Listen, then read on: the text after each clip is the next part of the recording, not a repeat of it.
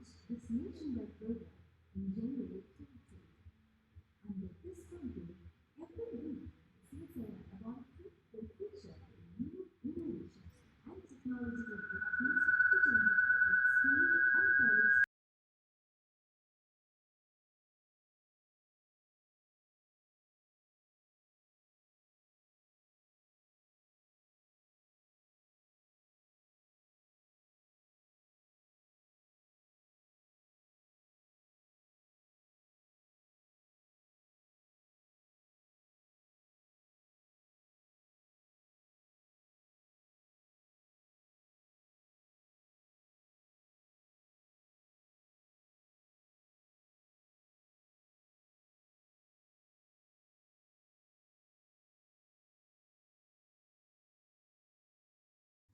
We'll be demonstrating what technological intervention SCRC has made to betterment of the citizens of India. On 6th of June, we have Stakeholders Connect who translate our research into field implementation. On 7th of June, we have Students Connect who are the future generation.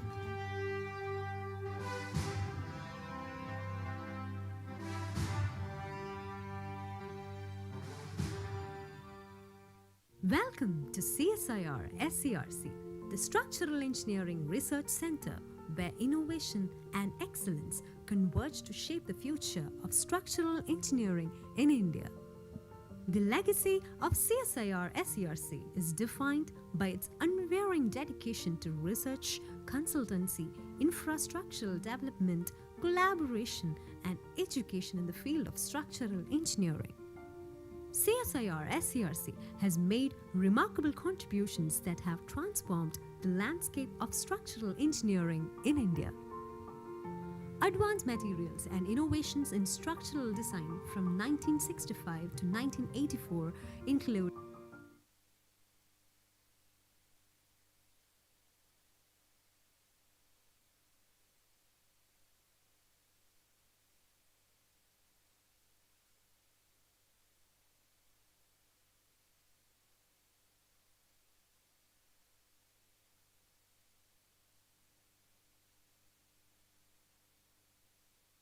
India's first fly ash building, development of pre-stressed concrete sleepers, advancements in coal deformed bars, application of ferro-cement construction, analysis of Matri Mandir, Tirupati Q complex, catenary roof system, beacon tower, and from 1985 to 2004, national capacity building and societal development including lowering of HPJ pipeline, space grid roof structures, TG foundations, tower testing research station, cyclone shelter, bubble type dome unit, Indian station in Antarctica, Agni missile launcher, etc. And from 2004 to 2017, interdisciplinary research and development included seismic studies on spent fuel tank, slurry infiltrated fibrous concrete, railway bridges, aerodynamic studies, remote SHM, G+7 scale building, horizontal axis wind turbine, butt-weld rail joints. The Council of Scientific and Industrial Research, established by the Government of India in 1942, is an autonomous body that has emerged as the largest research and development organization in the country. CSIR Structural Engineering Research Center, Chennai, established on 10th June 1965, is one of the national laboratories under CSIR. The center is recognized at the national and international level as a leading research institution in the field of structural engineering. Presently, India is expanding its infrastructure very fast and consequently the demands of contribution of CSIR SCRC have increased manifold. In the strategic sector, CSIR SCRC's contributions are remarkable. They have conducted qualification studies on nuclear power plant structures and components, developed laced steel concrete composite for blast resistance, and even performed slosh tests for Tejas LCA fuel drop tank. The various ongoing projects of CSIR SCRC includes engineering of large floating offshore structures and systems for renewable energy farming, shortly called e-Sagar. Performance-based retrofitting of aging infrastructure, development of advanced cementitious composites for 3D printing applications. These initiatives reflect the Center's commitment to exploring innovative solutions in structural engineering and addressing contemporary challenges in the field. CSIR-SCRC has set its sights on several areas for future research and development, which mainly focuses on structural health monitoring and life extension, disaster mitigation, advanced materials for sustainable infrastructure, and special structures. The center aims to foster the utilization of renewable energy sources, improve food security through efficient storage solutions, and actively participate in environmental initiatives by promoting the use of low-cost carbon sink construction material for carbon capture and mitigation. CSIR-SCRC is dedicated to advancing structural engineering practices, improving societal welfare, and contributing to critical areas of national importance. With its relentless pursuit of innovation, CSIR-SCRC is shaping a sustainable and resilient future for India and beyond.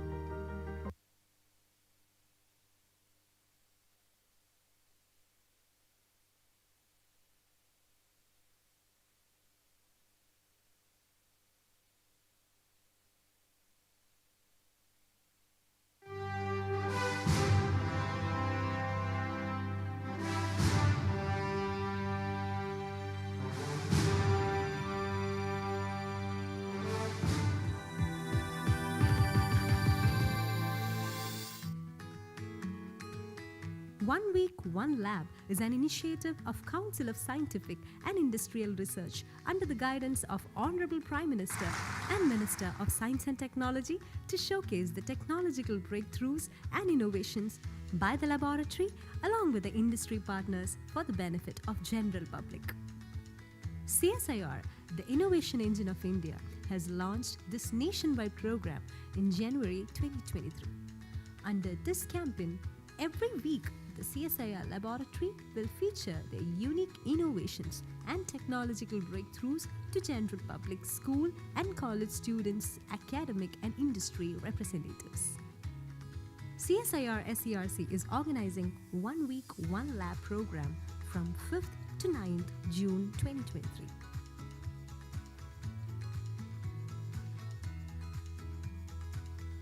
Vanakkam. I welcome you all to CSIR Structural Engineering Research Center to celebrate with us the One Week, One Lab campaign of CSIR, where we'll be showcasing our recent achievements.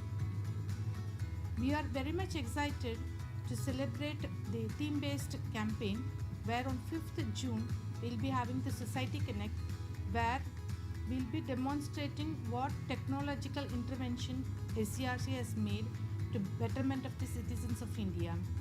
On 6th of June, we have Stakeholders Connect, who translate our research into field implementation. On 7th of June, we have Students Connect, who are the future generation and to inculcate the scientific temper in them. On 8th of June, we have the Young Entrepreneurs Connect to encourage the creative and innovative young entrepreneurs. On 9th of June, we have Public Connect, where we'll be conducting roadshows and exhibitions. We invite you to take part in these celebrations, where we'll be showcasing our achievements and what CSIR-SCRC has contributed to the development of the nation. I'm sure that this will be the start of a new exciting journey into research and innovation. Thank you all. Witness the program that CSIR-SCRC made to contribute to the development of nation, science lovers, school students, tech graduates, all the students, teachers, scientists, farmers, technologists, industrialists, startups, government officials, policymakers, press, media, and general public. All are welcome for One Week, One Lab campaign at CSIR-SCRC.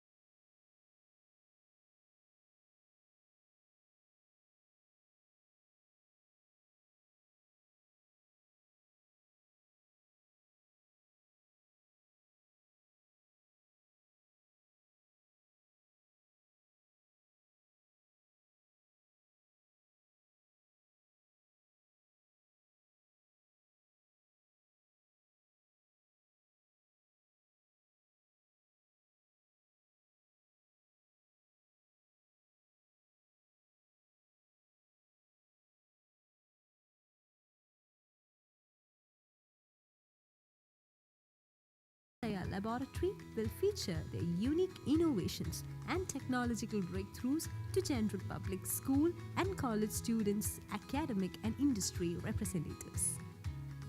CSIR SERC is organizing 1 week, 1 lab program from 5th to 9th June 2023.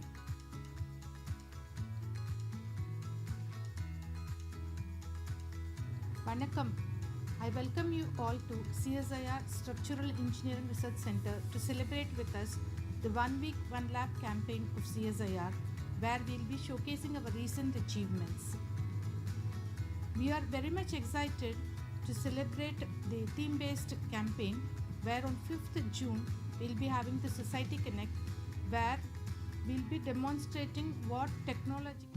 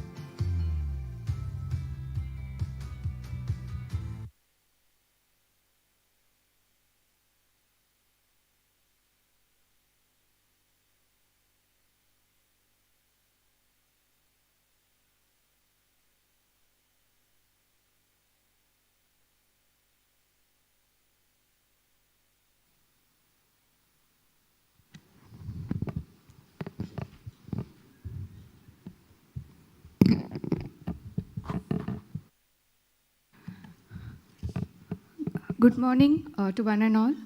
I request our chief guest of honor of today's event, to accompany our director and other dignitaries to adorn the dais.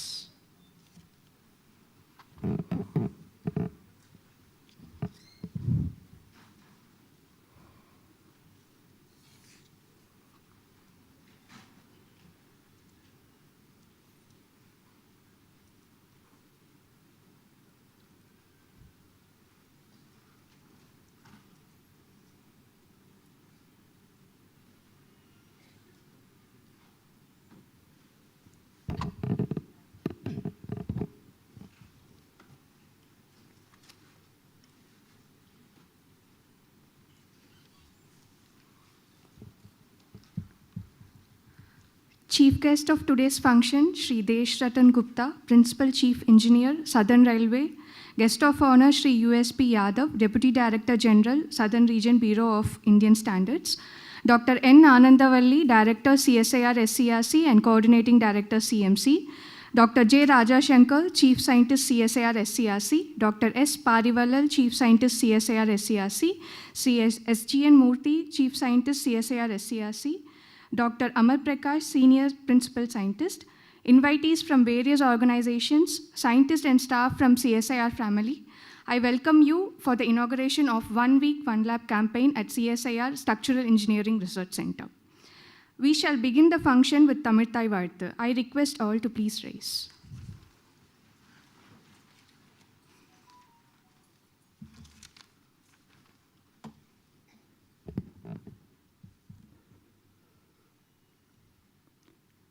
நீராறும் கடலுடுத்த நிலமடந்தை கெழிலொழுகும்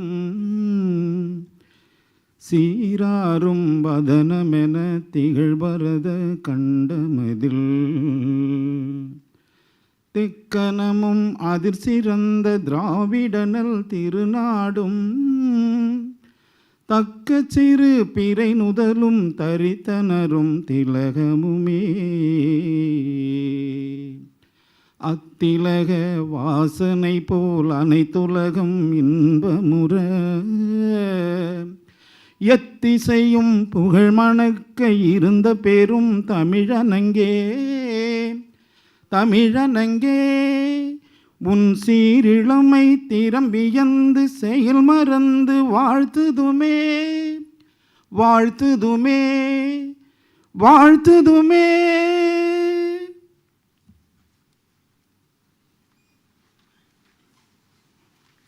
Thank you, sir. I request all the dignitaries on the dais to light the Kuttu Velakku.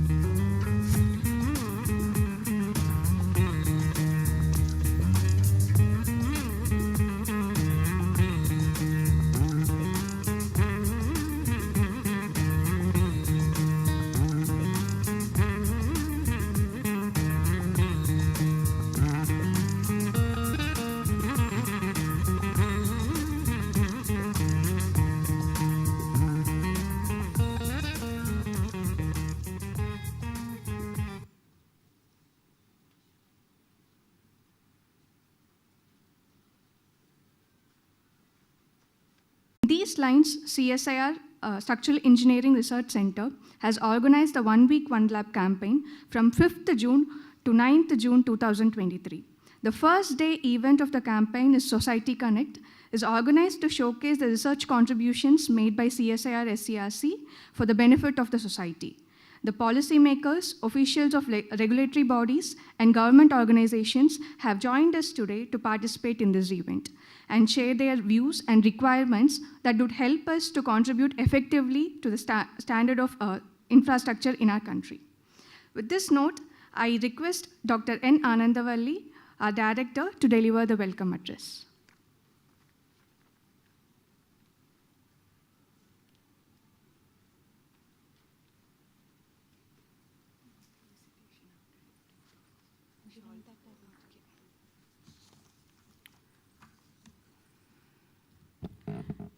Chief guest of today's function, Shri Csir-Serc Gupta ji, Principal Chief Engineer, Southern Railways. Guest of honor, Shri USP Yadav ji, Deputy Director General, Southern Region, Bureau of Indian Standards. Dr. Raja Shankar, Dr. Parivellal, Dr. SGN Murthy, Dr. Ama Prakash, and Dr. Sumit Singhal, CBA Railways, and Madam Jayashree, Dr. Bharat Kumar, Advisor, Scientist in charge of the Chennai unit of CD, SICRI, NEERI, CSIO, and NML, heads of the laboratories, invitees, guest media, my dear brothers and sisters of this campus, Vanakkam and Namaskar. I welcome you all to this inaugural function of the Society Connect, a 1 week, 1 lab campaign of CSIR Structural Engineering Research Center. And I thank Shri Csir-Serc Gupta ji for accepting our invitation to be the chief guest of today's function. Welcome you, sir. I request Dr. Raja Shankar to honor our chief guest with a shawl.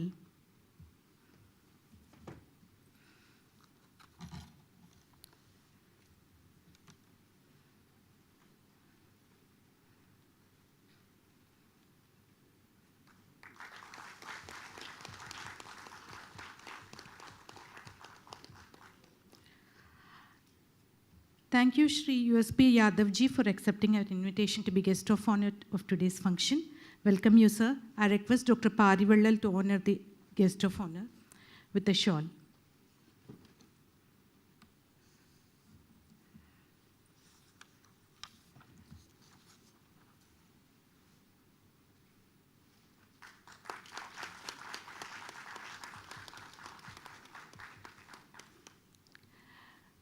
One Week, One Lab campaign is an initiative of CSIR under the guidance of Honorable Prime Minister and Honorable Minister of Science and Technology, Dr. Csir-Serc Singh, to showcase the legacy, exclusive innovations, and technological breakthroughs of each lab under CSIR 1 week.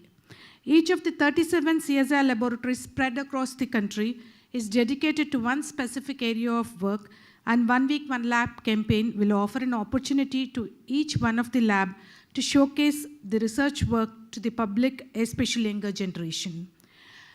During the inaugural session of this campaign, our DG, Dr. N. Kalaisalvi, mentioned that this campaign is a unique initiation and out-of-box idea of Dr. Csir-Serc Singh to reach out to the people of India and to the world about the success stories of CSIR, the innovation engine of India. The campaign for CSIR Structural Engineering Research Center starts today on 5th June and will be till 9th of June, and 10th of June we'll be celebrating our Foundation Day. Today we have the Society Connect, where we'll be showcasing what contributions CSIR SCRC had made towards the betterment of the citizens of this nation. This is followed by Stakeholders Connect on 6th June and Students Connect on 7th June and Young Entrepreneurs Connect on 8th June. And roadshows and exhibition as part of the Public Connect is flagged off today and will be concluded on 9th June. And I'm happy and proud of my team, both from CSIR SCRC and CSIR Madras Complex, and I appreciate and thank each one of them for their hard work and the fruit of which we are seeing today. Today's event on the Society Connect is conceived with the aim to interact with the public policymakers, regulatory and implementation agencies, and other public sector organizations. This will help us to take the research that is matured enough for field implementation. CSIR Structural Engineering Research Center was established on 10th June 1965 with the aim of self-sufficiency in structural engineering skills and was built upon the vision of Professor G.S. Ramaswamy. Throughout the journey, CSIR-SCRC has been contributing in solving structural engineering issues. To name a few, high-strength deform bars, aiming at import substitution, pre-stressed railway sleepers towards green solution, aerodynamically shaped cyclone shelter adopted for Odisha super cyclone of 1999, and this cyclone shelter is saving number of lives during every cyclone. And at the end of this, a video will be played on CSIR-SCRC's legacy and contribution to industry and society at large. As we all know, structural engineering plays a crucial role in modern society and plays a vital role in connecting to society in numerous ways. Say, for example, infrastructure development.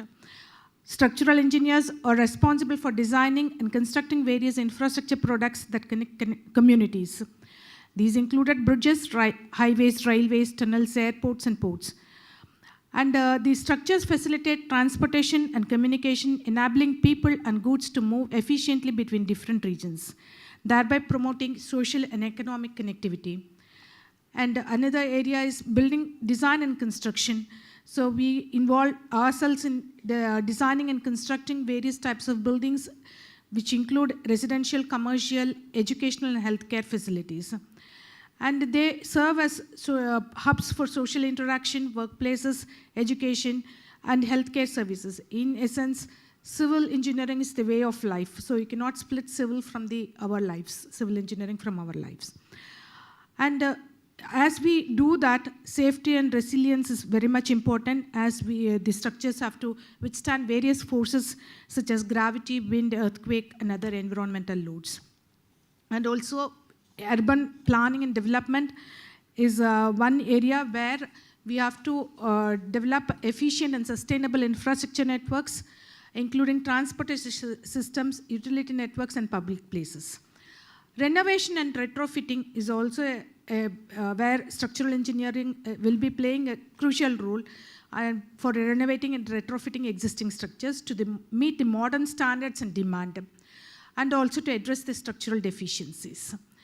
And environmental considerations also we have to address, because we have to make our world as sustainable, and we have to hand it over to the next generation as safe and earth to them. So today is an World Environmental Day, and in this connection, I think this is very much important that we have to make our technologies with our green and sustainable. Overall, structural engineering serves as the backbone of society's connectivity by designing and constructing infrastructure, ensuring safety and resilience, facilitating urban development, and promoting sustainable practices. CSIR-SCRC, through its cutting-edge research in various areas of structural engineering, including earthquake engineering, wind engineering, structural dynamics, structural health monitoring, sustainable materials, and computational mechanics, create a physical framework that connects people, places, and resources, enabling societies to thrive and progress. The research outcomes contribute to the development of innovative design approaches, construction techniques, and materials that enhance the safety, resilience, and the efficiency of the structures. So today's event will be hearing more interactions on these areas. And I once again welcome you all to today's event. And I'm sure we will have fruitful discussion during this event. And I would like to conclude with a Thirukural. Porul karuvi kalam vine idanoda aindum irulthira enni செயல். எதை எத்தகைய கருவியுடன் எப்பொழுது எவ்விடத்தில் செய்ய வேண்டும் என்ற ஐந்தையும் ஐயமர சிந்தித்து செயல்பட வேண்டும். To excel in our activities, we should perform the act after due consideration of what resources we have, what means we have, at what time we will be doing, and what execution plan we have, and where we are going to do the act. These 5 things are very much important so that we will make an impact with our work. Thank you all.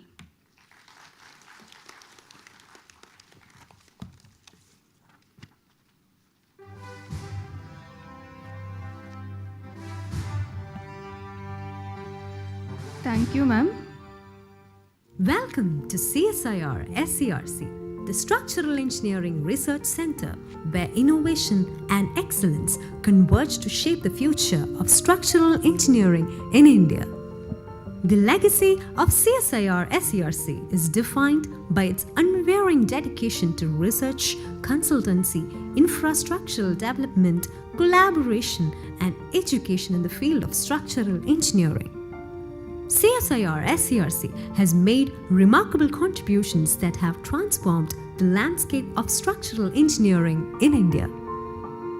Advanced materials and innovations in structural design from 1965 to 1984 include India's first fly ash building, development of pre-stressed concrete sleepers, advancements in coal deformed bars, application of ferro-cement construction, analysis of Matri Mandir, Tirupati Q complex, catenary roof system, Beacon Tower, and from 1985 to 2004, national capacity building and societal development including lowering of HPJ pipeline, space grid roof structures, TG foundations, tower testing research station, cyclone shelter, bubble type dome unit, Indian station in Antarctica, Agni missile launcher, etc.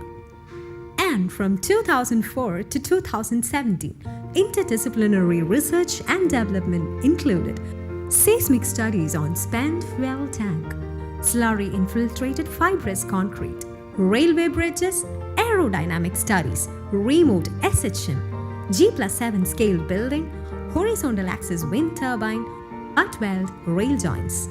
The Council of Scientific and Industrial Research, established by the Government of India in 1942, is an autonomous body that has emerged as the largest research and development organization in the country. CSIR Structural Engineering Research Center, Chennai, established on 10th June 1965, is one of the national laboratories under CSIR. The center is recognized at the national and international level as a leading research institution in the field of structural engineering. Presently, India is expanding its infrastructure very fast, and consequently the demands of contribution of CSIR SCRC have increased manifold. In the strategic sector, CSIR SCRC's contributions are remarkable. They have conducted qualification studies on nuclear power plant structures and components, developed laced steel concrete composite for blast resistance, and even performed slosh tests for Tejas LCA fuel drop tank. The various ongoing projects of CSIR SCRC includes engineering of large floating offshore structures and systems for renewable energy farming, shortly called E-Sagar, performance-based retrofitting of aging infrastructure, development of advanced cementitious composites for 3D printing applications. These initiatives reflect the Center's commitment to exploring innovative solutions in structural engineering and addressing contemporary challenges in the field. CSIR SCRC has set its sights on several areas for future research and development, which mainly focuses on structural health monitoring and life extension, disaster mitigation, advanced materials for sustainable infrastructure, and special structures. The center aims to foster the utilization of renewable energy sources, improve food security through efficient storage solutions, and actively participate in environmental initiatives by promoting the use of low-cost carbon sink construction material for carbon capture and mitigation. CSIR SCRC is dedicated to advancing structural engineering practices, improving societal welfare, and contributing to critical areas of national importance. With its relentless pursuit of innovation, CSIR SCRC is shaping a sustainable and resilient future.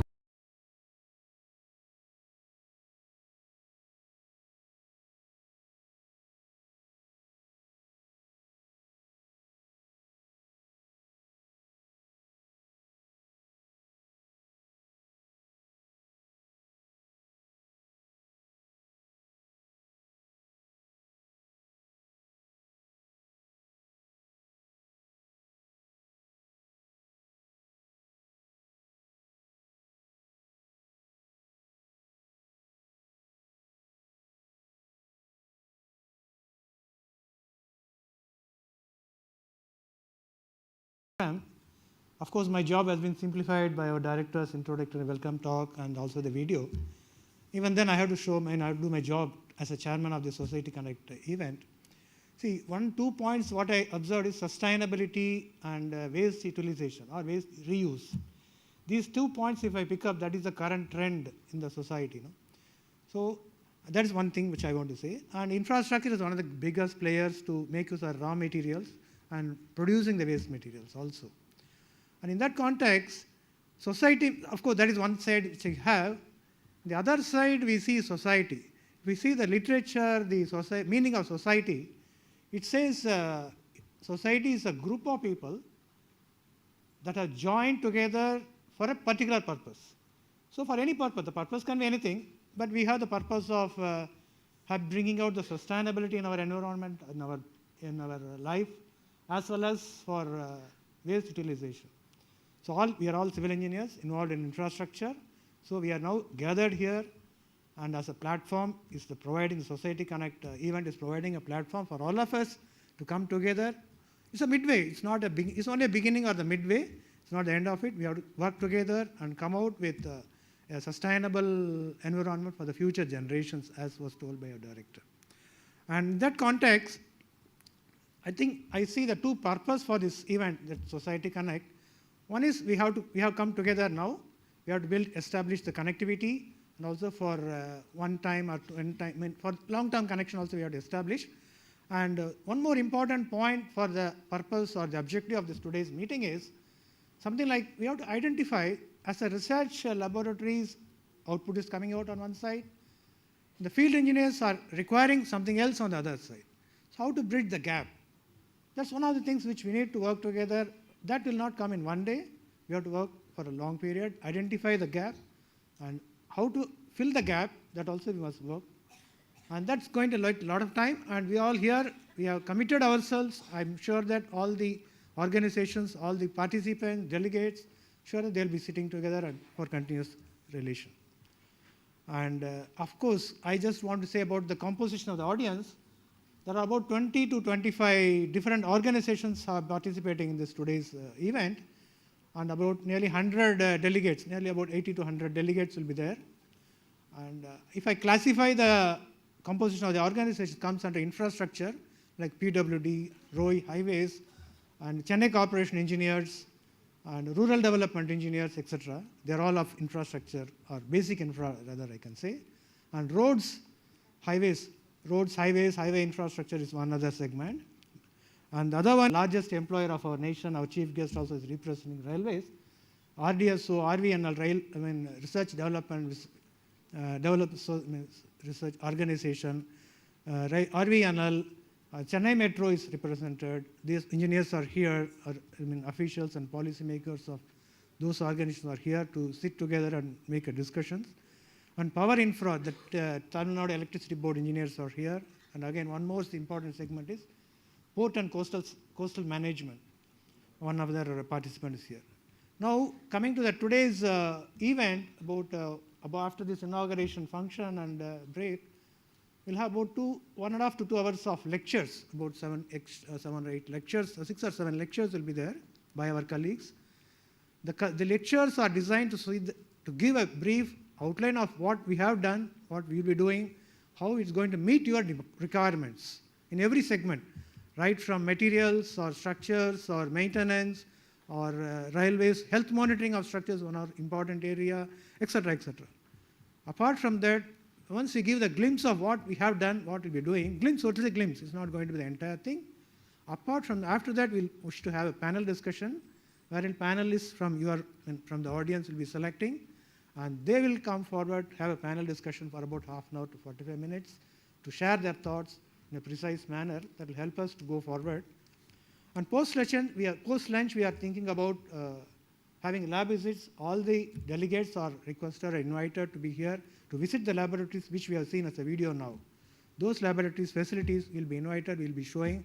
All my colleagues will be available for your disposal rather today. We are committed to entertain you and engage you today. With these few words, I wish to say that we are only at the midway. We have still a long way to go, and we are committing ourselves. And I just take your commitments and fulfill the needs of the society. Thank you very much.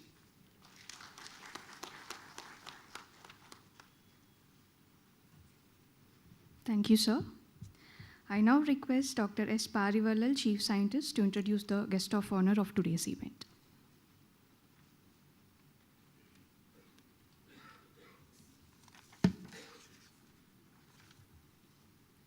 So, good morning to one and all present here. So, I am happy to introduce our guest of honor, Mr. Umashankar Prasad Yadav, Deputy Director General, Southern Region, who has kindly accepted our invitation to join us today.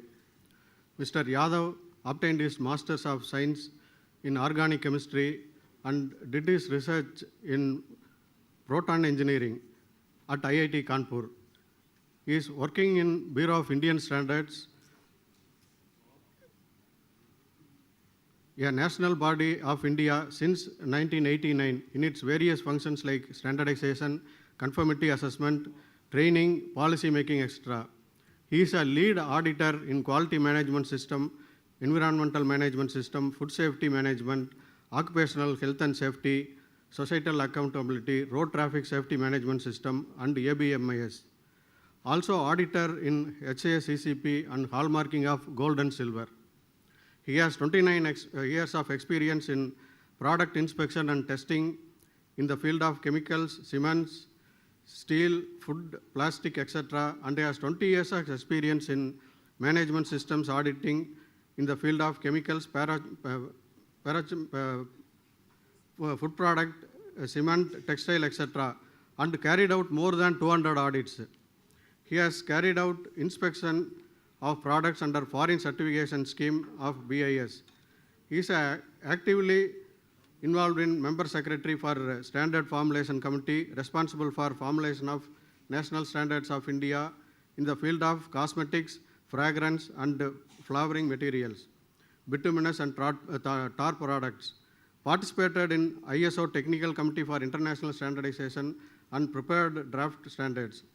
He is nominated as an expert in ISO CA-SCO WG 36 and ISO TC 228.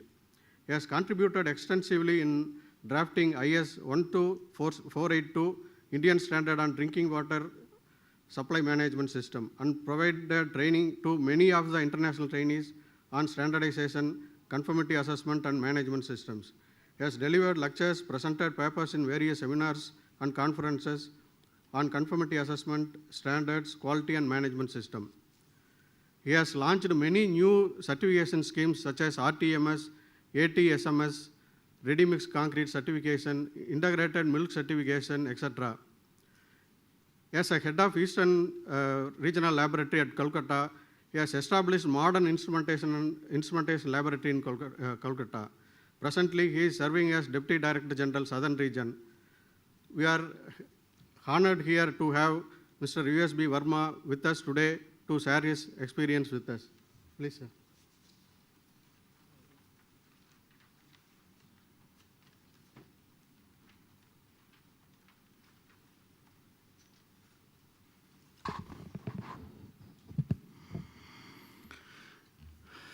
Respected Chief Guest Sri Csir-Serc Gupta ji,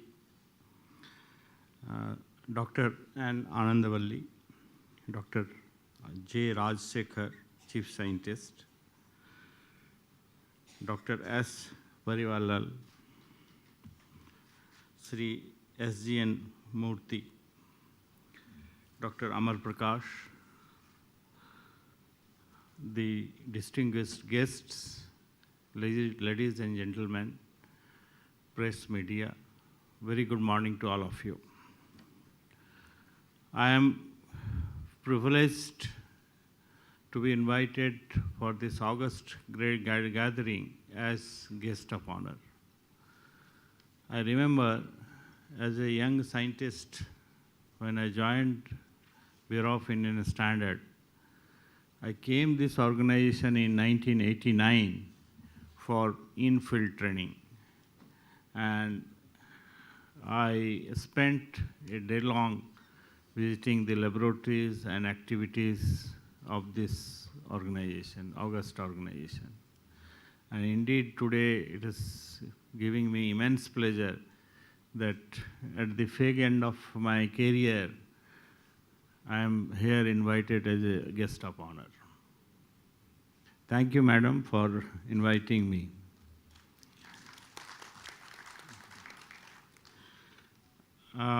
Society Connect, very well chosen subject by the Honorable Minister. Any organization which lose connect with the society as well as the environment will lose the relevance sooner or later. During late years of last decade, that means 2006, 7 or 8, there was a great recession. And due to the great recession, the people started forecasting or telling that the capitalism has failed. And reason for one of those failure, the people who did the research on this economic research, that the capitalism failed to connect with society. Society is both supplier and consumer, both source and sink. The business takes resources from society. All the natural resources and other things, the owner is society. The business takes resources from the society. And if it doesn't give it back to society, it cannot sustain. Unless you empower the people with purchasing power, you cannot sell your product. So you have to give it back to society. So any organization, whatever work we do, Society Connect is utmost important. And we in BIS, we connect the research organization with society. How? I am going to tell you. It is said that the innovations are brought to the dawn or to the light by standards. When you make the standards and when you try to sell it in the market, people are little bit skeptical. What is it? What its performance is? How to ensure about its performance? Whether it is a technology or product. Here comes the role of standards. Once you make a standard of that product or technology, that how the performance can be demonstrated, how the test methods can be repeatable and reproducible, and based on scientific principles, the people start accepting. And when the third party comes for certifications, yes, this product or this technology is good, the acceptability in the market increases. This is how the innovation, the research organization, and the people, the BIS has a role for as a bridge. SCRC has a great contribution in this country. Whatever the standards, knowingly or unknowingly, we are using has been in the structural area, has been contributed by this august organizations. They are the contributor of our civil engineering standards, at least if not less, at least 70 to 80%. They are in almost all committees, dominating all committees. And most of their research are converted into the standards. The National Building Code, majority of the structural part has been contributed by them. Though as BIS, we are very grateful to you, ma'am, for your august organization for contributing and making the life of people safe. The earthquake resistant buildings, the concrete designs, the bridge designs, all the standards has been made by them. And another part, Dr. Rajsekhar has told very aptly, the sustainability. First thing is that you have to connect with the society. Second part is sustainability. Sustainability is the buzzword of the day. We have to achieve net zero result by 2050. This has been commitment given by the nation to the UN. For that, we have to use all product and technologies which has got lesser carbon footprint and the resource conservations. So all these research, use of fly ash, use of slag, these are in the cement, these are the significant steps towards the conservation of resources and reducing the footprint, carbon footprint.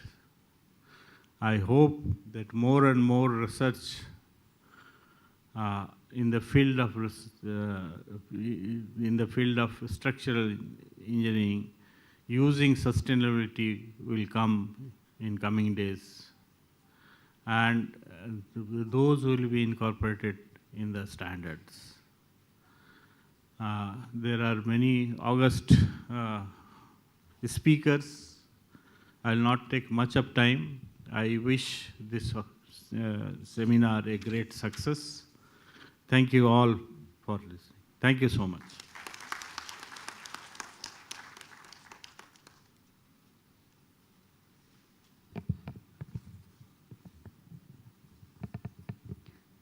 Thank you, sir. Thank you for sharing your experiences and also highlighting the importance of Society Connect. I now request Dr. Parivalal to introduce the chief guest of today's event.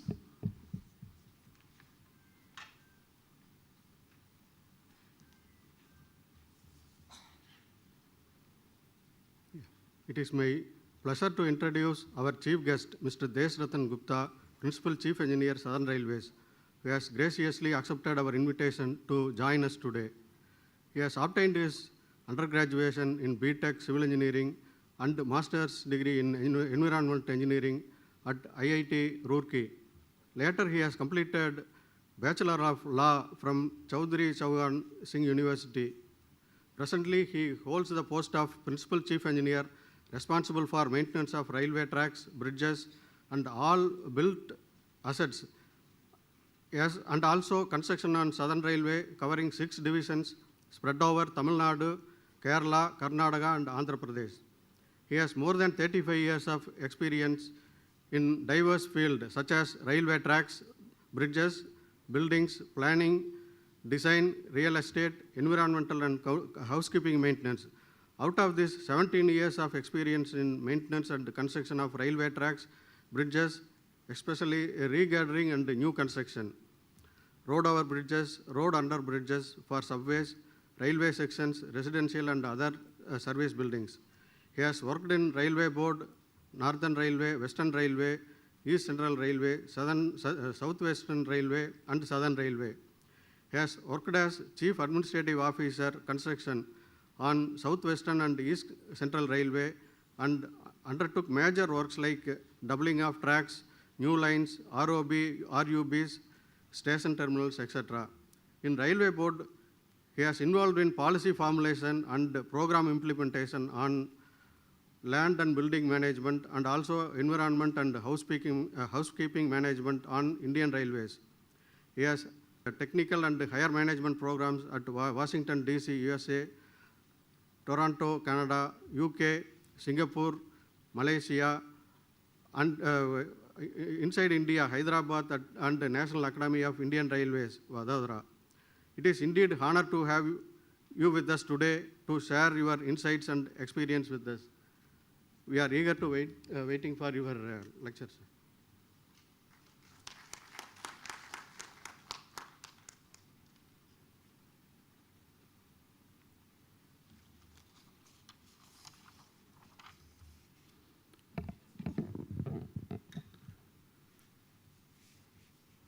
Good morning, all.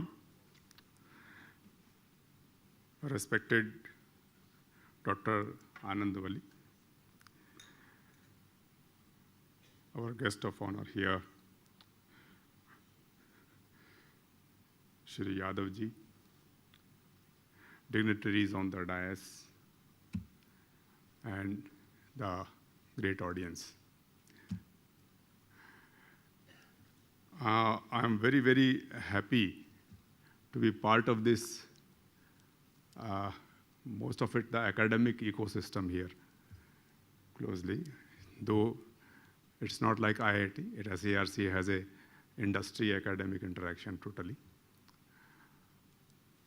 And I am really feeling privileged to be part of this session here, one week, one lab campaign, which is being inaugurated today. As a part of the Government of India, I am told this is an initiative which CSIR, SERC is organizing. Indeed, it is a great initiative of the Government of India, in particular CSIR, SERC. And I was asking Dr. Anandvalli whether it is a coincidence or it is planned to have it on the foundation day. She said, it is planned on the foundation day. And so there is another congratulations to SERC for this celebrating such an important initiative, making such an initiative on the foundation day, which is coming soon. The CSIR is conducting 1 week, one lab campaign for different labs all over the India, I understand. And it gives me great honor to inaugurate this campaign starting from today. And I once again thank the director for inviting me on this occasion. CSIR Structural Engineering Research Center is one of the national laboratories under the CSIR, very, very important laboratory.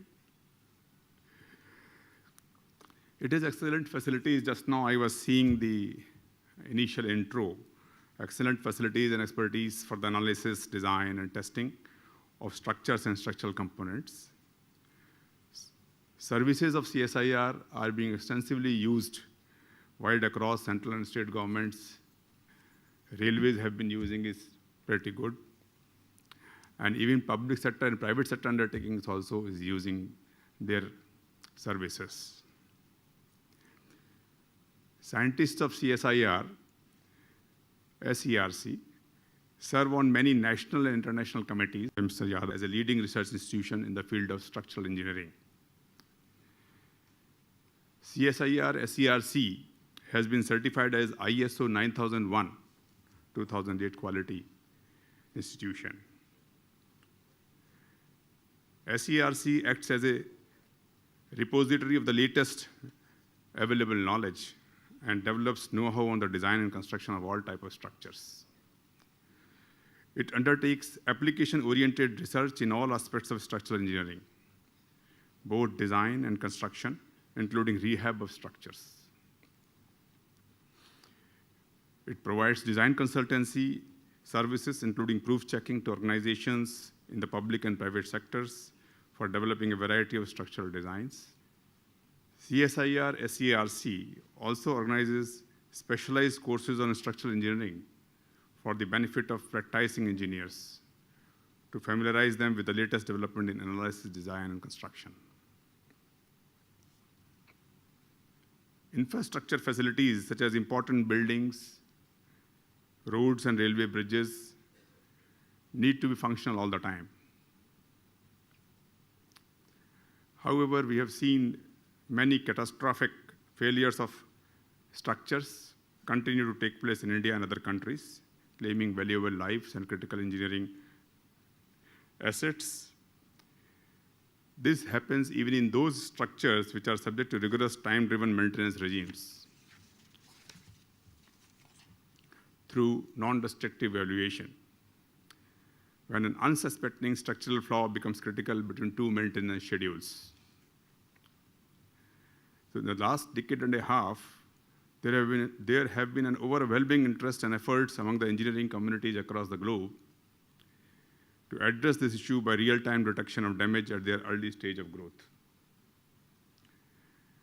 This has led to the development of general area of structural health monitoring, which Indian Railways have been using a lot through SERC. It comprises of damage diagnostics involving identification, sizing, localization, and characterization of damage, and prognostics, which predicts the criticality of the damage and assess the remaining life of the structure. It essentially combines the conventional non-destructive evaluation with built-in sensors and actuators, and appropriate domain models and data analytics for interpreting the sensor data. Thus, the conventional schedule-driven maintenance is replaced with a condition-based, as-needed maintenance regime. In addition to preventing catastrophic failure, it also leads to a significant reduction in maintenance cost, enhancement of structural integrity, and increasing the operating time and life of structure. Coming to Indian Railways, CSIR SERC has contributed extensively in solving critical problems with respect to the railway bridges. Performance evaluation of selected bridges in the important route of Indian Railways for increasing the axle load and speed was carried out by CSIR SERC, in which around 7 bridges were tested over a period of 3 years to study the effect of increased axle load and speed. Very recently, the restoration scheme for an old masonry arch bridge affected by severe scouring during the floods was designed by CSIR SERC, due to which the railway were able to carry out the strengthening without stopping the traffic.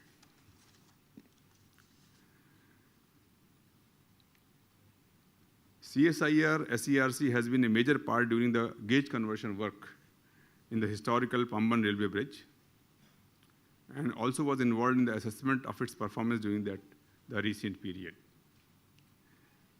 Apart from Southern Railway, CSIR SERC is working in collaboration with RDSO, Research, Design and Standards Organization of Indian Railways, on bringing out a methodology for mitigation of the longitudinal forces coming to substructure of the railway bridges.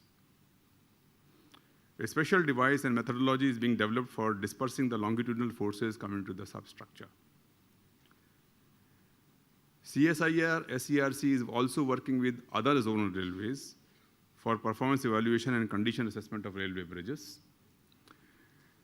Apart from solving the issues of field engineers, it's very heartening to note that CSIR SERC is carrying out the research projects on wayside assets monitoring and development of systems for high-speed railway bridges. Today, being a 5th June, our day on Environment Day is being celebrated across. The sustainability is the key. And I was just discussing with Dr. Anandavalli that how the CSIR is contributing, and I understand that a lot of plastic waste, recycled products are being proliferated by various other arms of CSIR in this. So that's really great. And in fact, Indian Railways is in this connection, I'd like to mention that is the greatest resource of sustainability because of its obvious advantages in reducing carbon footprint on the fuel emissions. So since I was Indian Railway Board heading the Environment Directorate for some time, so I'll just share with you that the footprint generated by the railways is just 5% over the overall emissions which is being generated, and that's why the modal share is targeted to increase from the existing 27% to 45% in the next 15 years by the government of India. So, and for information, the Indian Railways have the largest built structure space, more than the CPWD, which normally is considered to be the built structure of the systems. And we have many railway bridges of pre-independence. So SCRC is really assisting the railways in that manner a lot for this thing. And we will continue to associate with SCRC because we are going into the regime of higher axle load and higher speeds to 160 km/h. So there, your role is very vital to us. I sincerely wish that our association with SCRC will be helpful to Indian Railways to achieve its vision of successful transport solutions for the country. In the end, I again take this opportunity to wish the Director Ma'am, all SCRC faculty members, and others a very successful 1 week, 1 lab campaign. Thank you very much.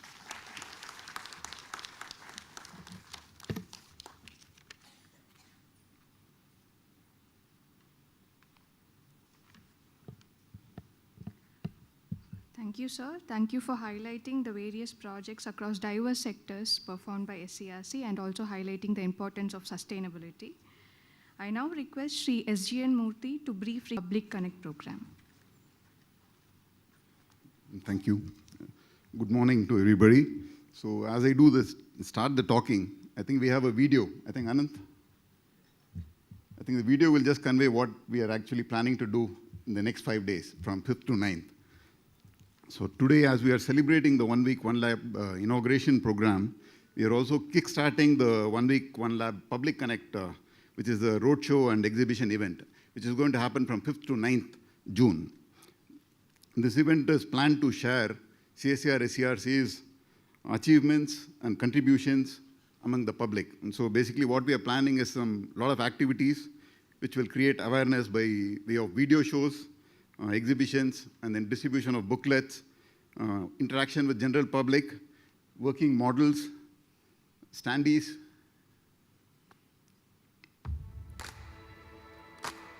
For this occasion, we have brought out a bilingual booklet showcasing our SCRC's contributions and technologies, and that will be released today shortly once the program, I think this is a copy of the booklet. As a part of the 1 week, 1 lab Public Connect program, we have a team of 22 people here in this team. We have planned activities in Chennai and outstation. So the Chennai team will be led by Dr. V. Srinivas, and then a team of 8 people will be traveling across Tamil Nadu. We will be covering about 1,500 kilometers, and a team of 8 people, and I will lead the team. So that will be flagged off today once this program is over. Basically, we are going in a mobile van, and another tempo traveler will cover major cities. So what we plan to do is basically we want to interact with the public in public places like parks and beaches, mostly in the evening or in the morning. Evening from 6 to 8, in the morning 6 to 8. And during the daytime, we will be conducting our events in Tamil Nadu Science Center, Anna Centenary Library, engineering colleges across Tamil Nadu. And the van will be carrying about 15 working models for display, and about 13 standees which will explain what are the contributions of CSIR SCRC. We also have a video screen and audio system set up in the van, so wherever we go, we can just put it out and have our road shows. And the route is as you have seen in the video. Thank you.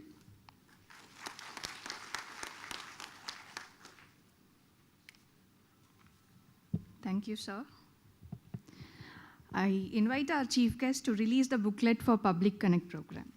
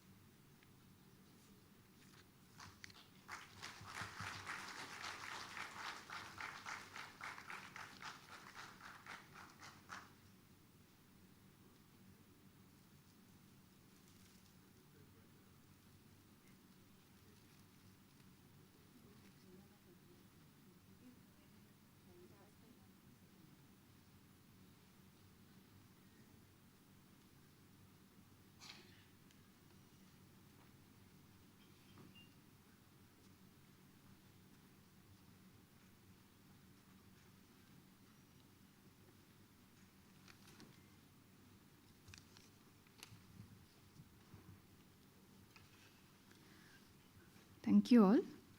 To express our heartfelt gratitude for the presence of our chief guest and guest of honor for spending their valuable time with us, I request our director to present a memento.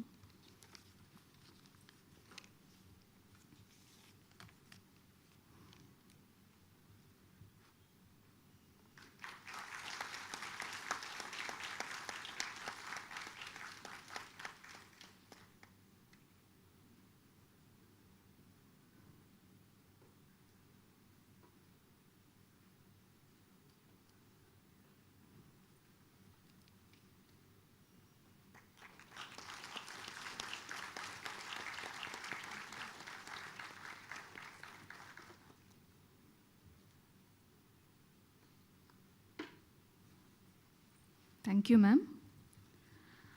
I invite Dr. Amar Prakash to deliver the vote of thanks.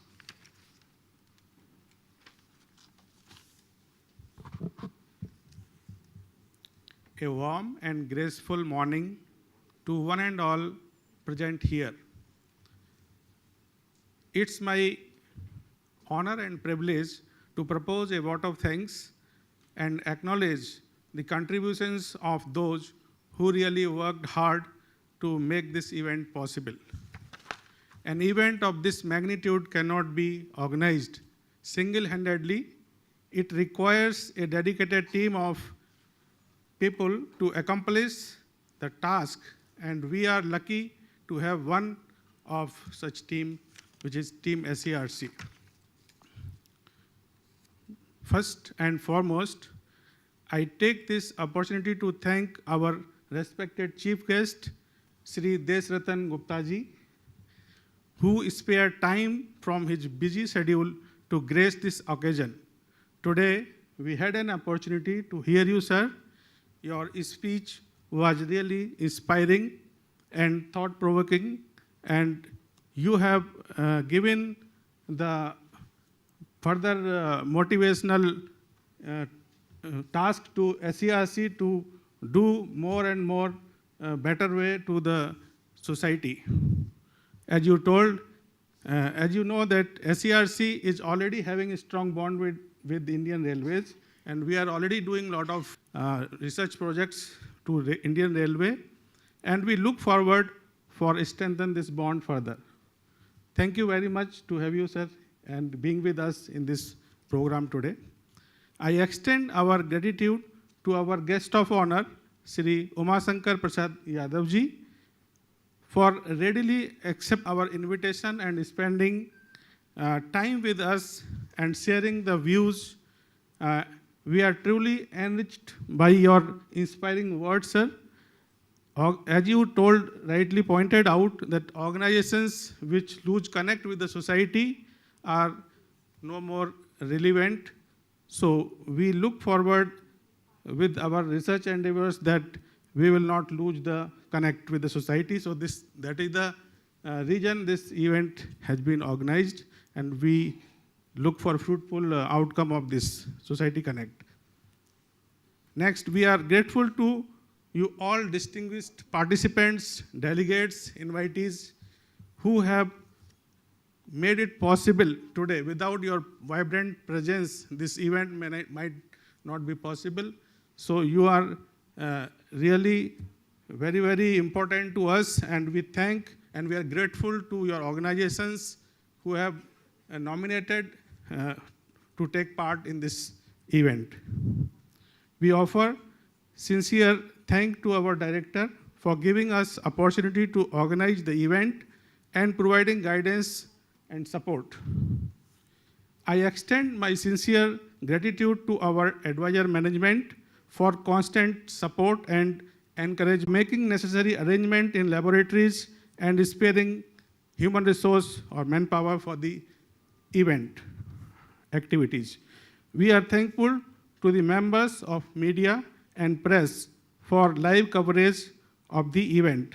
Last but not the least, I thank each and every member of this event team for your tireless efforts beyond your comfort zones. You are constantly working for last few months and try to do the activity in proper way. So a big round of applause to all of you. I think you deserve that. So, and at the end, I am not reading the names because the list is long. There are more than 60, 65 members are there. But I just mentioned that various teams have tirelessly worked hard for various arrangements like registration, catering, transportation, printing, audio-visual arrangements, stage arrangement, exhibition. So you did a good work, and I thank you very much. Once again, I thank you all for your participation and team effort. Thank you.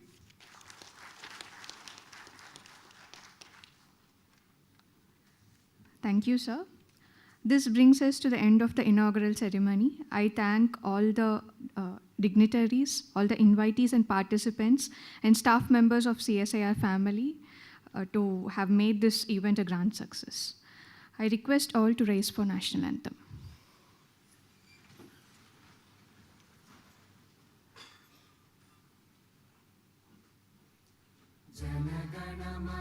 अधिनायक जय हे भारत भाग्य विधाता पंजाब सिंध गुजरात मराठा द्राविड उत्कल बंगा विंध्य हिमाचल यमुना गंगा उच्चल जलधि तरंगा तव शुभ नामे जागे तव शुभ आशीष मांगे गाहे तव जय गाथा जन गण मंगलदायक जय हे भारत भाग्य विधाता जय हे जय हे जय हे जय जय जय जय हे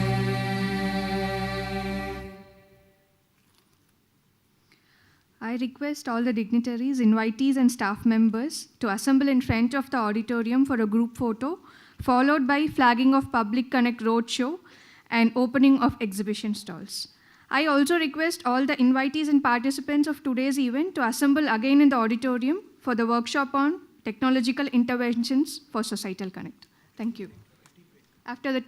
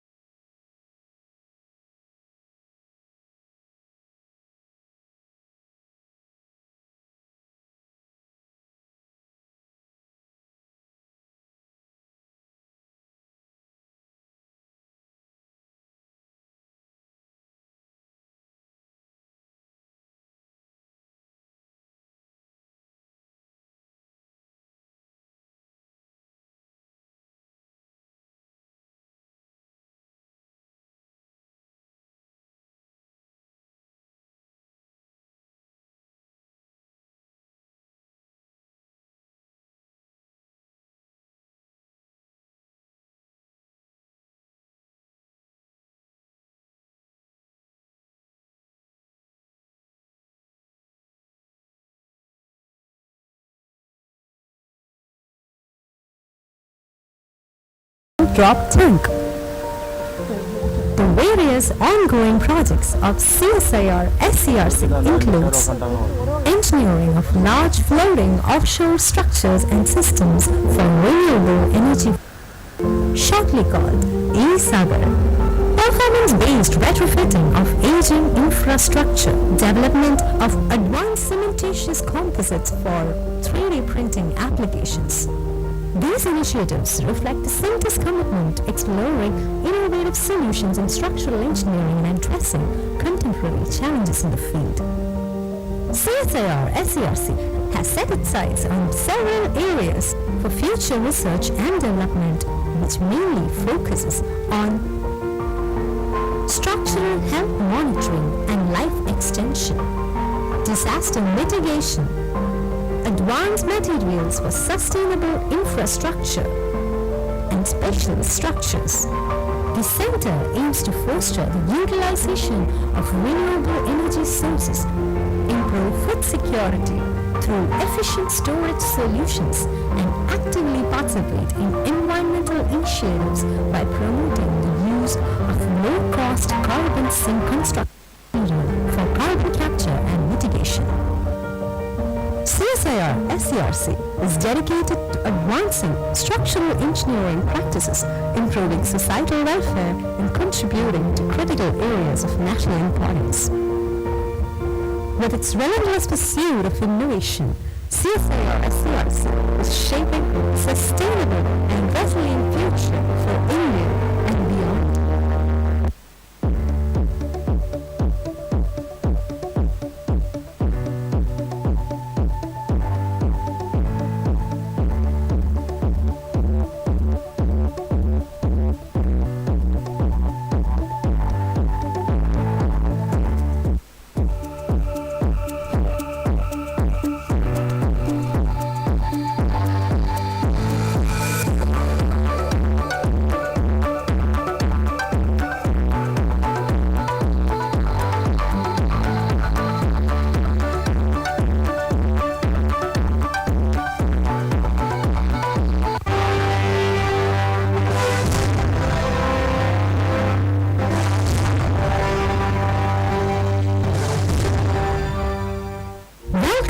CSIR SCRC, the Structural Engineering Research Center, where innovation and excellence converge to shape the future of structural engineering in India. The legacy of CSIR SCRC is defined by its unwavering dedication to research, consultancy, infrastructural development, collaboration, and education in the field of structural engineering. CSIR SCRC has made remarkable contributions that have transformed the landscape of structural engineering in India. Advanced materials and innovation.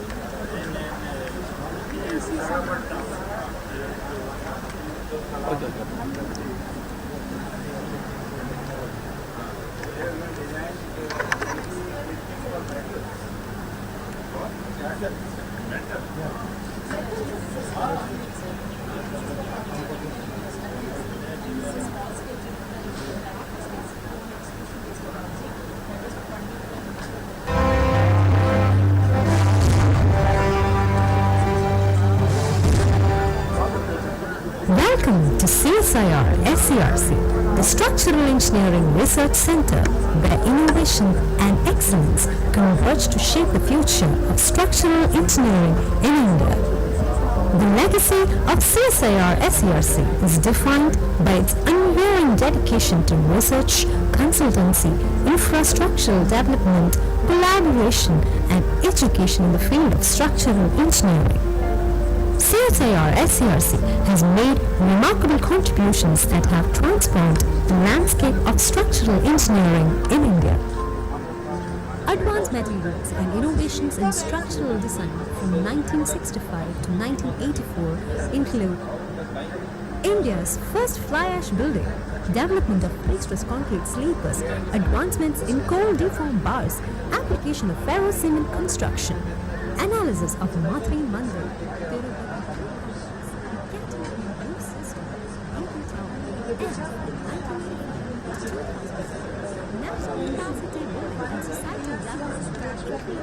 lowering the HPJ pipelines, space grid roof structures, teaching foundations.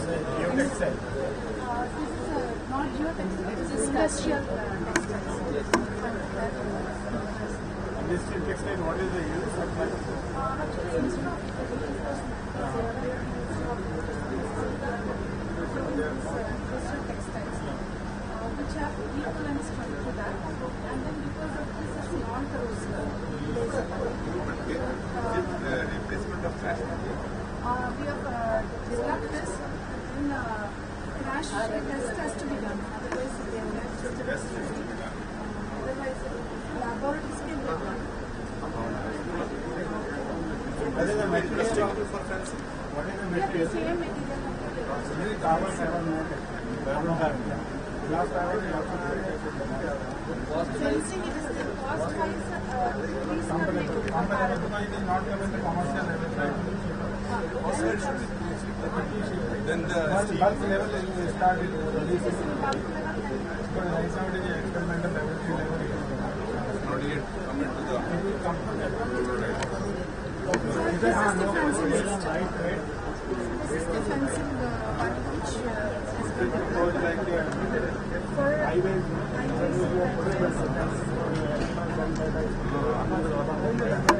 So this also be tested.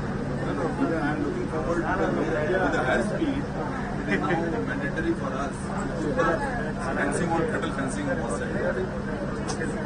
Is it still development stage or it has come? No, this is ready. This is ready. And L&T has taken it up. That same textile is The same material will be here also. And then L&T we have transferred it also. It must be open source that anybody can take. Yeah, you can. multiple users can take. It's not like a single. So initially during the development, they were our partners, L&T. So they have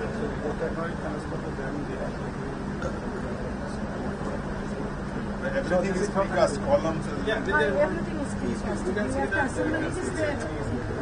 This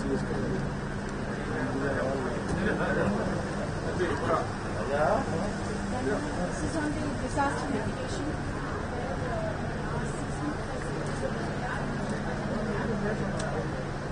Dampers and isolators. And the shade. She's a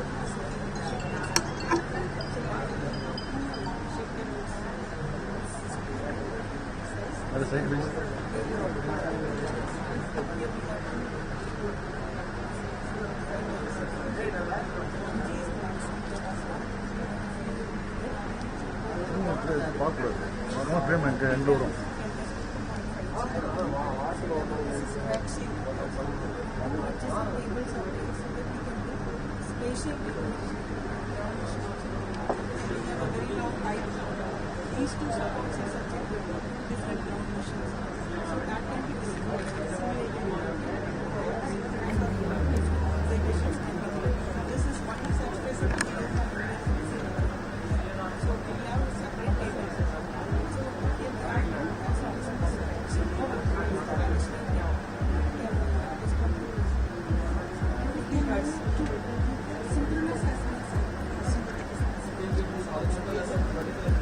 yes, it also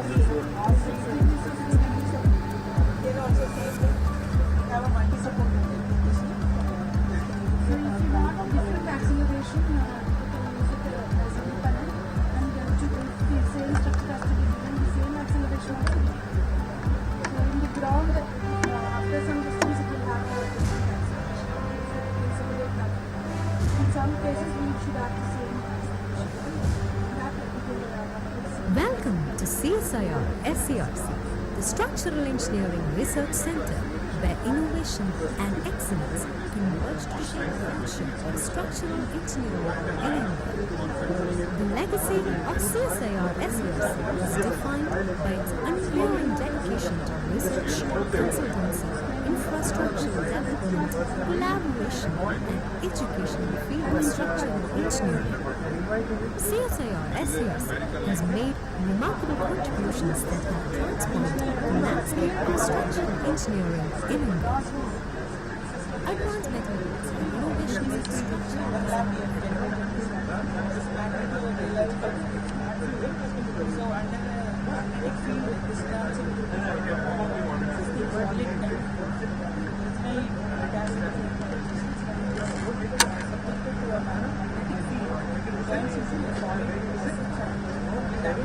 takes all the shear during the assessment execution. This has been seriously developed and developed. Further about testing, so it has to be scaled to, this has been done at this scale, smaller scale. Now it has to be done to the building scale. So that is under progress. Scaling process that we are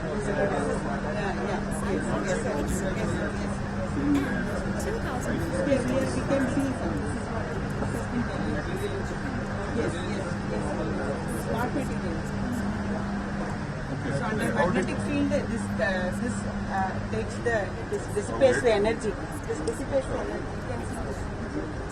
So we have this iron covered by iron. This side is iron. Not this side, because it has take some load also. So both sides it is. Yes. So this will be the total energy dissipation. We are using also Yes. Material is different from that. Material is different. This is a smart material. Yes. We have done normal rubber with this thing also, with steel embedded also. That also we have done. And this MR damper also we have done. Where it is a solid. It doesn't have steel plates. Like our building, we have steel plates. At both the edges it is available. In between it is not available. Very good.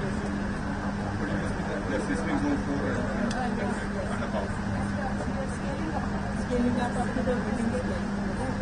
This is a facility which was sponsored from BRMS, and we have done a lot of studies with them. One is the important study is shutdown. There is a even we have to shut down the nuclear fraction of seconds. That test has been done here, and now also they come. This was done first time. And now whenever some nuclear physics comes up, they come to test. So the actuators are different levels. 5 times more.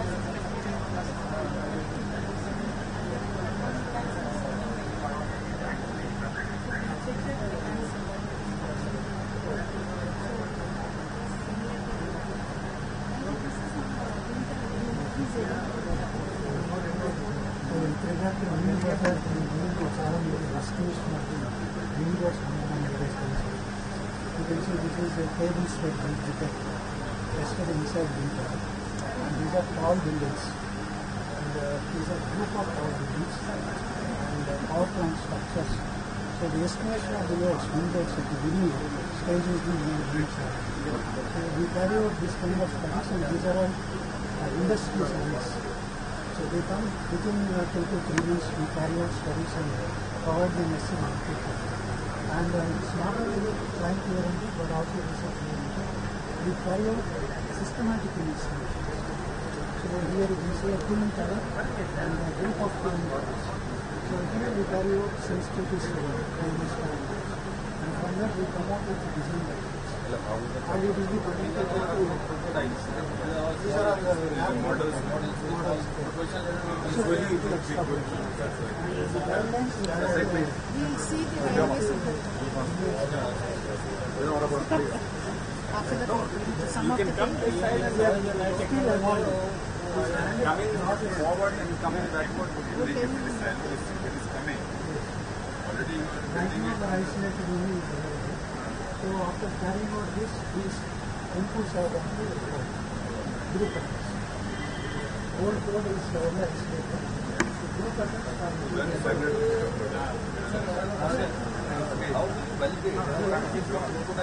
Sir நீங்கள் சும்மா எனக்கு live போய்க்கிறேன் வரட்டும் sir வந்தோடனே வந்துடுவேன் நானே வந்துடுவேன் எனக்கு லைவ் ஸ்ட்ரீமிங் போய்க்கிறேன் எனக்கு ஒன்றும் தெரியல எனக்கு அந்த பக்கம் வந்தால் தெரியாதுல்ல இருங்க அவங்க வந்தோடனே வந்துடுவேன் very difficult to go to a micro level. So for that, if you take the chimney, we put up accelerometers at the top of the chimney. And then you monitor it and note it. Correlate with what our studies report. वो safety factor रखते हैं जिससे हम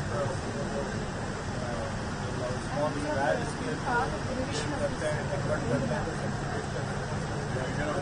Revision of code also there. If you take the cyclone resistance related guidelines, so based on SCRC work, a lot of things are done inside this code. How to do post-cyclone damage survey. The proforma is also contributions. These are reinforced concrete structure, interaction diagrams. Chimney design, interaction diagrams. These are also along with private innovators, they are built in work. So we can see some this is one level society population cycles which has been designed, tested in our country, transferred it to across society. So I think 23 or 37 numbers of such installations are there. One is there is an adult road, so when there is a flood, people can stay as a community forest. No, concrete columns are conventional. But during this cyclones, when people they have to stay in communities, that time they will use it. Otherwise, this is used as there are many. and this has been designed and tested. So our contribution is this is sensors for Yes, testing. to measure the pressures. So we have aerodynamically shaped also and tested.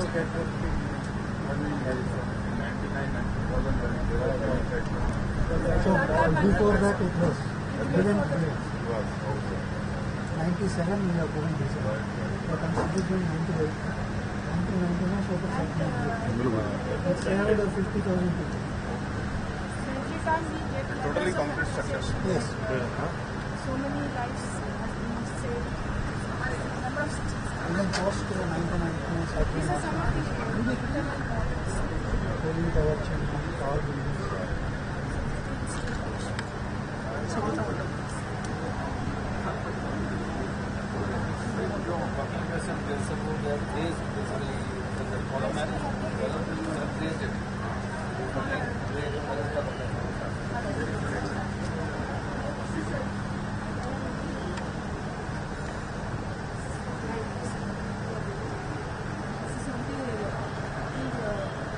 Estimation of the long-term effects.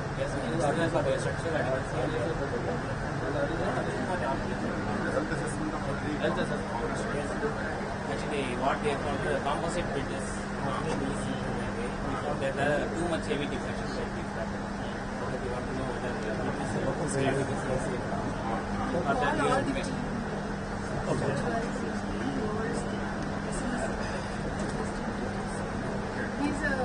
Pari Dr. Pari, Dr. Sasimal and Srinivas are the leaders in that leaders of that. And we have got a big team. He's part of the team. Sandy is part of the team. And he has joined from Railways to our organization. And then maybe others are there. Arun is here. So you are checking the deflections, and have you some table of correlation? What is that? How you see that? What are the stresses coming into it? What it is actually what happened that they have given us that when they have constructed, there is a big deflection is coming more. Then we have gone there when they are having that load, the last load and the rail loads are there. So what we are trying to see that when that force comes from the concrete to the steel, whether that interaction things are proper, whether the composite action of the steel concrete is happening properly, and then we are doing it in the numerical also, and then whatever the speed of the train that we are testing at field, suppose 60 km maximum or 65, that we are extrapolating to 100, 120, 150. And based on that, we are giving the suggestion that composite, even if you have that inflected shape also, whether by deflection, by stress and by the level of acceleration, so whether they are okay or not. So what they do, they develop a model in computer by design, and all the same application of code one is through software and computer also do the deflection, also to the pole. Then they take the string at the field and then they compare. And this is on the defense side. Dr. Amar, please explain. This is on the two important projects. This is the project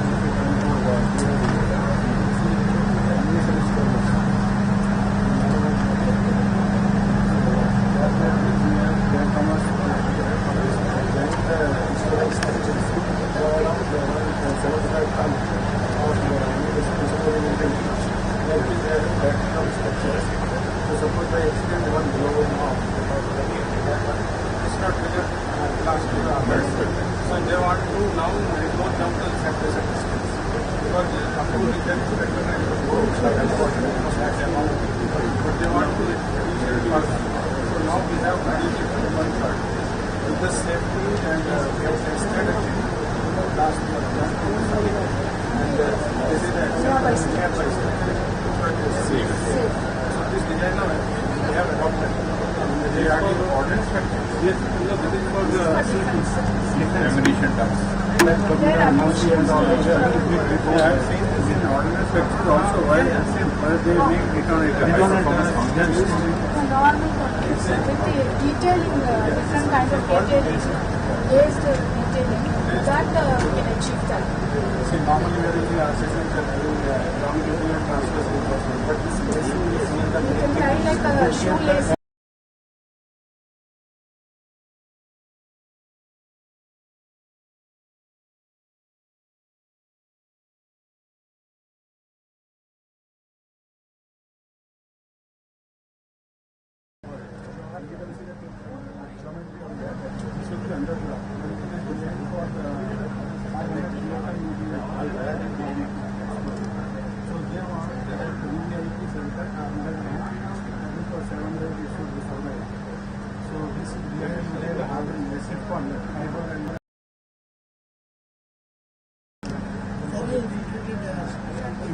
So this hardware, because the human study and experimental everything is done.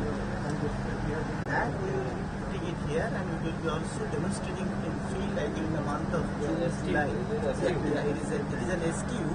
It has to be customized for what is the velocity acceleration that you want to mitigate. So then, is it something RSI, हाँ RSI yes. The long bundle rate. वही sir actually our code says कि जैसे LWR में it's 20% forces will be dissipated. That tractive effort when we are issuing the certificate, so each type of load different tractive effort, how much forces will be transferred to the bridge. 20% code says कि 20% will be dissipated to the project. simultaneously they are doing this project. RDSO guideline already there. This yes, sir. One is sir, how much will go to approach, one is how much will come to PR. Basically, it is the PR design, the RSI analysis. So that project they are doing for LWR, and parallelly, I think this STU shock transmission unit also, that how much force can be transferred to this thing. I think you are fighting safely. What they have found is that how much load is coming to PR is much less than as per our guideline. More force is getting dissipated to approaches. So that is safer. At present, the existing structure will be safer in that way. And how to do it? So, technology, some guidelines, so that will be included in the software. What is this? Yeah, shock transfer unit. Shock transfer unit. Shock transfer unit, and that has to be designed for that particular breach. So based on the requirement of the mitigation of the acceleration and velocity, then it has to be designed, and then the breach substructure that will not fail. So whatever speed goes on, so this will be invariable. So it will be absorbed. Provided only if it is excessive. Otherwise,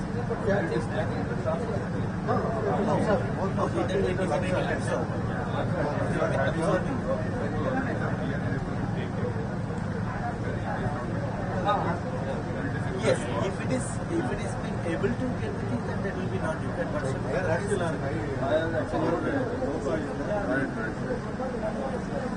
yes, and also that we are as a part of the research where we are developing some smart composite.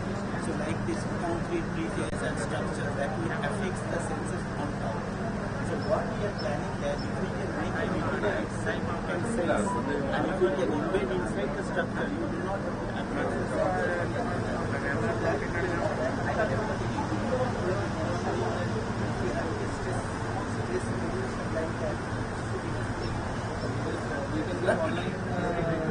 yes, like online report how much excess is coming. Exactly. So that as a continuous health it will be very helpful, so that it will have no problem of the weather problem and nothing. It will be a part of that, and that you can tap these courses. where you are looking for its application?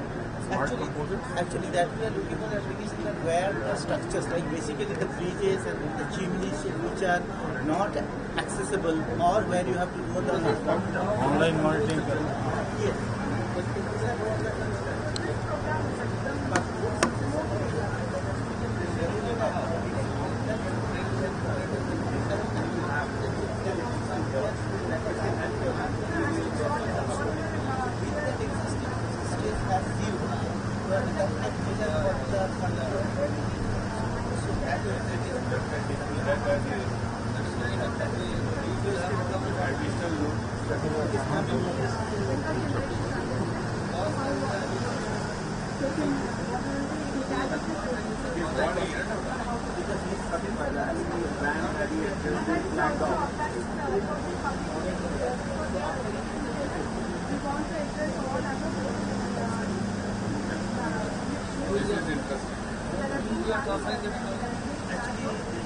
Because the HBM, and you are developing those sensors, they have come to us after knowing that they are very much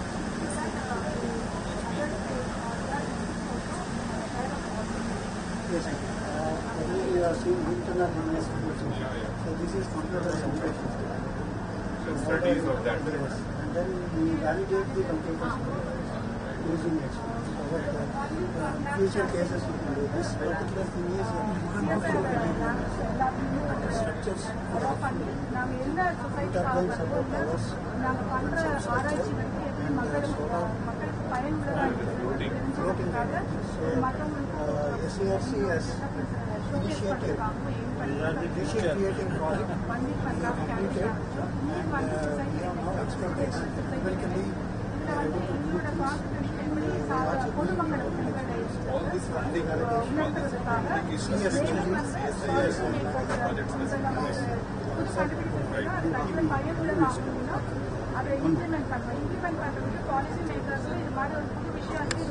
this is the model.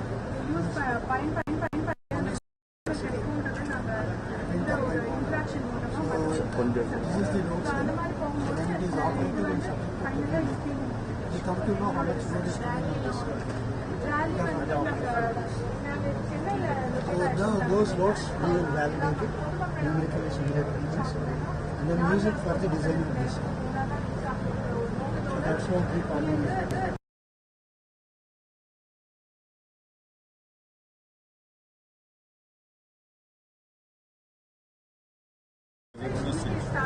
No experiments. Numerically we completed with the project. So in the future projects we are proposing lab level validations. What is that, sir?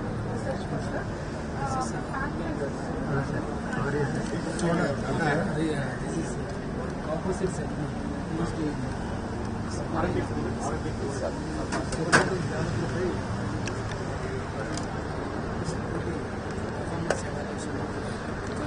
there is two segments. One is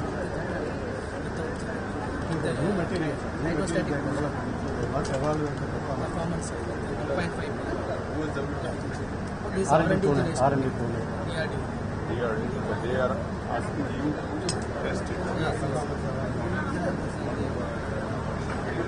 This is CF composite. In between the hot replica. So totally 56 mm. What is the proposed application? This is for sonar dome.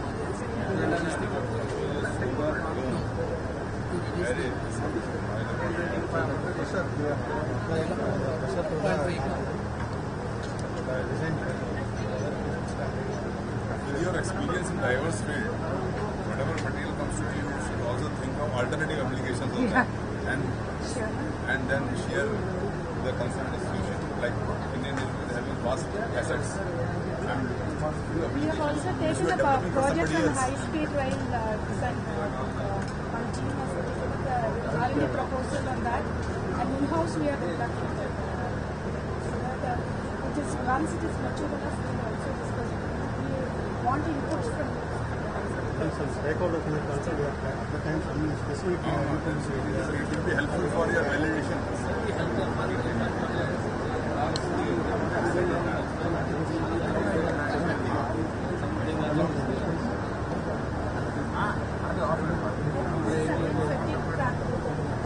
Mostly on the offshore structures that will be repeatedly moving in the ocean wavelengths. So that will also based on that, the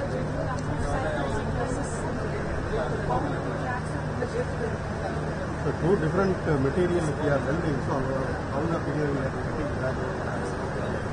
Stainless steel. So in between the both layers, not working.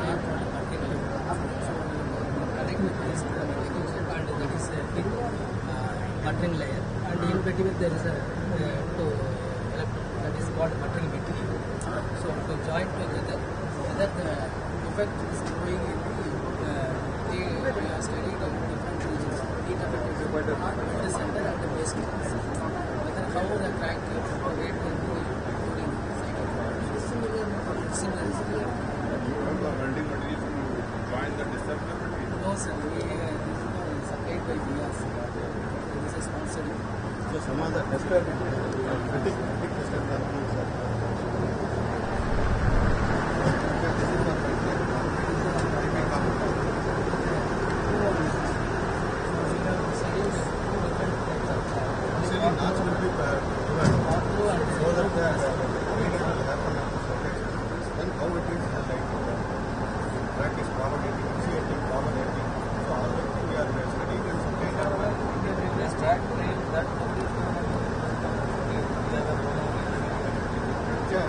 No, that we are regularly doing for our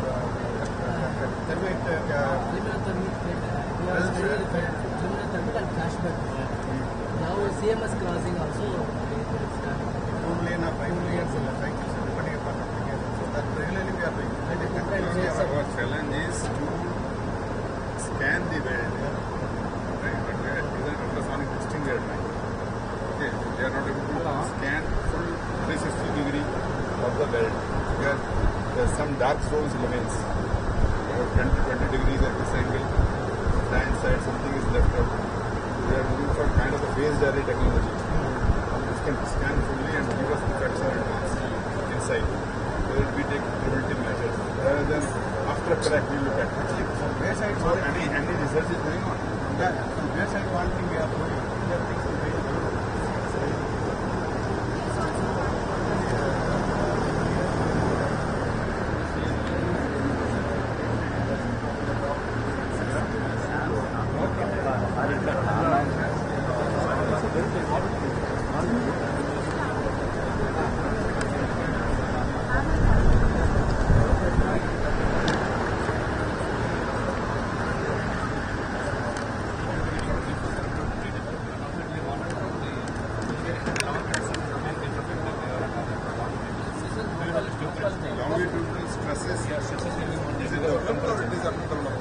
all indigenous sensors we are making. This is when it's going to see this area, our researchers are going to look at central glass research ceramic research.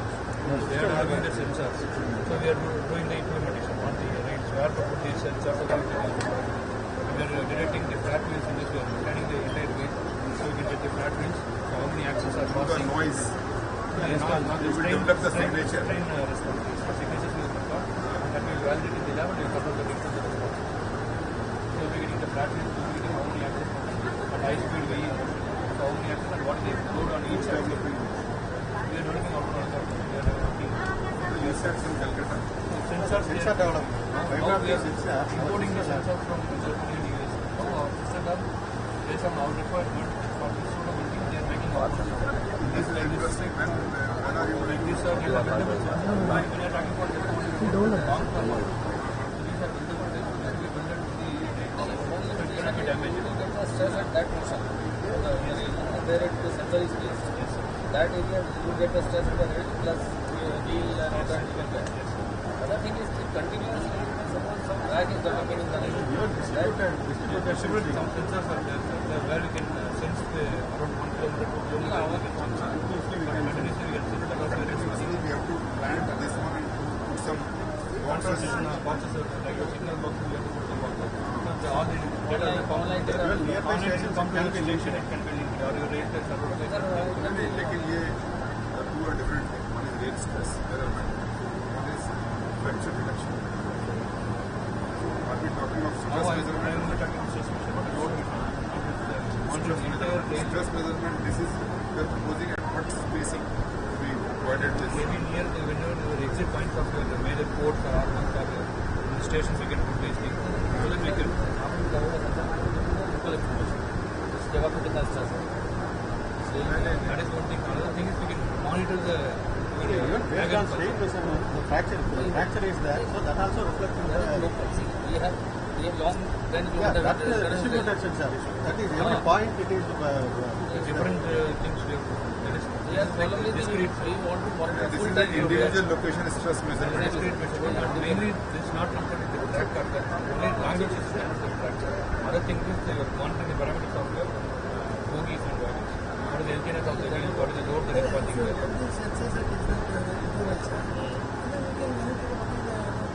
Keeping the wheel flats and you have to constantly map the entire track.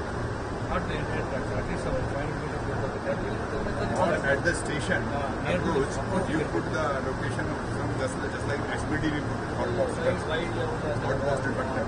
So this is there you can put it. When the train is passing, it will based on the when you are going to test it for us. We are development already some few projects we have put and taking the data.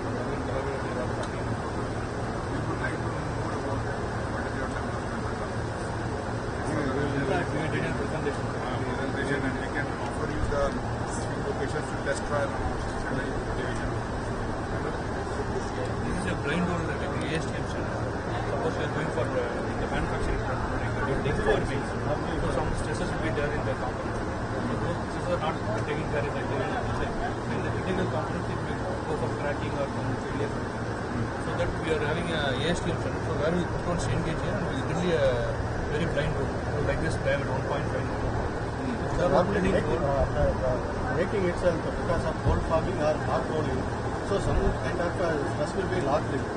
So normally we miss during the design. We take like originally it is a specific structure and all, but some of the regions like one regions are hot roll, corners and all, some kind of stress available. So that we can by measuring we can get it. Residual stress. Yeah. While designing so. And your live load is coming around 120. Actually, the built-in stress will be there around 20 MPa. Then your component will go to failure. So avoid that. Basically, in the inbuilt structure, you can find what is the residual stress in a steel structure. ASTM standard technique. The same thing. This is what you said. This is electrical efficiency. special process is there. So the stresses will be released at the strain gauge. So that we are measuring using the strain gauge. So that will be converted into standard equation. You can get the residual. This is fiber optic base. Fiber optic base or strain. Main thing why I am getting it. If you are putting this one, it will have influence of the EMF. So much noise will be. This was for the optic principle. So even though your live wire is there, you will not get any signal in this. So that's why for railway this will cause interference. EMF because this is that's very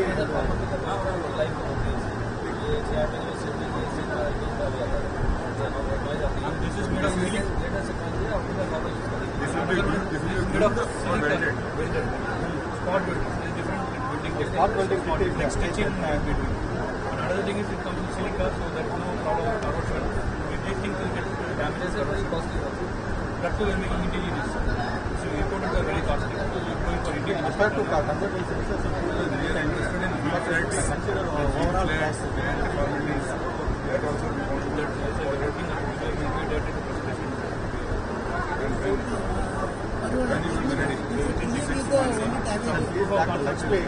He is working on the damage reduction and that will be the latest algorithm development. She will take out the algorithm part, water response. We are looking at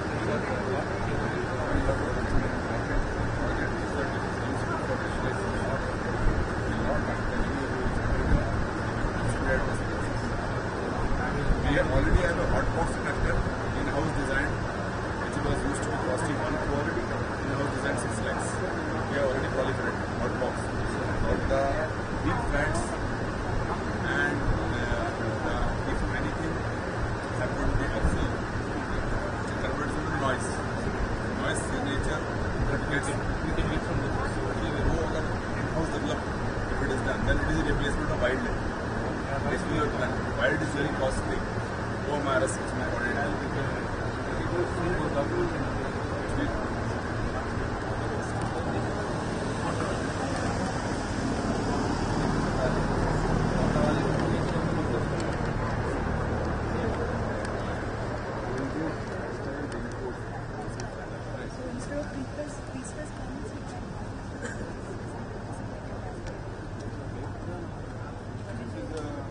what is the strength? Impact strength?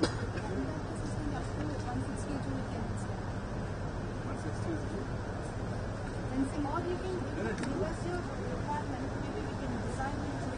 No, actually, what we are looking for, lightweight and looking for the fencing little porous. Little porous because cattle, even if I have a normal, you must have seen on highways, metal fencing with a gap, aluminium is going. So that a small somebody has to, an emergency has to cross. He may cross, but elders will not. Okay. And we can design it in the requirements of which binder we are using, which textile, how we are designing the textile. So wherever we design it, we can design it. I will give my requirement right now when we meet on the trip because it's very, very urgent to us. If you can help us in that. Crash barrier is also yes, I explained that. And maybe whatever requirement is there, accordingly we can take. We have designed in-house the PSC precast with the 3 mm wires, pre-tensioned wires. But I found that with this one will be Using that one, they are now using, they're going to this one will be better because there will be theft on this. And, but you are using textile reinforcement. Have you used the fiber reinforcement? the fiber solution. Textile is an industrial textile made for fibers. This will be more costlier than fiber. It's an equivalent, she has worked out the cost. Sir, initially it was, but it is like we are getting it, laboratories will get it to 100 meters per, but it is having commercial textile. So it depends upon what is the mass. There is a textile material which is inside. I think there will be materials. The textile material is similar in the FRPs.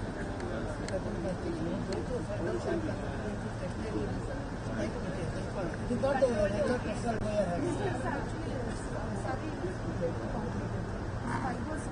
Fibers that develop the panel. This is actually taken to the one of the site where AK-47 sir, because we tracked it and it sustained actually multiple weeks. So now we are transferring this into we will have protection bunkers and bunkers. For that we are trying to make overlapping bunkers. Sir, this fiber and this textile improvement is somebody what tries to damage by hitting by a rod or something, they will happen. that much only we want resistance. Not so flimsy like that. This is strength is strength. This is 3D printed one. This is also a model 3D printed.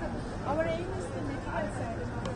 So that is what she was explaining. The material side. She explained with the fibers also they are trying to. Fibers we are having. Now we are able to Sir, some belts and other models also.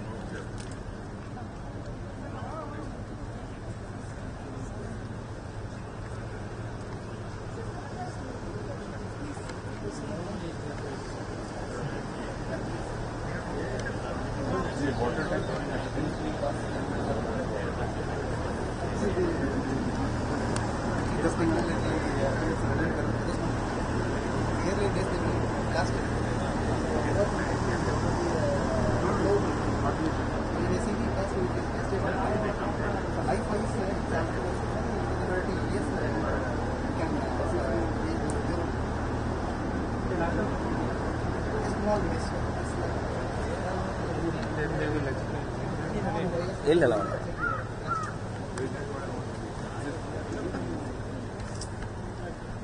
only this top. This is called mesh.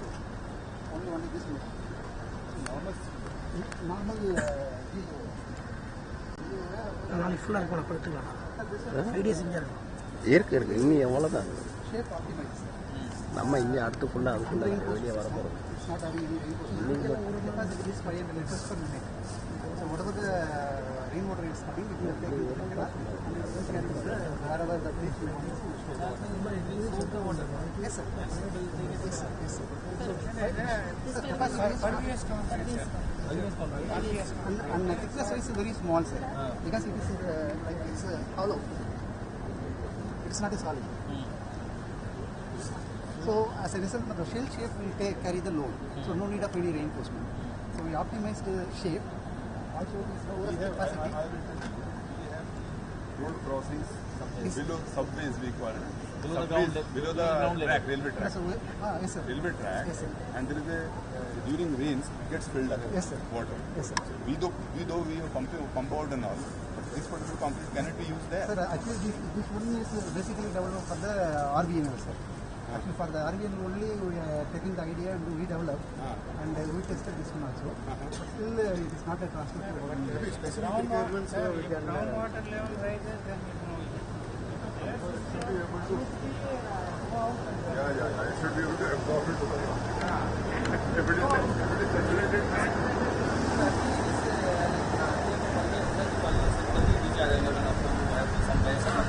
some drainage lines. I agree.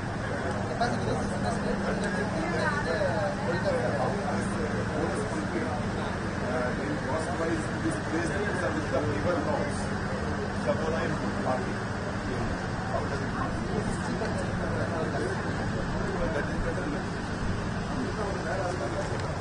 Very, very interesting. That part is talking.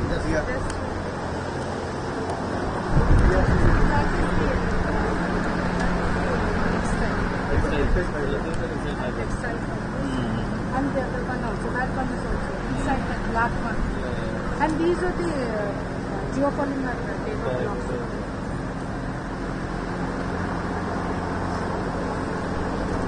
So this goes into where to CCR, RTC box, this is correct. You can do pre-cast and then That is the advantage of corrections. weight is lesser than complete. The quantity is also complete only, no? Weight will be same. Yes, interaction is there. Compared to normal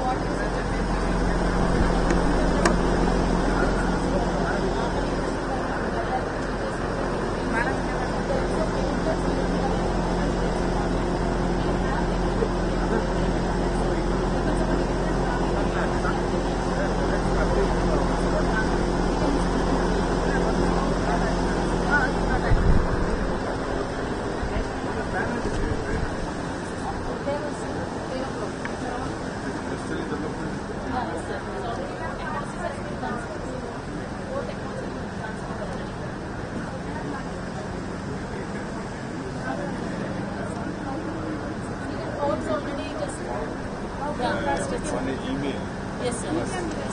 Application, who are the suppliers, who are the Regarding this,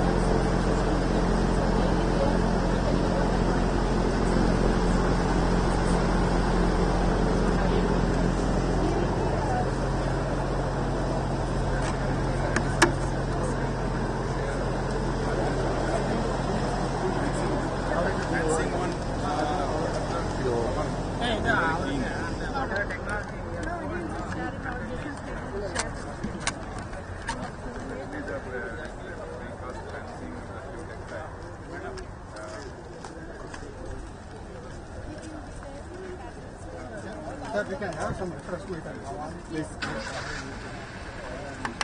Bhawan will become.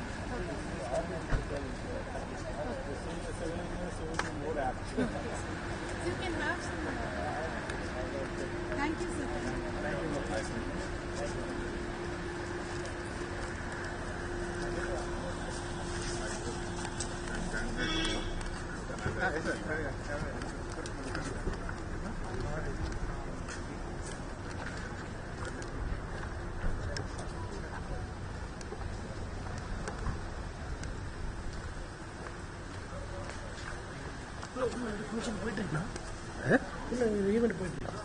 இப்போவா இப்படி இவங்க போகிறாங்களே இப்போ இப்போ live எங்கே போகணும்?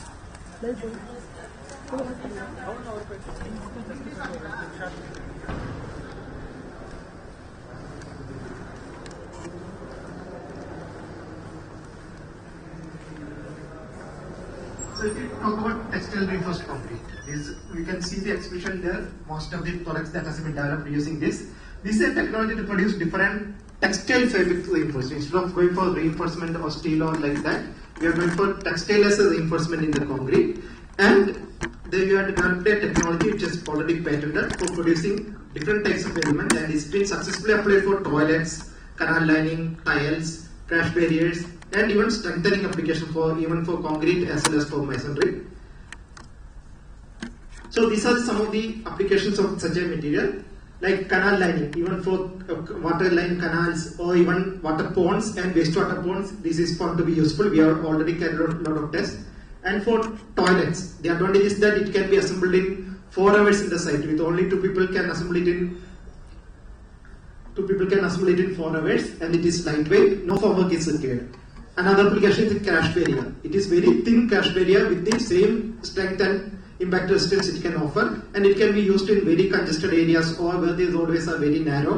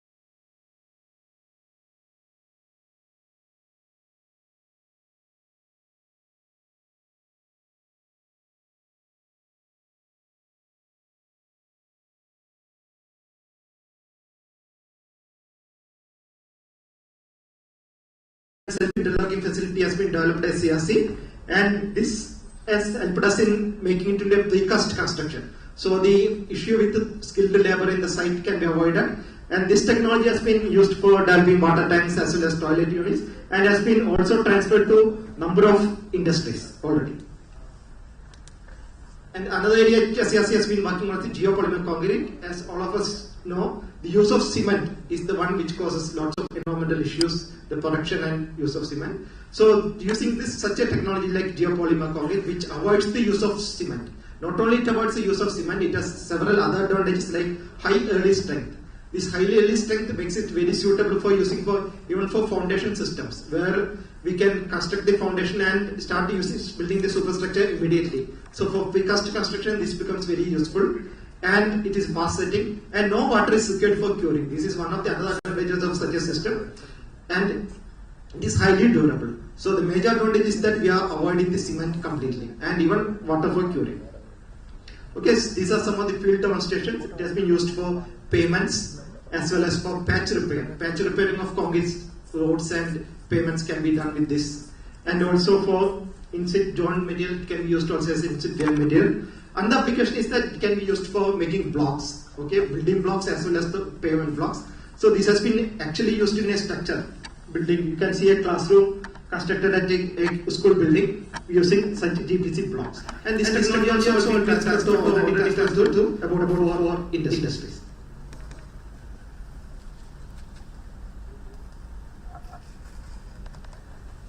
And another application using is that for Indian parts. See, one of some of the problems in coastal construction is that the anchorage regions, there will be a congestion of reinforcement and concrete cannot be done properly. There will be a lot of issues happening that and quality control issues happen. So CSIR system working is expected about the headed reinforcement and gas system. This is a biomechanical mechanism which increases the anchorage capacity. Okay, and this is construction. It's a just reinforcement can be applied for specific resistance structures. It has tested on that application can use tested for specific areas also, and for different types of stress like just dams and etc. And currently it has been applicable up to 12 to 30 diameter bars. We have seen how it can be used, tested and seen that. And for environment, these are the as I said, it can be two types. One is round as well as circular as well as square. Two types of environment has been developed. And these are conventional materials which we have been working on. And we are also working on next generation construction material. The way the construction industry is growing, we need found that there is a need to develop new and new materials. So the next generation construction material, one is the engineered cementitious composites. This is a family of fiber reinforced cementitious composites which has high good tensile strength as well as crack resistance, and it has high energy dissipation capacity and durability. So and also it has good fatigue and impact resistance, and hence it has a very large life cycle. And then while the initial cost is slightly higher, if you see the life cycle cost, it comes much lesser. And it is very eco-friendly material. And we have studied its performance for different applications, including cycle loading and other aspects. And it found that it can have a high flexion strength, and the ultimate strain can be very high, and even has strain hardening properties, and high good ductility. And its application can be used for upgradation of existing pavements, as well as for bridges and link slabs as alternative expansion joints, and even in composite bridge ducts it can be used. It eliminates the leaking problems, faster construction, lightweight construction, etc. The major advantages of this technology.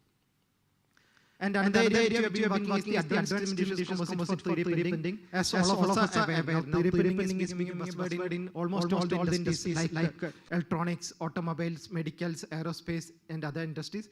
But construction industry, it has not penetrated so far because of lots of issues associated with it, especially developing a material which can be used for 3D printing and this thing. So this has been being addressed here.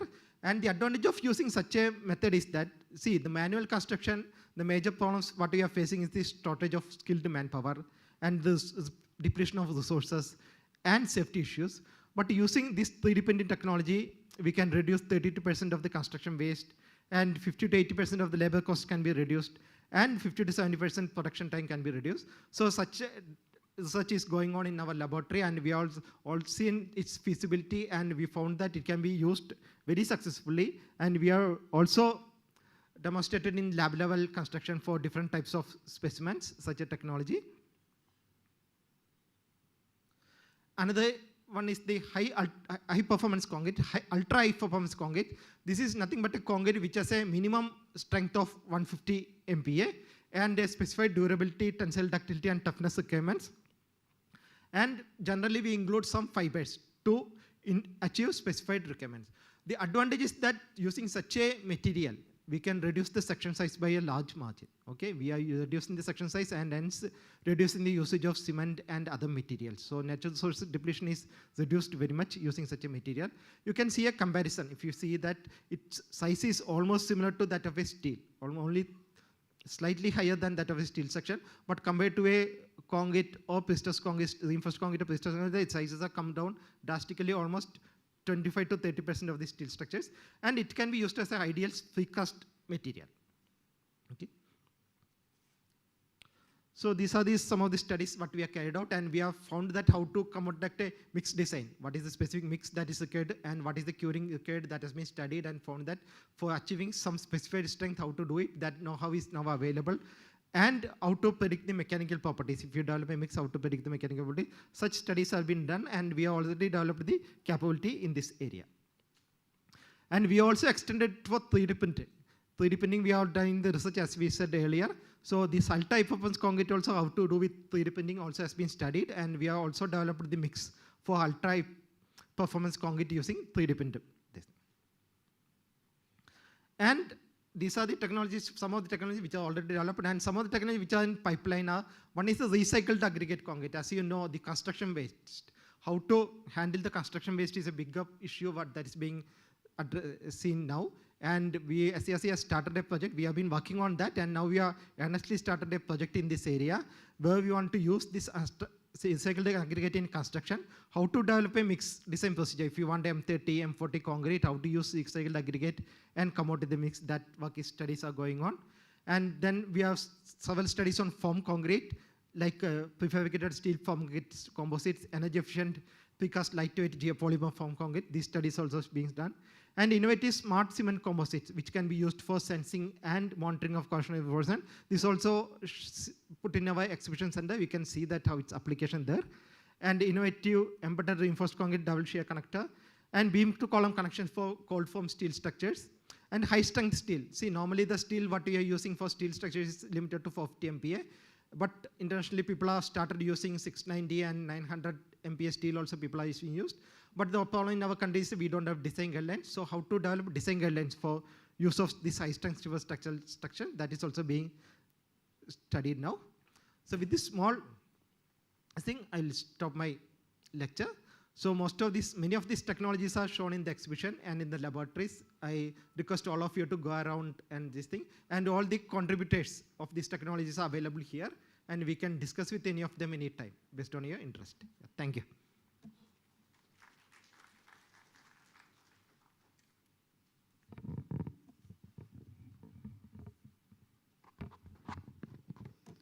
Thank you, sir. The next lecture will be by Dr. J. Prabhakar, Chief Scientist. He'll be delivering a lecture on topic Technologies Towards Mass Housing.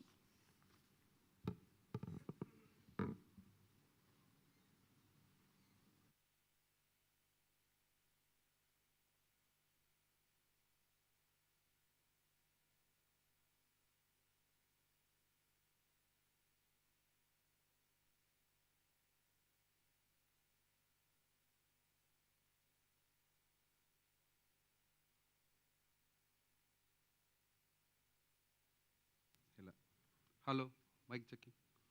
கேக்குதா? Okay, thank you.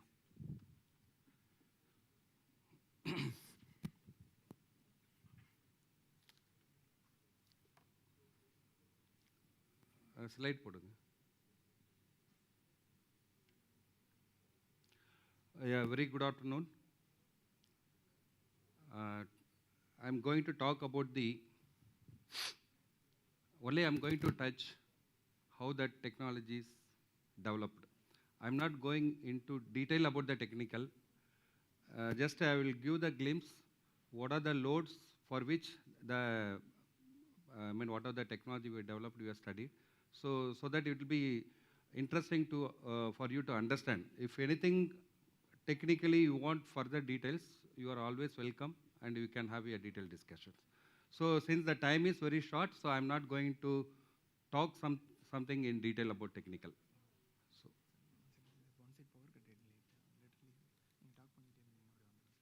Okay, I think some issue with the. So anyway, I will talk.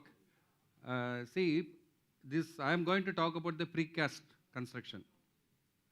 So precast construction is not the new one, particularly in SCRC. In 5 decades before, we have developed plenty of so many technology based on precast.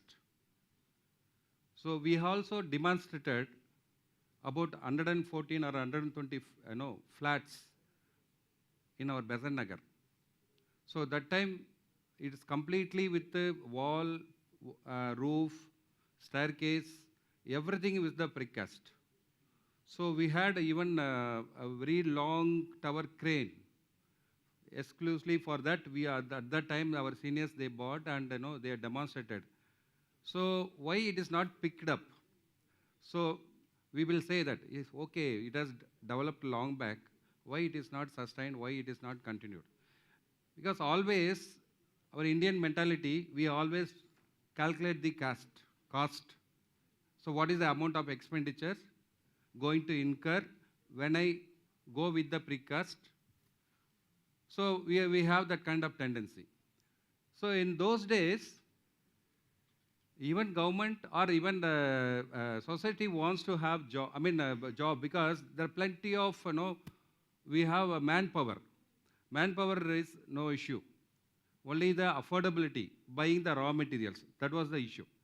But now it is reverse. So we are not having the sufficient manpower. Even we have the manpower, or they are technically skilled. See, one example I will tell you. Previously, you can say all the building constructed maybe 40 years, 50 years before. You see the condition. Now also it is good. The condition is very good.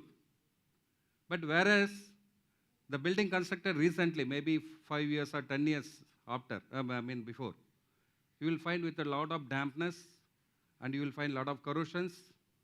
So that is happened only because of we don't have any skilled manpower. And moreover, the dedication is somewhat, it is keep on coming down. So considering that one, so what is the remedy? So now we have to bring 5 decades before our seniors developed no precast.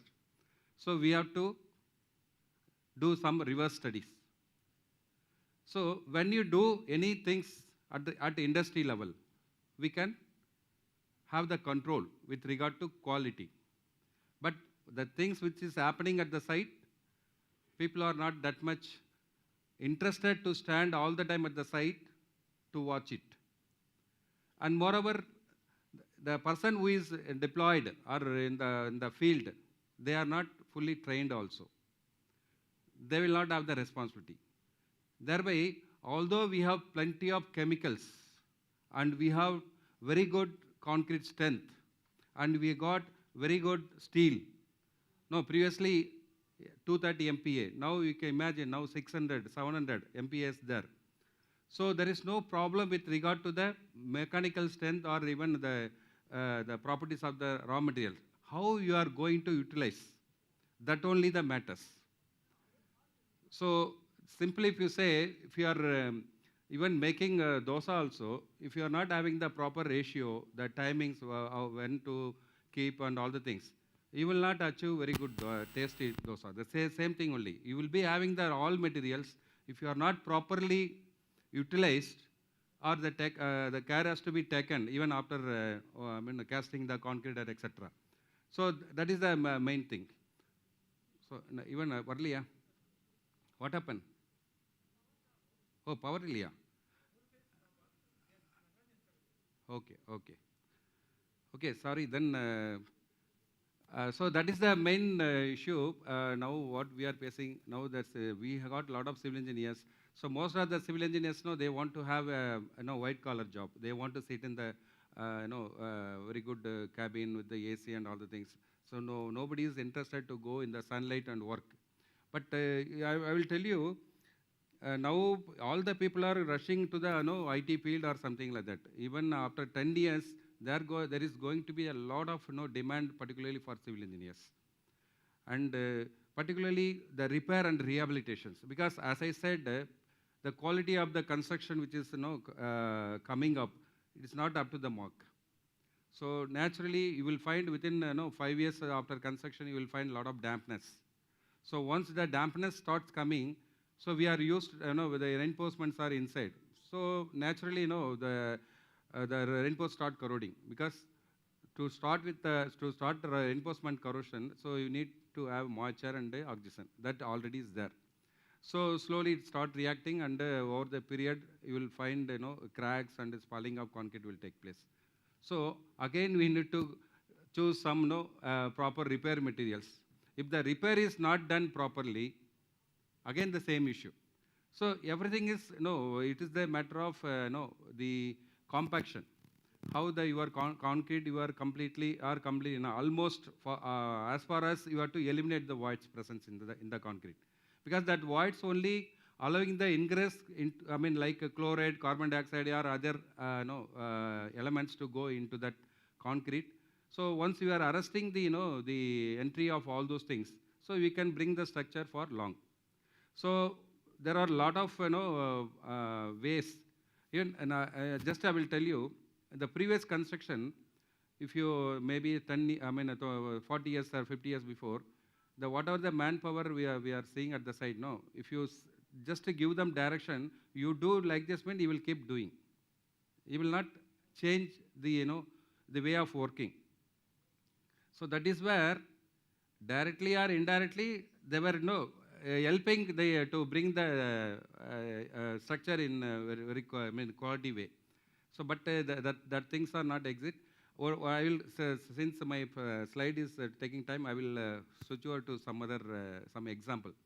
See, previously we construct water tank. Water tank we construct with the brick alone. Now only brick is there, in between concrete is there, again one more brick wall is going to be there. They think that if you increase the thickness, so they can come out with the leakage of water, something like that. It is not so. So you have to, even I will explain that the brick work, how people have constructed in those days. See, while laying the brick, you should have 1 finger gap. That means about 12 mm minimum in between the bricks. So you have to fill with the mortar. Now people, what they do? They will just keep it together. So while keeping like this, what they are achieving is speed. Because they will not, no need to put this mortar in between the 2 bricks. Because they are very closely they are attaching, only the top layer only is going to be there. So what will happen? There is the gap between the 2 bricks. So the capillary action will be more. Okay, that is one defect we are doing at that time. So coming to the plastering, are we doing the plastering with the way which was done in those days? See, in the earlier, the mason used to apply the mortar and you level it. After that, you will, with the pressure, you will apply the trowel, so that you will ensure that complete compactness. So the slurry used to come out. But now what is happening? They are applying the mortar. With the stick, they will level it, and they will apply the cement powder with the polished karni. They will make it. It looks very beautiful. But whereas it is just like a sponge. So what will happen when rain comes? This mortar will absorb water, and you will try slowly. It will send inside. So because there is a gap between 2 bricks, the capillary action is going to be there. So it suck water and bring into the room. So you will find a lot of dampness. And since it's suppose the same plastering is there on the concrete columns, the same thing will happen. Like, even nowadays, if you are not plastering the RCC frame, that is good, the present scenario. But if you plastered it, so it's just like that, you are keeping the sponge all around the RCC, so it is retaining the water, slowly it keeps ending inside the concrete structure. So if you are not plastering, what will happen? If rain comes, after stopping the rain, sunlight will come, within 10 minutes, the total surface become dry. But with the plastering, so this problem is there. So what I'm saying is, ultimately you have to do why we are doing all those things. If you understand all those things, we can do good job. See, we don't need any chemicals. We don't want anything. We need cement, sand, aggregate, reinforcement. That is more than sufficient to make the building into good quality. So we are making a lot of mistake and we are trying to do something with so many chemicals. So that is what the present things are happening. Sorry, no earlier. Okay. Yeah, Nachu. Huh? Okay. Okay.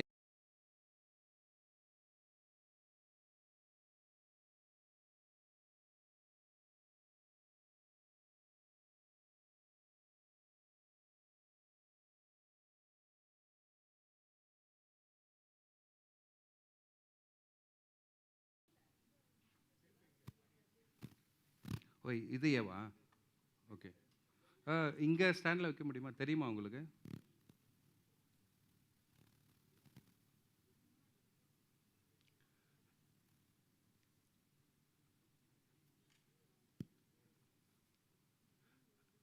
இது LED இது யார் இருக்கிறது இல்லை இல்லை அந்த LED ஆள் யாருக்கா பார்த்துட்ருக்காங்களா ம்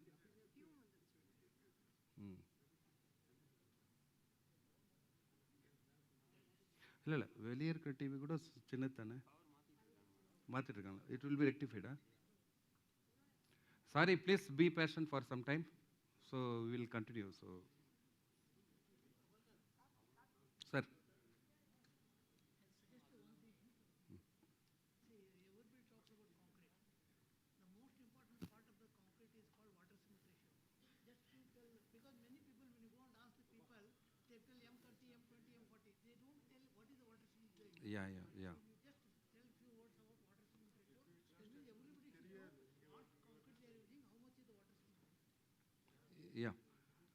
Yeah. As rightly pointed out, Dr. Rajamani is our former scientist.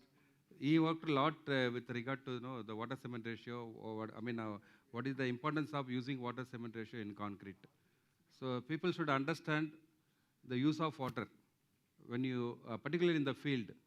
See, normally, anyway, I will come to that one. In a practical way I am talking. See, now we are using RMC, ready mix concrete. So we are expecting it's supposed to unload maybe within a half an hour, at the maximum 45 minutes, something like that. But many times it's not happening. So because of traffic or site condition, or maybe there may be a lot of reasons. So what this RMC fellow used to do, they will keep adding the chemicals, retardant. Okay. So everything, it has got some optimum dosage. If you exceed the optimum dosage level, so it will give adverse effects. So what happened, if you add more retardant, it will not set. It takes longer time to set. Because you added more, what the centering fellow he will do, if for his, they were given some 20 days or 15 days. After 20 days, he will come and open the things.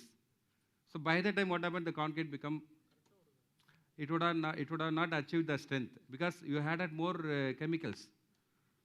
So that is the kind of reason many bridges, you will see in the TV, so something is collapsed or something like that. So again, the use of water in cement, see, normally, or 27 to 28% is more than sufficient to whatever the cement you are using, that is more than sufficient for reaction point of view, that much water is sufficient. But to have a finishing, to have a good compaction, to get complete finishing kind of things. That's why we are adding maybe some 40% maximum we will be doing, but now we are having chemical like a superplacer and a different type of superplacer. With that, we will be designing and we are arriving the optimum usage of water plus this whatever the superplacers and all. But here in the site, what happened, particularly the mason only plays a major role compared to engineers. So he direct and he say that because you don't want to put more efforts to get the finishing. So you will keep adding the water more.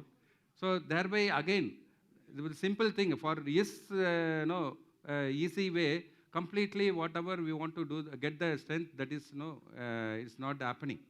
So these are all small things only. So I'm not going into detail about the reaction aspect. I mean, this thing, I think Sir is more in front of him. I don't want to discuss more on that chemical reaction action point of view. These are all practical aspect point of view only I'm talking. So that is what. So particularly the role of civil engineer at the field is very, very important. But we are not fully, utilizing the things. We are not fully applying in the field. Rather, masons will have a domination compared to engineer. So that is what. But we keep developing some lot of chemicals because the chemistry people, they are influencing more in the construction field, and they will come out and say, you do all mistake and we are here to solve it. The kind of things.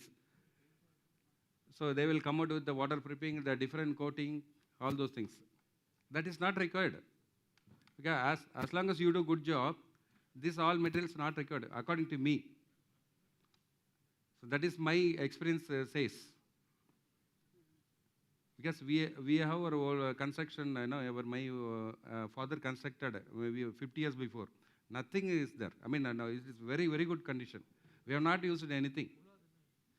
So that is what I want to say, that we should all should feel proud that if you think, then we can bring our buildings in a perfect way.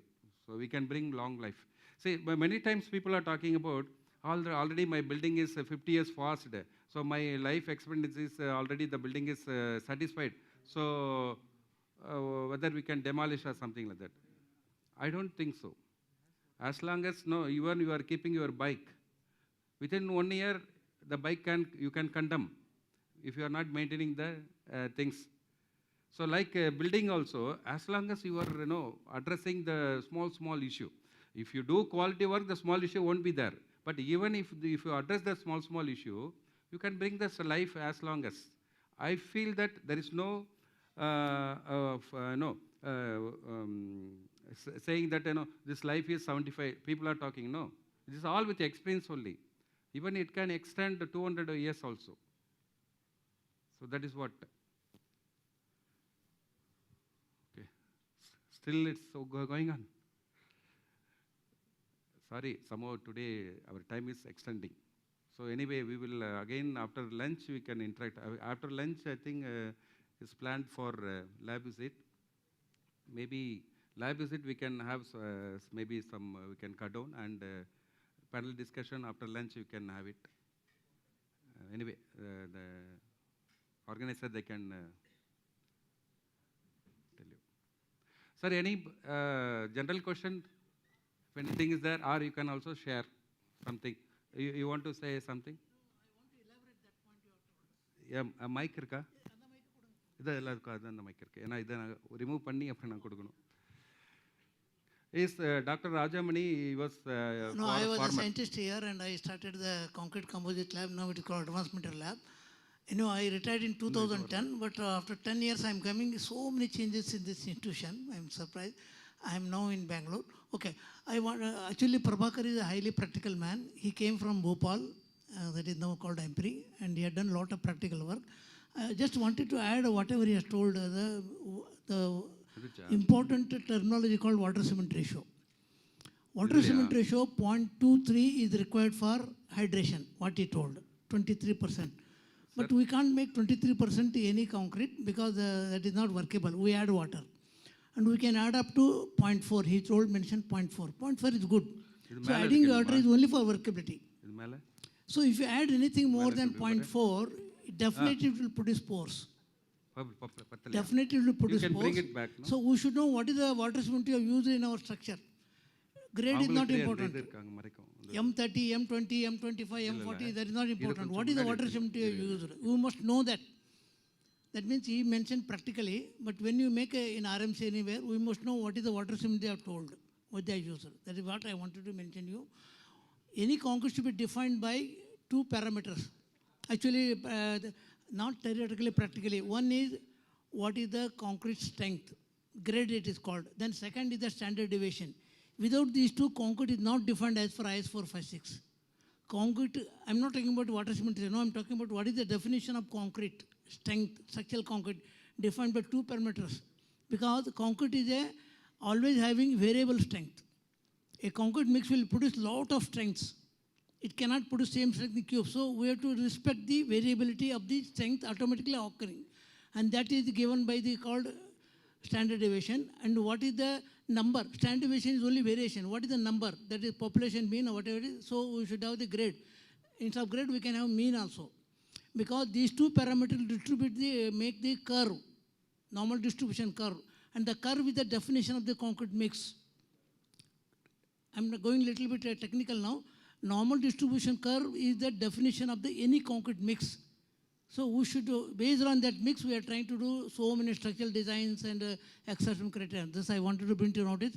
So structural design should be done by using water cement. We should always know what is the water cement you use, so that we have used more or less we will come to know. Second, any concrete mix is defined by two parameters.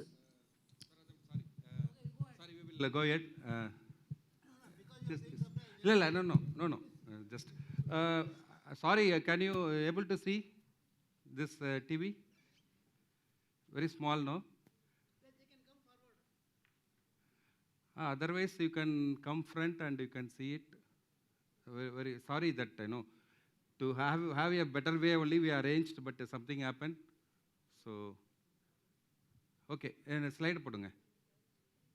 Anand, slide. No, you open.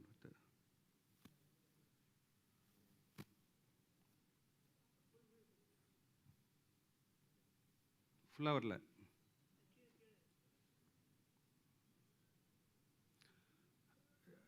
Can you able to see? Sorry, anyway, you bear with us. No other way. Otherwise, the times keep going. See, I'm not going to the introduction already given. What SCRC did long back and why we are aiming for to develop the lightweight. Next one. Next. Oh, nanda pannuma. See, these are the things which I was talking. In Besant Nagar, we have constructed about 44 flats. I think before 1965, I think they constructed that one. You see, imagine, SCRC did a lot of work on that precast. And you can see a different type of technology based on precast. I'm not going to explain. This is a funicular cell with a huge brick, with the use of brick. You can see this is with the concrete. Here it is almost we eliminated steel. Only at the toe we have used the steel. And now coming to the actual my topic. See, as I said, the necessity of using precast is felt now because we don't have a trained mass and power in it, and moreover, there are a lot of infrastructure developments are happening, and over the population growth, we need to meet a lot of housing for the houseless people. So what is the way? Only to have a precast construction where you can bring down the time. We can with the faster way we can construct, and secondly, quality also can be achieved. And another thing is now see a lot of things are happening in the earth. So thereby the complete disturbance is taking place, and now the seismic zone also increased from zone 2 to zone 3. I was told that even zone 2 is they are going to abolish or something like that because that because of the high seismic vulnerability. So we need to have a lightweight panel where it can resist. See, the more the weight, so it will have you should have more resistance towards lateral load. So that is why when we use lightweight, the advantage is, one is we can use this material for earthquake resistant, and another thing is we can overcome the natural resource. The shortage, sometimes like a sand is there. Sand already, the use of river sand is, many locations it's banned, and particularly in Tamil Nadu and other part of India also. So we are going for with the M sand. But here, the consumption of raw materials only 1/3. When you go with the normal construction, RCC, precast construction, you have minimum wall thickness 150 mm. So this 150 mm full of concrete, steel. But where in this case, we are totally 150 mm thick wall, and out of that, inner core is 100 mm with the EPS. So only the spacia, that is the skin, that is with the 25 mm thick. So you can imagine out of 150 mm, only 50 mm thick is the solid material, that is the concrete, and 100 mm is the EPS. So that is the technology we have developed. So many people might have seen that this, whatever this EPS panel, it is available in the market. But are we using that EPS panel technically? People, they will use it. Whether it is meeting the different load which we are expected. So that is what systematically, technically, and we did in SERC. So as I said, this panel has been cast, and we have studied for all kind of load which we are expected in the building. And you can see this is the flexural. Suppose if you use the EPS panel without any design, a catastrophic failure will be taking place, because it's all of a sudden it will collapse, which is not allowed, particularly when you use these slab under flexural. So we need to introduce reinforcement. So what is the amount of steel we need to introduce? So all those kind of studies we did. And one can also imagine, see, we are using only 100 mm thick, 25 mm thick concrete. Whether any thief can hit and we can break the wall. So for that we have studied, and you can see that we are under punching load, we did this panel. And since the mat is there, like as I said, there is a mesh is there. So because of that, it will not punch. So rather it is taking a load radially. So that is it is a very good amount of load it has taken, which is more than sufficient. One cannot break. And this also we did the actual panel under actual load. So this was taking tremendous amount of load. But whether as such panel we can cast and do the testing? No. So in order to get complete its, to achieve the complete its strength, we need to provide a hedge beam. Then only the composite action will take place. Then it will take almost 60% enhanced load. Otherwise, the local crushing will take place. So these are the studies. And even if the panel is, once you remove the core material, only the mesh will be there. Then how it behaves and what is how much of lateral load it will take.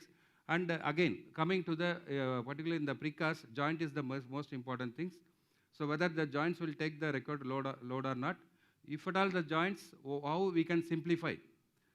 So that in the precast is we are mainly going for the faster construction. If the joints are more complicated, then there itself it will take more number of, a considerable time. So to consider considering those things, and we have developed a simple way of connecting the one panel to other panel. That for whether that joints will take the required load or not, that also we did studies. And now we have at panel wise we did. We want to, as an integrate way, how that panel is going to behave. For that, we have studied full size 3-meter wall, and this is assuming that this is the foundation, and we are connected. So one way we are going to study whether the joint is sufficient or whether any we have to improve or not. And also here we have put one top of the wall.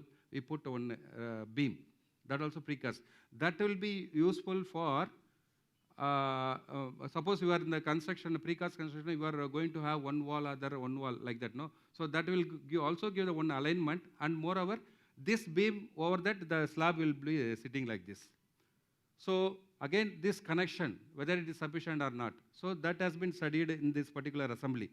So in order to understand these joints and the beam joints, we have did complete instrumentation. We have measured the horizontal lift and horizontal and vertical. And in that condition, what we did was we have applied the load up to ultimate. Only the idea is to fail the slab only. So once you go ultimate, there should not be any fail in the vertical panel. So that also we did it. Then whatever you are saying is that is the panel size, I mean 1.2 meter by 3 meter size. Suppose in the precast we want to go for large panel. So when you go for large panel, still again it will be very faster, and if you reduce the number of joints, it will be good. So how you can increase the large size? So this is the size available. So you can these are the design we made it. What is the reinforcement we need to provide? So this is a simple casting. This is the only channel, and it is having 150 mm thick. And first we put a self-competing concrete. I forgot to say it is a M40 grade concrete we used here. And here we have put bottom layer. Then we placed this mat. Then again top one layer. So that is the way. This is a simple way of casting only. Then we have studied. We placed under flexural and a 12-point load bending when we have made it. And this panel could take about 195 kilonewton. Which is expected is only 11 point something. So it has taken that much load. So it has got that much. Sorry. Can you able to play video here?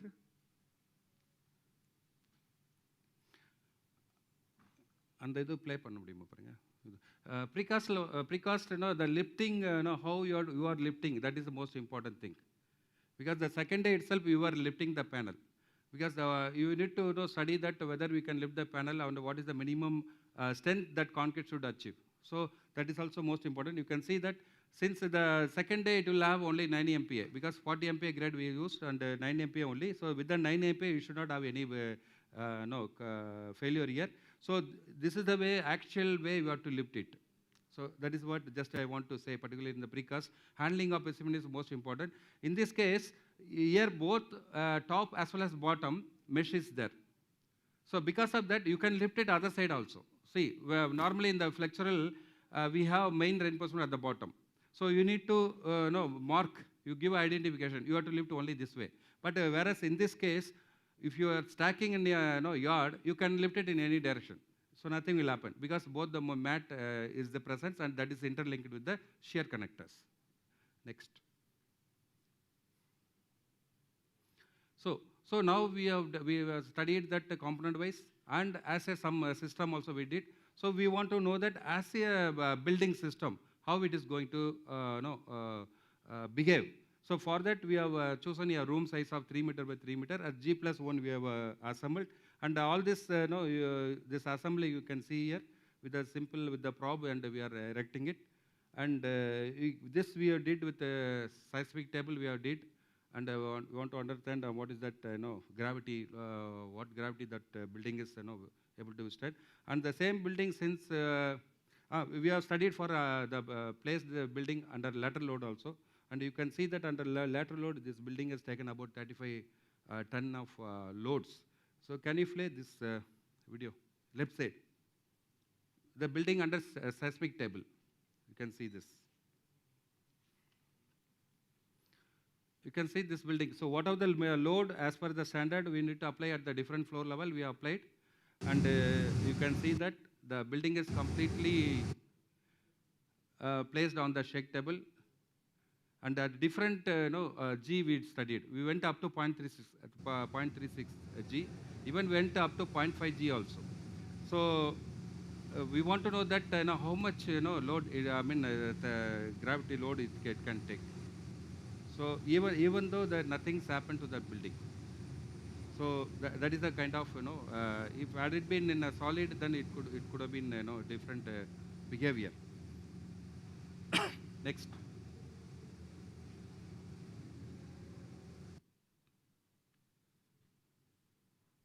And we also gone with the G+3 this thing. Next is the park. Sorry.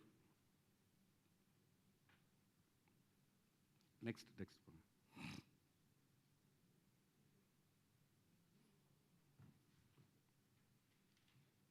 Okay.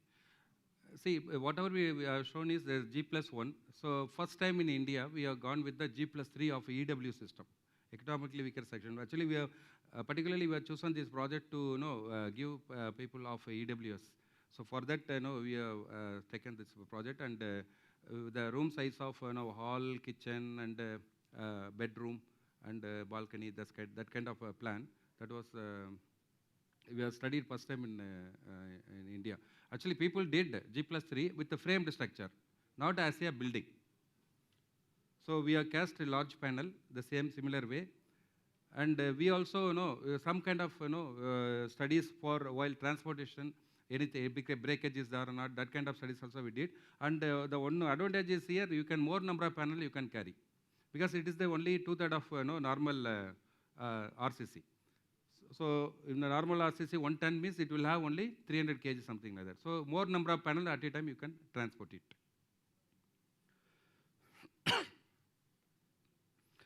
We have this test pad in opposite our airport. There only we have assembled this G+3 building. And you can see that this we did within 1 week time. Actually, we have not trained for that. We are with the local people only we could able to erect this one. Had it been with any experienced guy, then they would have done it in the same day. So because that the joints are in very easy, nothing complications, so you can do it. And this building is, so now you can see that complete assembly of that building, and we are instrumented with the LVDT to measure the lateral drift at a different story level. We also were instrumented with the strain gauges at the different joints, how it behaves. And then here we can see that the building is pulled, because we have the facility now. Instead of pushing, the same kind of principle we adopted, and instead of pulling, then we are pushing, we are pulled from backside.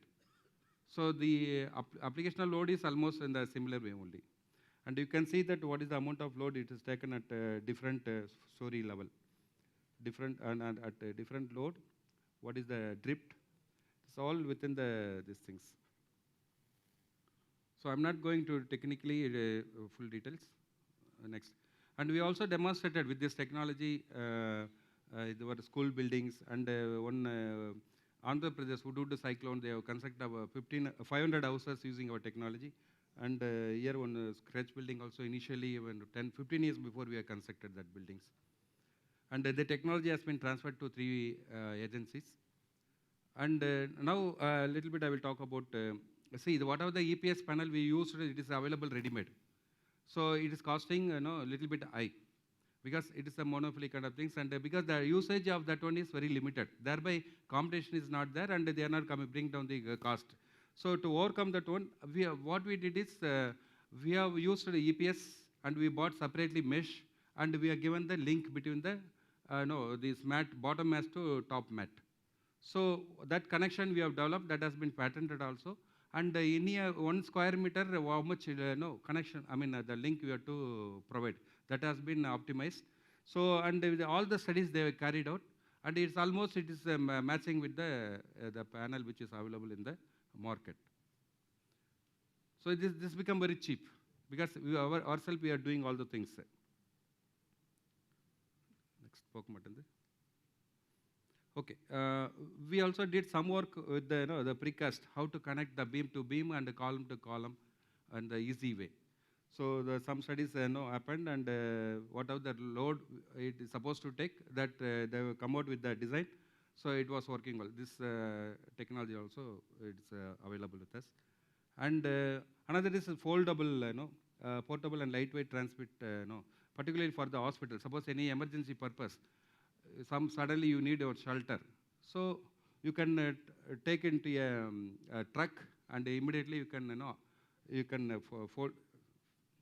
Where is that?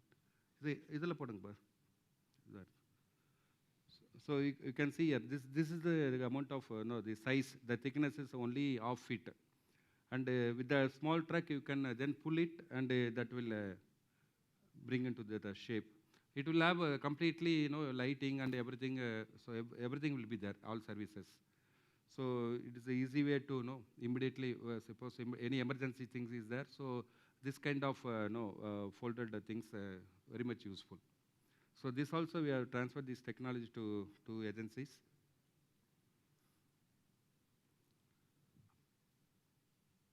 So okay, I'm taking much time. I think this already explained in the previous slide. So time over. Okay. So anyway, I'm not going. So already we are.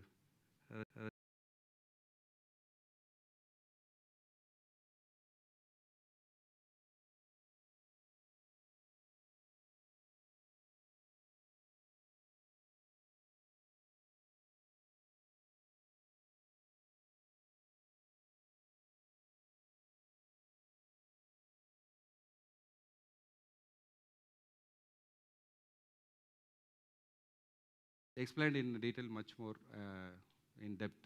Thank you very much. Huh? Oh, now you are freezing. Okay. Any further details? There is a panel discussion is there arranged in afternoon, so we can have in detail. Thank you very much.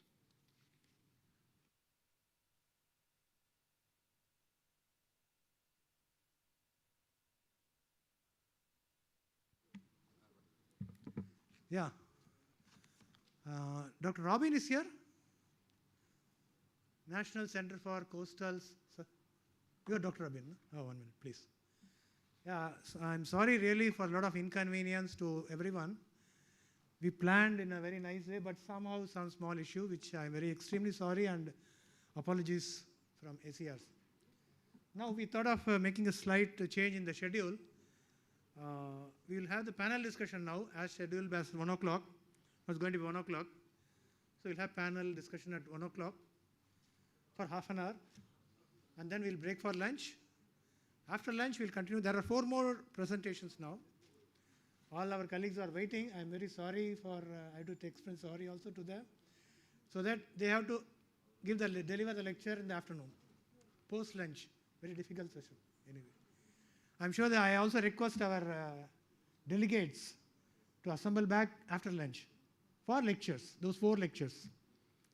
Right now, I propose to have the panel discussion now. I think we have proposed. Am I right, Pari?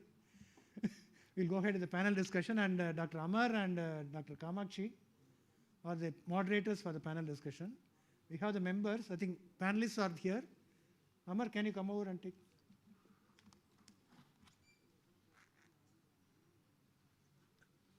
Satish. Satish in there. Satish? You can call the stage, we have to arrange.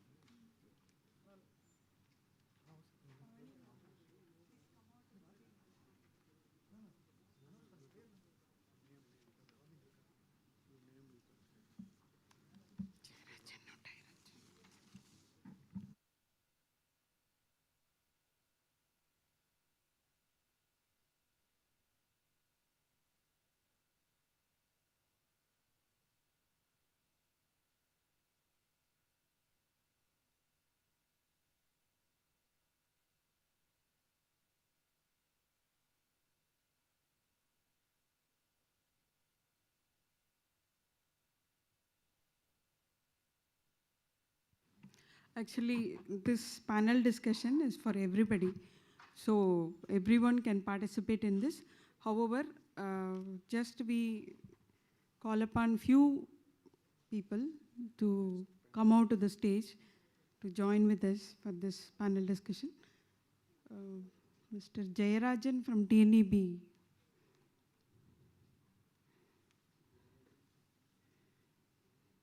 Sir, can you kindly join?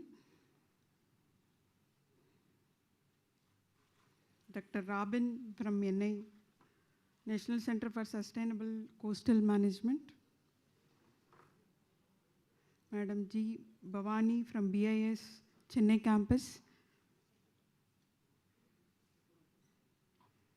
Dr. Venkatesan from NIOT Chennai.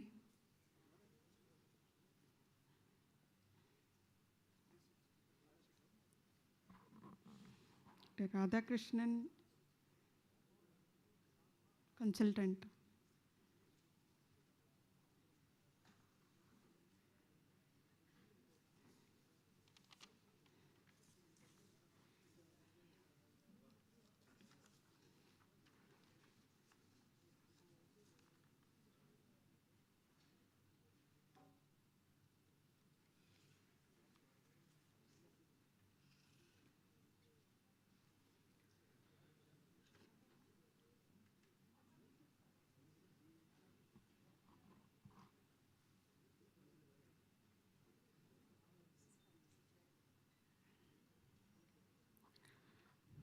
Good afternoon, one and all. We'll just go ahead with this panel discussion. The topic for today's panel discussion is building quality infrastructure for sustainable society, the way forward.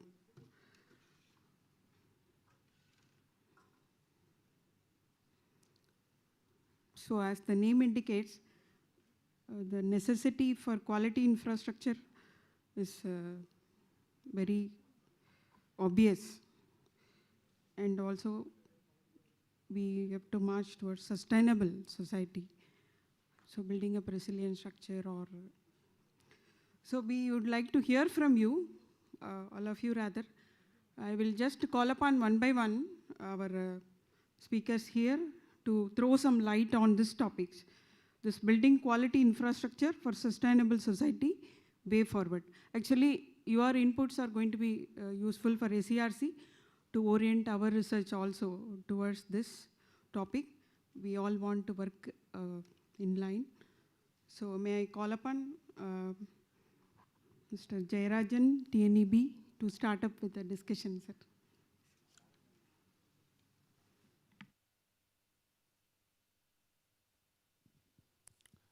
Very good afternoon. I am Jayarajan from Transco, Chennai. Actually, the building quality infrastructure for sustainability is a crucial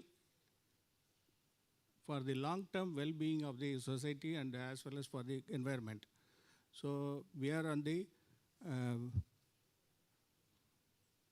we have to focus on the sustainability in all fields, not only in the building construction. Infrastructure, all infrastructure we need to construct, we need to concentrate. Actually, United Nations in 2015, they formulated 17 SDG goals, 17 numbers.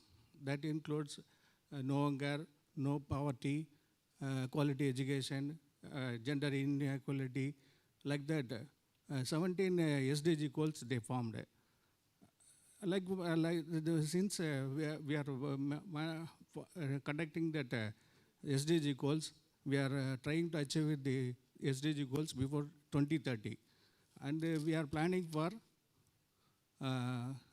zero carbon in the 2050.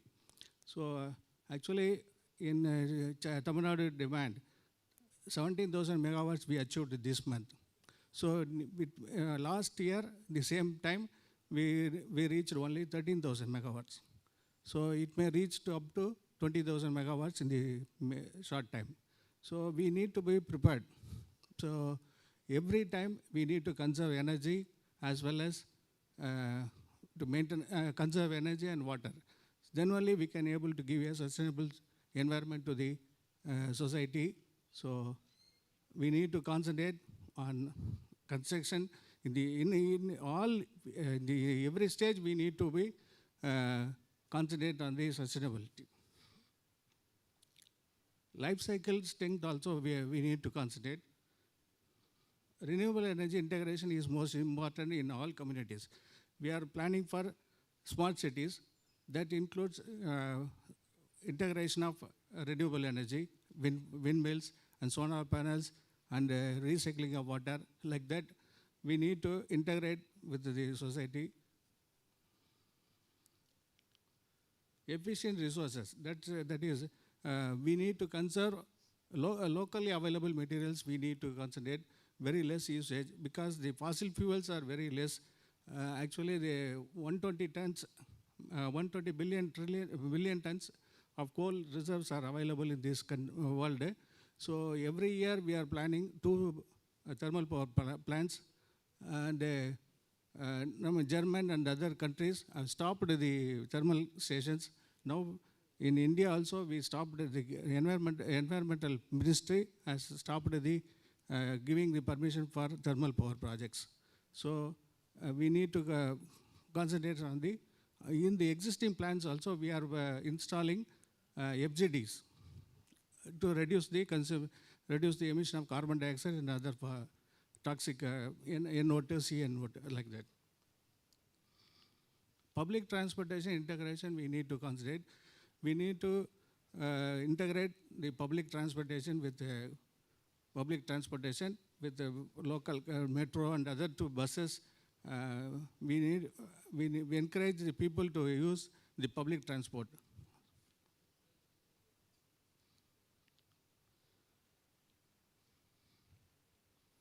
Long-term maintenance also we need to consider, because in the initial stage itself, each and every stage, we need to concentrate on the usage of materials and selection of materials.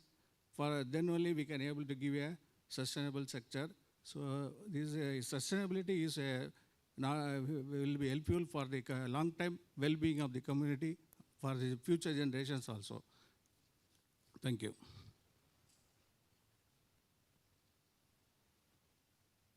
Thank you very much, sir. So we just work on these questions. What are the challenges you're facing at present or you envisage in future?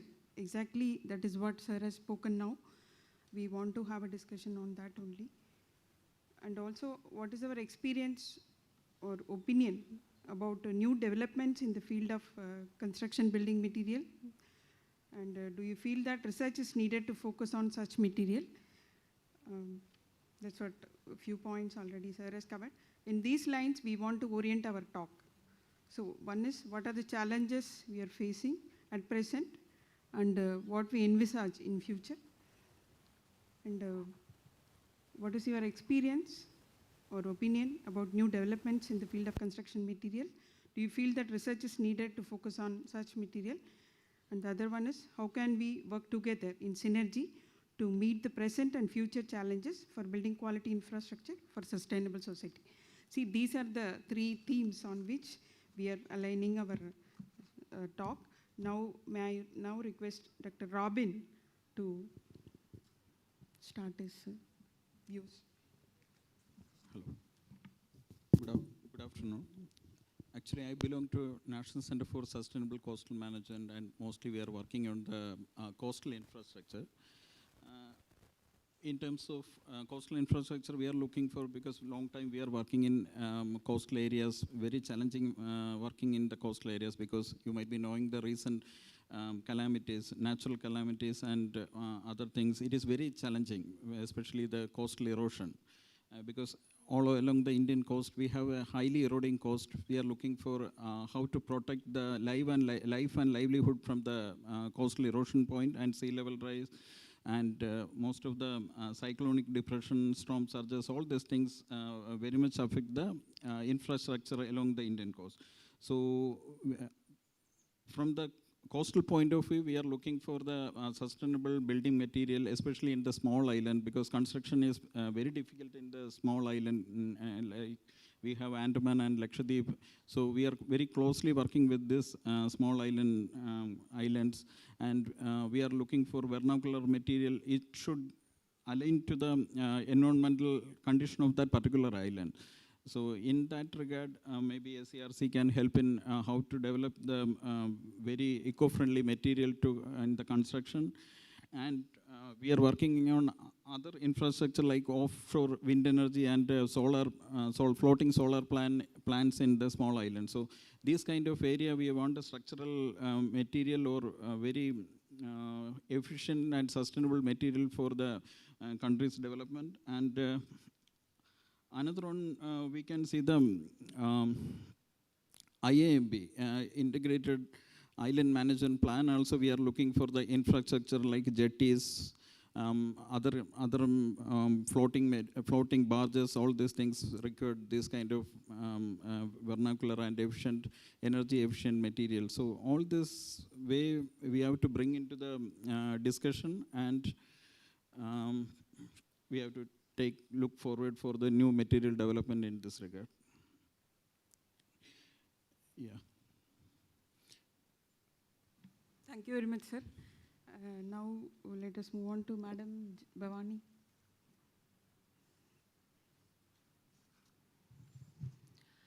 A very good afternoon to all of you. I am G. Bhavani from the Bureau of Indian Standards, Chennai branch office. As you all know, Bureau of Indian Standards is the only national standards body which is involved in formulation of standards and the conformity assessment schemes, and of late, promotion of Indian standards. I'm sure that many of you in the CSIR are members of our technical committees. How many are members? Very nice. Now, I don't have to tell you that now the key word in each of the standards formulation technical committees is sustainability, right? So this, sir was telling about the SDGs. We have a particular day called the World Standards Day, which from year 2020 onwards, the theme is the 17 SDG goals, and this is going to be the theme until 2030, and BIS, being the national standards body, has adopted the same approach. So which you would now understand that sustainability is the key word in all the standards that are not only newly formulated, it also includes those standards that are taken up for revision. And the old standards, say the standards which were formulated in the year 1984, and there has been no scope for, those that have been considered for revision, yet no specific revision has taken place. Those standards are now taken as part of action research projects. And in the action research projects, the same procedure as is being followed in standards formulation is followed.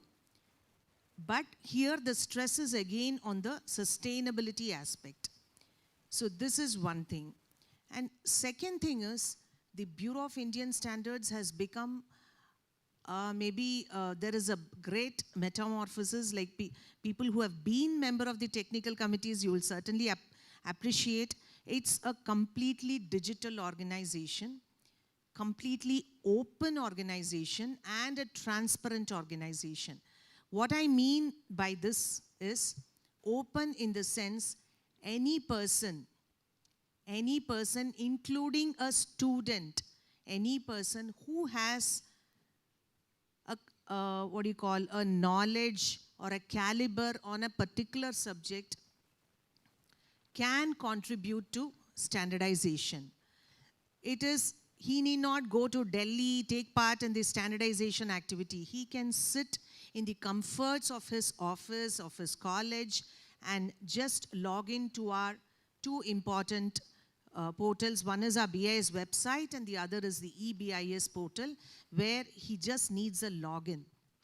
And he can participate in the standardization process.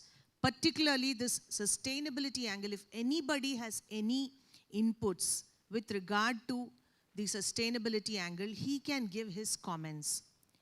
That is one thing. Second thing is, if he has a new product, a new service or a new product which he would like to create a standard or have a standard, there is a facility to propose a new subject also. So this is something which was not there before. It was there, but it was not known in many places. But this is going to be an eye-opener. You can give subjects for new subjects for standardization, or even you can have your comments posted on any subject which is being debated for a standard. That is one thing. Second thing is we have come out with a BIS CARE app which has most of the features which are related to this standardization aspect, and one important thing is your know your standard. So this is something which BIS is giving top priority for the sustainability angle. And with regard to, yes, but now sir is coming from the coastal department, coastal thing. Here, BIS is actually focusing on getting inputs from various government departments. It is not only the central government departments, it is including the state government departments. We have a committee called the State Level Committee, which is a high power committee headed by the Chief Secretary of the Government of Tamil Nadu. Here there are members and there are many invitees depending on the agenda. So this meeting, the second meeting, and particularly the Government of Tamil Nadu SLC is very, very active. We have representation from most of the departments, and since this product, this sustainability is assuming a lot of importance, we had presented this during the last meeting also, and we see to it that in order to give the comments, BIS is also taking up the capacity building of the state government officers. So this is a major step. So we have got lot of comments from the Water Resources Department, and many of the standards, as an outcome of this capacity building, we have got lot of outcome from the government departments, and which is why we feel that this should not be limited only to the technical organizations. It should spread across various strata of the society who will have a lot of exposure to such sustainability angles, and this is how BIS would be focusing on the aspects of addressing the sustainability angle in each and every standard, which building materials is one aspect. There are many products, aspects of standardization, code of practice, the product specification, method of test. In each of these, the sustainability angle, but if it is with regard to a building material, it should be that the building material, the alternate material anyone is suggesting should be easily available, and it should not harm the environment. All such small details are gone into before formulating a standard. Thank you. Thank you very much, Madam. So next, may I call upon Dr. Venkatesan?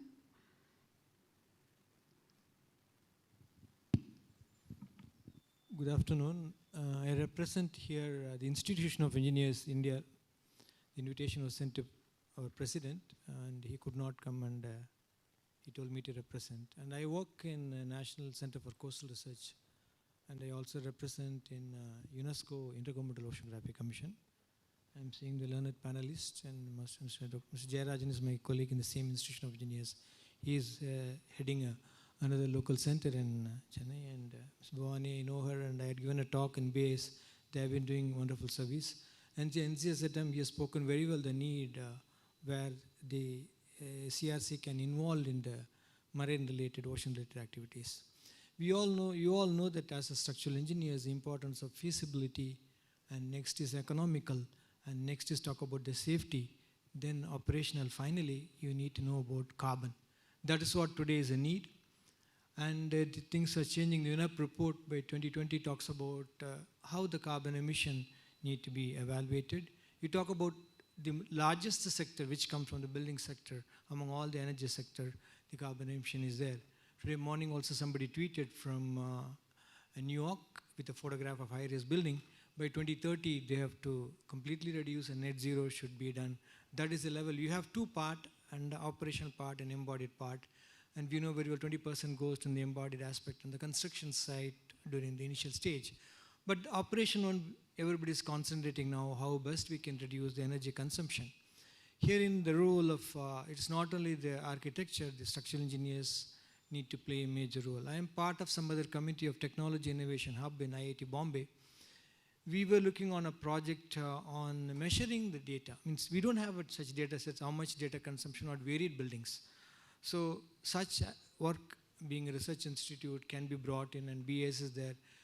You can always get involved in the policy making process. There only the scientists need to work towards that. It's not only publishing papers. How do you contribute to the society? That's a theme here. The contribution to the society or to the country can come in by converting this data in for a policy making process. So there is an urgent need to look at these aspects. By 2030, we have to evolve on various levels. In existing building, renovation of the building, all these aspects need to be looked into that. I'm also part of Coastal Regulatory Authority, Tamil Nadu Coastal State Authority, appointed by the central government. Recently, we happened to visit a place in one of the port. One cement company is going to have an automatic bagging plant. We had our own other aspect. I'm really surprised to read about that. The construction industry is going very fast. Today, the world top leaders are Chinese, producing about 2 billion tons of cement, and we are about 500 million tons. We are second largest with a capacity of 500, but we are producing about 300. Now, I was talking to some experts there who have been working in this field. The government is coming out with various schemes, and where and all the cement is going to be the major thing. There was this mention about material. We have not come across bringing a newer material. Still the conventional material, what has been used like a cement and concrete, and we have been consuming that. Where do we go? Maybe 2100. So there is urgent need to consume what we have got today. There is a big question mark on sustainability aspect. The research doesn't reach the people. I gave a talk to the Builder Association. There's a group of top-level builders who were there. I spoke about them on the Coastal Regulatory Authority, how the building need to be done, how the quality matters a lot. There is more, I understood that there's a more awareness is required, and that can come from SCRC, involving them and hand in hand, going along with them, supporting them. Because these industry do not have the wherewithal to get into research or get in the, they are in a hurry to complete the project. There is no way.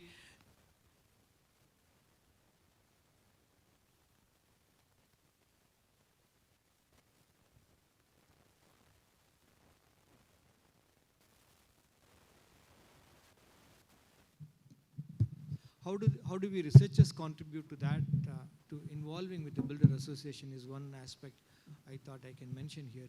Coming back to Dr. Mr. Robin spoke about the coastal requirement, there is also another need. The Green Tribunal is told that the hard structure, because coastal erosion is a big topic, the hard structure which has really spoiled along the coast, which has come along the way, they are talking about soft solutions. So Tamil Nadu government is in need of looking for a soft solution which can work. Being located in Chennai along the coast, maybe SCRC can work with other institutions with your expertise. You can think of a soft solutions, because by 2100, the UNFCCC report talks about 10 cities along the coast may have a sea level rise issue. So there is a need to work on a long-term basis on these aspects. So with this, I thought I'll give me a brief opinion. And Institution of Engineers have got a largest pool of engineers, having about more than 15 different divisions. And the civil and structural, we have a very strong group working along. And we have started a national sustainability and climate change group here in Chennai. We have about 5 different fora. This will be the 6th one. I'm sure that the Institution of Engineers can work with SCRC on these aspects. Thank you very much. Thank you very much, sir. Your points are well taken. We are noting down the requirements, and we are also part of one of this climate resistant building project as a mission. It has been taken up by CSIR, and SCRC is also part of it. So next, I call upon Dr. Radhakrishnan.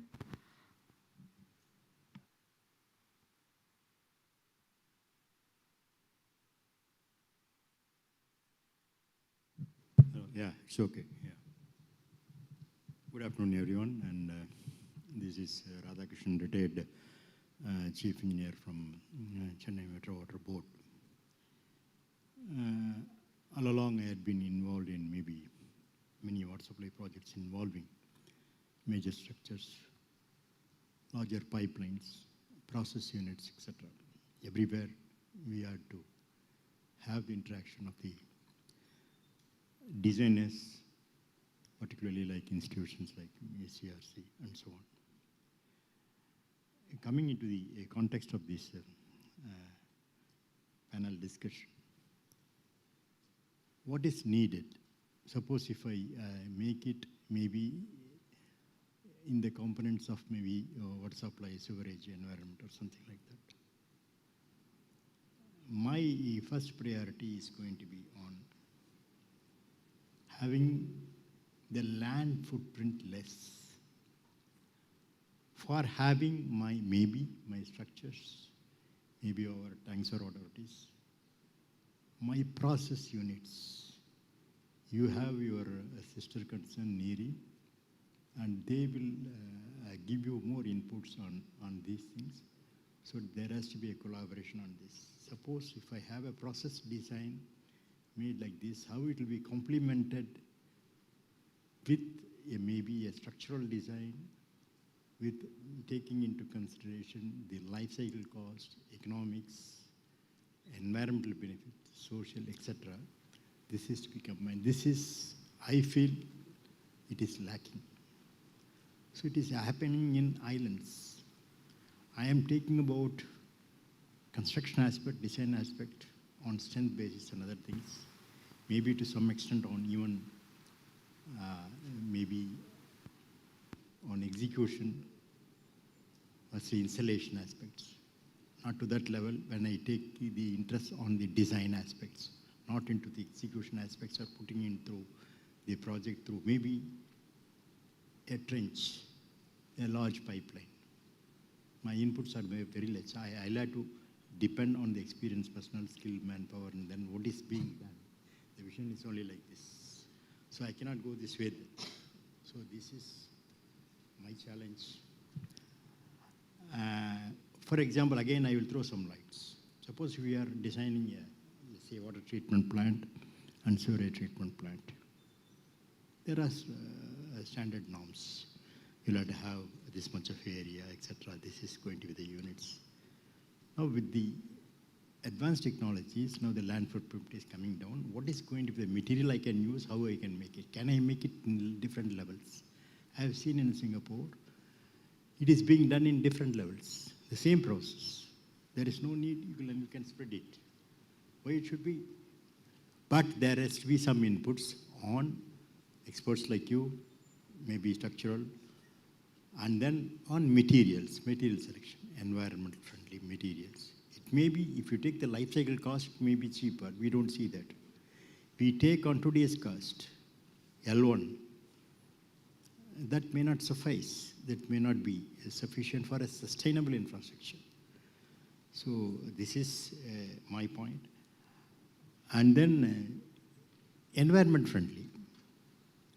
For example, I was involved in a discussion in restoration of rivers for maybe, again, this renewed discussion on the city rivers. And then there is a simple discussion that if you lay a pipeline in a bund, I will not allow. PWD says, and where can I lay a pipeline? I cannot lay a pipeline along the river bunds. I'll have to have only a bund and then I'll have to reinforce it, maybe I said geotextiles or whatever it is, materials, etc., bund protection, etc. This is not standardized. Everyone is taking their own call. No, this is not what we are doing. This is to be done only like this. So there is a gap here. So this is my second point. And maintenance inputs. Your structural design, material selection, everything should have a maintenance input. For example, nowadays, I cannot employ a person to go into a drain or maybe a sewerage system. So law does not permit me to do that. I'll have to use only machinery. Machinery does not go inside. Earlier, the person used to go and then put a bamboo stick, etc., clean it, just like that come. But there is a risk involved, health risk. But this was done like that only. Suppose if you want to have, there are some instruments, but it is not possible for us to do all the works using those. Here, the help from the designers like you, the experts like you, to have the access to the machinery. And of course, what are the kinds of machinery, etc., again, your sister concerns problem. These three are my major points. I will leave it to you for further. Thank you. Thank you very much, sir. So now we throw open these three questions to the audience. We have 5 minutes time, and before lunch, we can be very brief. So those who are interested to respond to these questions, like what are the challenges you are facing at present, and what is your expectation or opinion about the new developments, and how we can work in synergy. These are the three issues we are discussing. I'm just throwing open to the audience. You can, for a quick few points. You can raise your hand so that we can give you the mic and you can introduce yourself. We want your feedback. Kindly join for the discussion. You are representing your organization. We welcome you for this lively discussion. Yes, madam.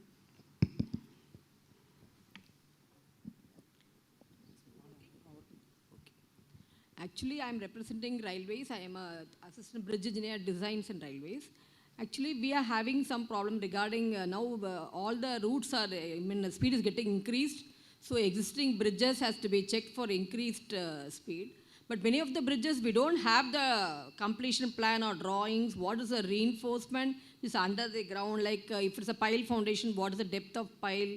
What are the reinforcement? So we are not able to check the bridges, whether we have to do some strengthening or we can go with the existing reinforcement and depth. We are finding it very difficult. So we feel in this aspect, SCRC can help us actually. We are facing many problems in such bridges. And second thing is, we have got that concept of long welded rails. So rail will not be welded, it will be continuously running for a long distance. Over the bridges, it has to be stopped because there is a problem called rail stress interaction. So we are not able to find out how the substructure will be behaving if the rails are laid for the full length of bridge without any break actually. In fact, in the approaches, we are breaking the rails actually. We've been getting disconnected. So that we don't want to do. So in that aspect also, we want the help of SCRC so that we can have the rail stress interaction, how the substructure will be behaving if we are laying the rail for the full length. And of course, regarding the health monitoring, we are having many projects with SCRC. These are main two aspects we want help from SCRC. Thank you very much, madam. That is very good from you to hear those words. Actually, this is a very, very important thing what you have brought in. So our people are involved in a lot of non-destructive testing and also identification of reinforcement for the structure. Some research studies are going on in that aspect also. And definitely our scientists will be able to help you in this regard. We are already handling this kind of problem, madam. Thank you very much. Any other interactions?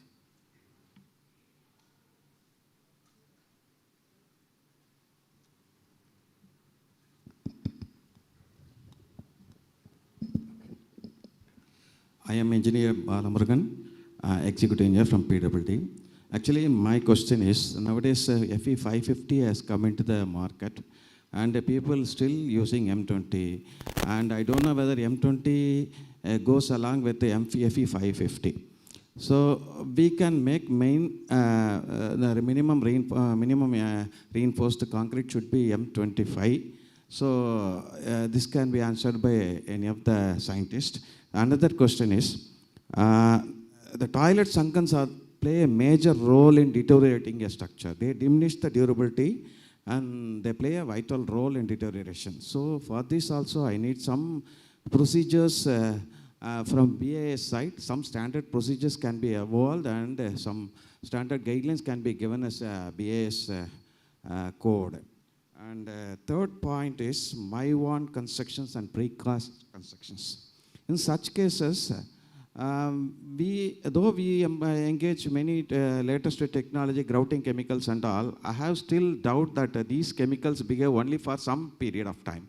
That is only for say, any non-shrink grout chemicals can be well bonded up to some 5-6 years. After that, what happens is there is a permanent hinge formed in that. In my one construction, where there are some construction joints, those joints become permanent hinges, and those permit seepage or inundation of those areas, and that cause corrosions.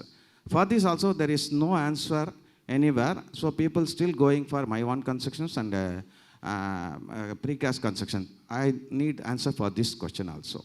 Thank you. Thank you very much, sir.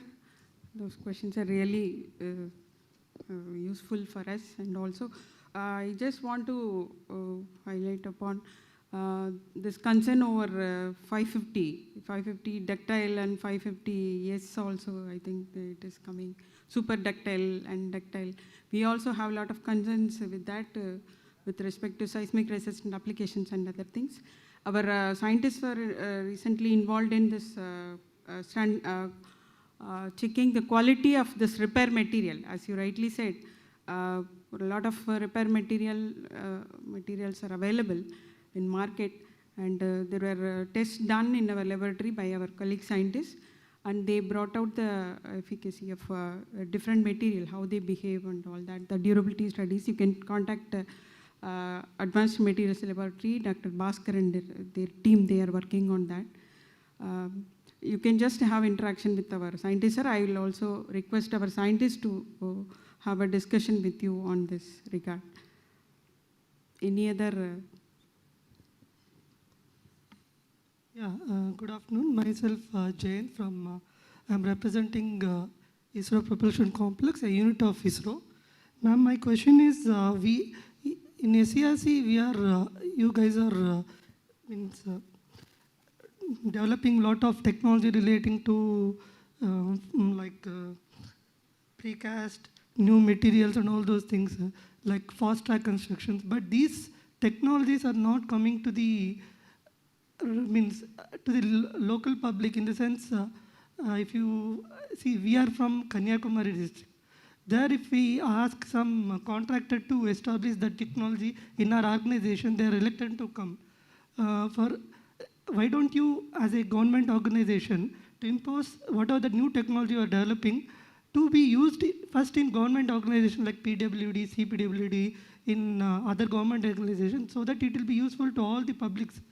That is one question. And regarding, because of shortage of river sand, nowadays we are using to crush stone sand, that is M sand. Most of the masons, and we also feel that some blending issues, and because of that, whether some durability is, less durability is there for the walls, is there any issue with the M sand, or how to, the application of the M sand usage in mortars and concrete, we need some easy solution and easy understanding methodology for the masons. And third question is, there is, as sir said, Prabhakaran sir said, there is a very shortage of skilled labor. As a government organization, why can't we train all the local laborers in the construction industry who are interested, so that the local people, masons, can get some knowledge in construction, so that it will be useful to our organizations also. That is our three questions. Thank you very much, sir. Actually, all these points regarding, first of all, regarding skill development, we are running skill development programs for even mason level for 4 weeks course, 2 weeks course, and all. It has been done last year, and also you can keep a watch on our website. We have those kind of things. Regarding the technology, first of all, as madam will know, that we cannot even insist the people to follow the standard. How can we insist the people to follow a particular technology? that is not in our hands, sir. So they have to come forward if they want to implement particular technology, means they can come forward, and a lot of technology transfers we are also doing. So it is a choice. We are an independent nation, so everybody have their own choice. We cannot force anything on anybody. But however, we are open always for anything. If you want us to help you, if you want to implement something somewhere, we are always here to help you around. That is what I can tell you. Can I add in this something, madam? Yes, madam. Can I add in? See, actually, this particular technology advancements you are telling, right? I would request that if any technical advancement is planned, it could, a step towards including it in the standards will be the most, the most beneficial thing for the consumers of this. As far as insisting on following standards, I would say that you are coming from a government department. Now BIS has started promoting standards in a in a more effective way. And as I said, it is very open and transparent. From your mobile phone, you can find out what is by just keying in a keyword of that particular technology or a product or a service or whatever it is, or a process, you can find out the standard. And the complete data with regard to that Indian standard is available right in your mobile phone. We have developed a BIS Care app. That is one thing. As well as the manufacturers who have taken certification. So there your conformity assessment is there. And this assessment is, conformity assessment by way of a standard mark, presence of a standard mark, ISI mark or a CRS mark or whatever.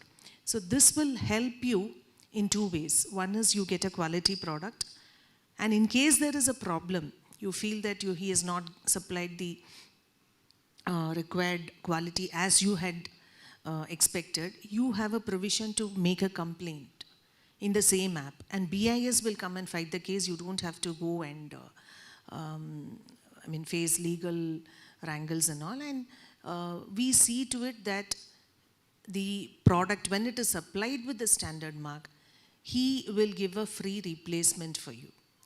One is, once the technical, whatever upgradations or new technologies, if it is aligned with the standard, only then it will reach whoever are the consumers of it.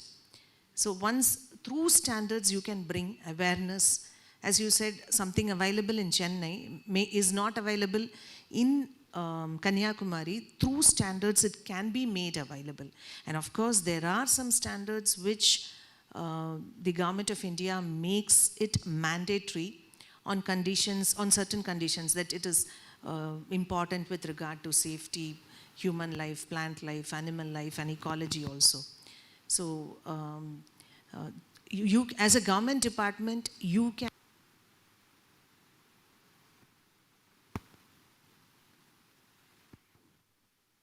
wherever, and we have in fact gone one step with the government of Tamil Nadu of telling them to amend the Tamil Nadu tender transparency rules, wherein it was told that please, in a tender, the technical specification only is to be told. But here we told that the relevant Indian standard has to be marked, has to be insisted, and also BIS certified products only have to be purchased.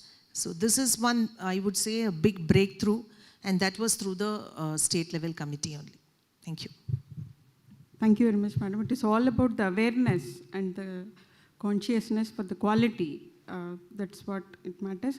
Regarding this M-sand, because we are all against the depletion of natural resources, we don't have any other go. We have to go with M-sand, and studies are being made all over the places, and only thing, this long-term effects only we may not be, because we have started using it recently, so we'll be able to know after some time the creep shrinkage effects. Other than that, I think almost is standardized. That's what I feel. You can write to us for more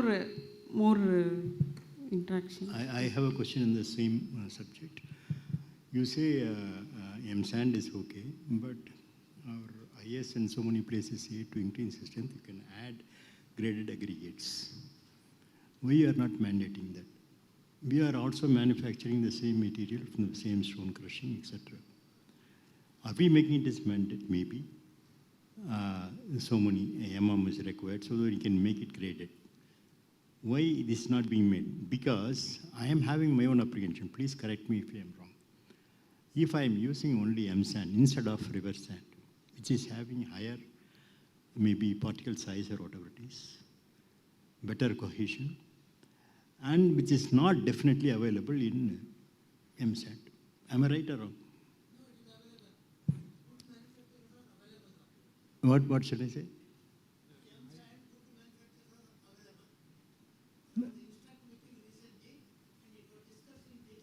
Okay. See, M sand is a sand which is fine aggregate is less than 4.75 mm, that's all. Okay. And less than 75 micron or 150 micron should not be there. And such M sand is being produced by so many good manufacturers of M sand, crust stone. So there is no question of, and also durability, there is no problem. After all, it is stone. Stone will not have any durability problem. So durability problem will not come. Okay, there is a difference in river sand and M sand in terms of probably the particle size. This question of mixed design, it can be done. I am talking on behalf of SCRC. I worked on all these topics in SCRC. So I am not talking separately. I am talking of behalf of SCRC, and we have done a lot of work on that. And we have used the copper slag also. So basically, we should understand what is the meaning of sand. Sand is not a sand; it is a fine aggregate. Fine aggregate. That's all. That's what I'm telling. Yeah. So, and in Tamil Nadu, in many places, they use quarry dust as a M sand. That is wrong. So that's what I want to bring. So this is already well-known point. And instruct, for example, that is a Nikmar. So they are conducting many courses also like that, and it can be done easily. So that we are not, actually IS code gives very much good definition of what is the aggregates and fine aggregate. If you take M sand, check up, that's all over. No question of any long-term durability requirement is not there at all. So aggregate is always durable. Only question of mixed design I wanted to mention. Thank you very much, sir. Any other questions from delegates? Yes.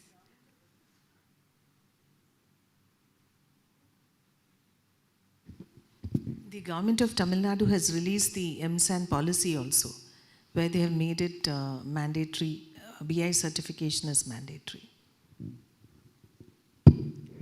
We already implemented in TNEB, sir. We replaced totally M sand with sand. Yes, sir. Yes. As far nothing is wrong. Again, Construction Industry Development Council Center is there. In Chennai, they are giving a lot of trainings to the masons, bar benders, and available. Their office is running at Mylapore only. They can very well contact me. Excuse me. Very much, sir. So, yeah, as far as M sand is concerned, actually adulteration is the only problem. But there is no issue with the manufacturing. When compared to M sand or river sand has got its particle size and shape very circular or spherical, and whereas this M sand has got a cubical shape and has got a very rough surface. When we make mixed designs with the M sand, it gives a very better bonding actually. It's interlocked with each other, and there is no slippage while testing it during compression testing. That's why M sand is the superior material. We can definitely use it. The problem is only adulteration by mixing with the quarry dust. Thank you. Thank you, sir.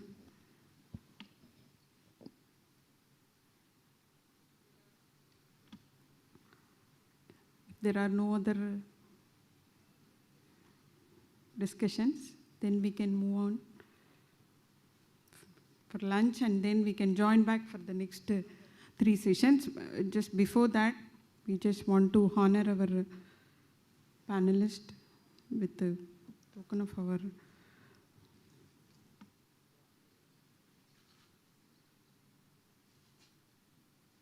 I request our advisor, Dr. Bharat Kumar sir, to come onto the stage, please.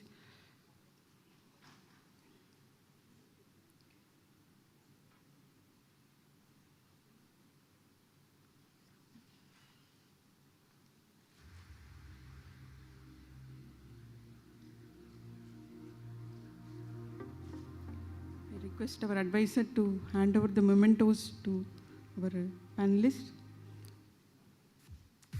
Dr. Radhakrishnan, sir.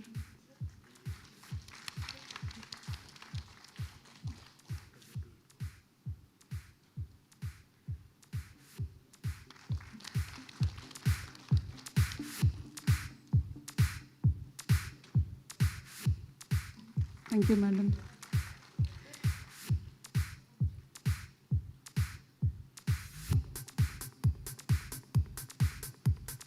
Thank you very much, sir.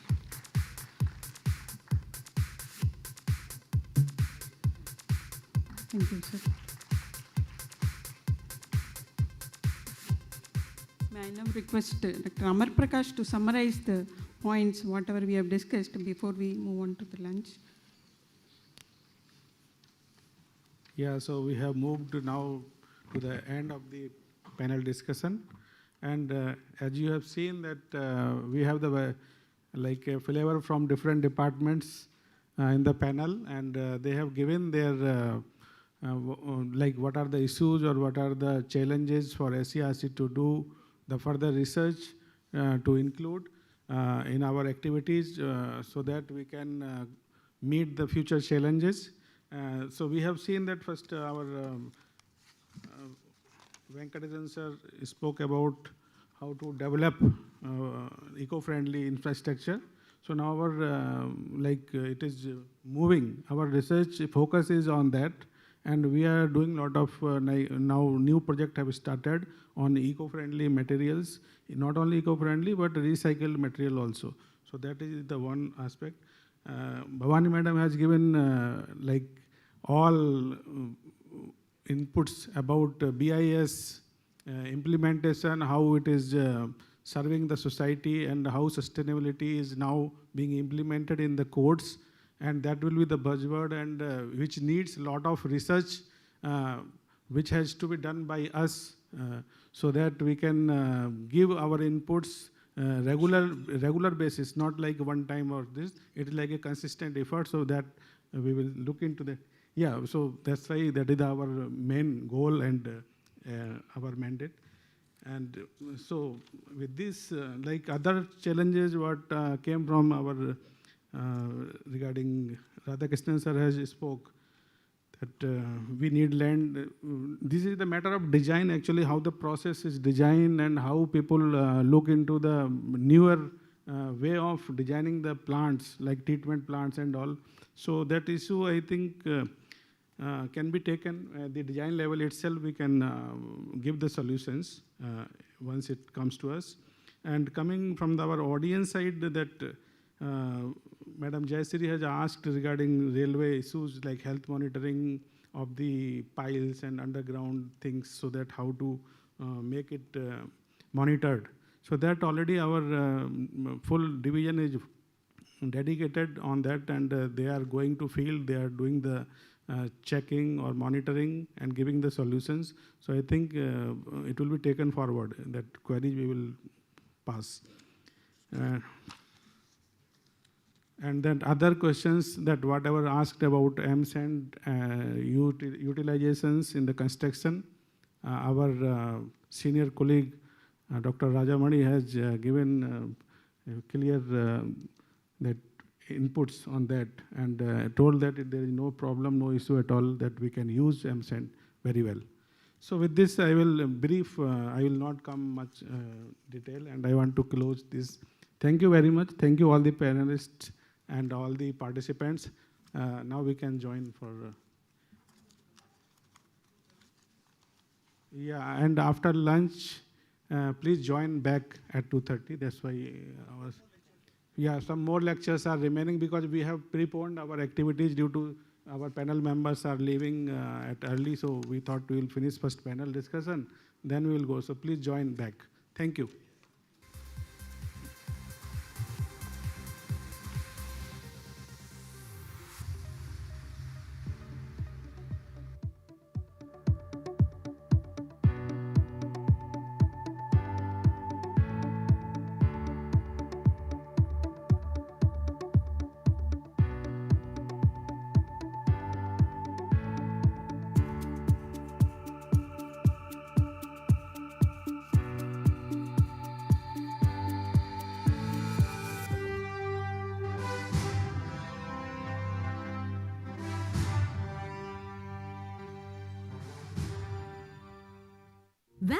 to CSIR SCRC, the Structural Engineering Research Center, where innovation and excellence converge to shape the future of structural engineering in India. The legacy of CSIR SCRC is defined by its unwavering dedication to research, consultancy, infrastructural development, collaboration, and education in the field of structural engineering. CSIR SCRC has made remarkable contributions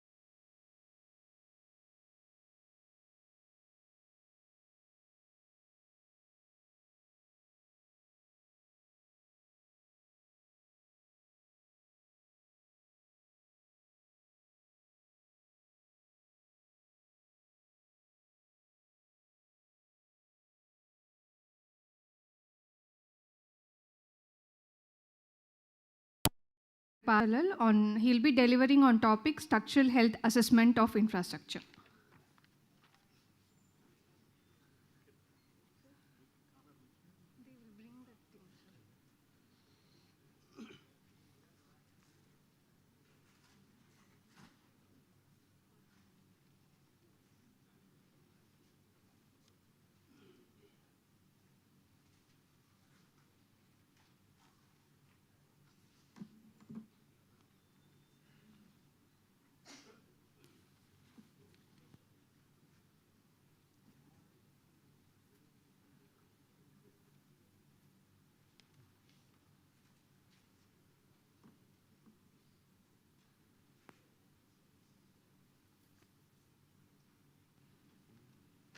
Hello.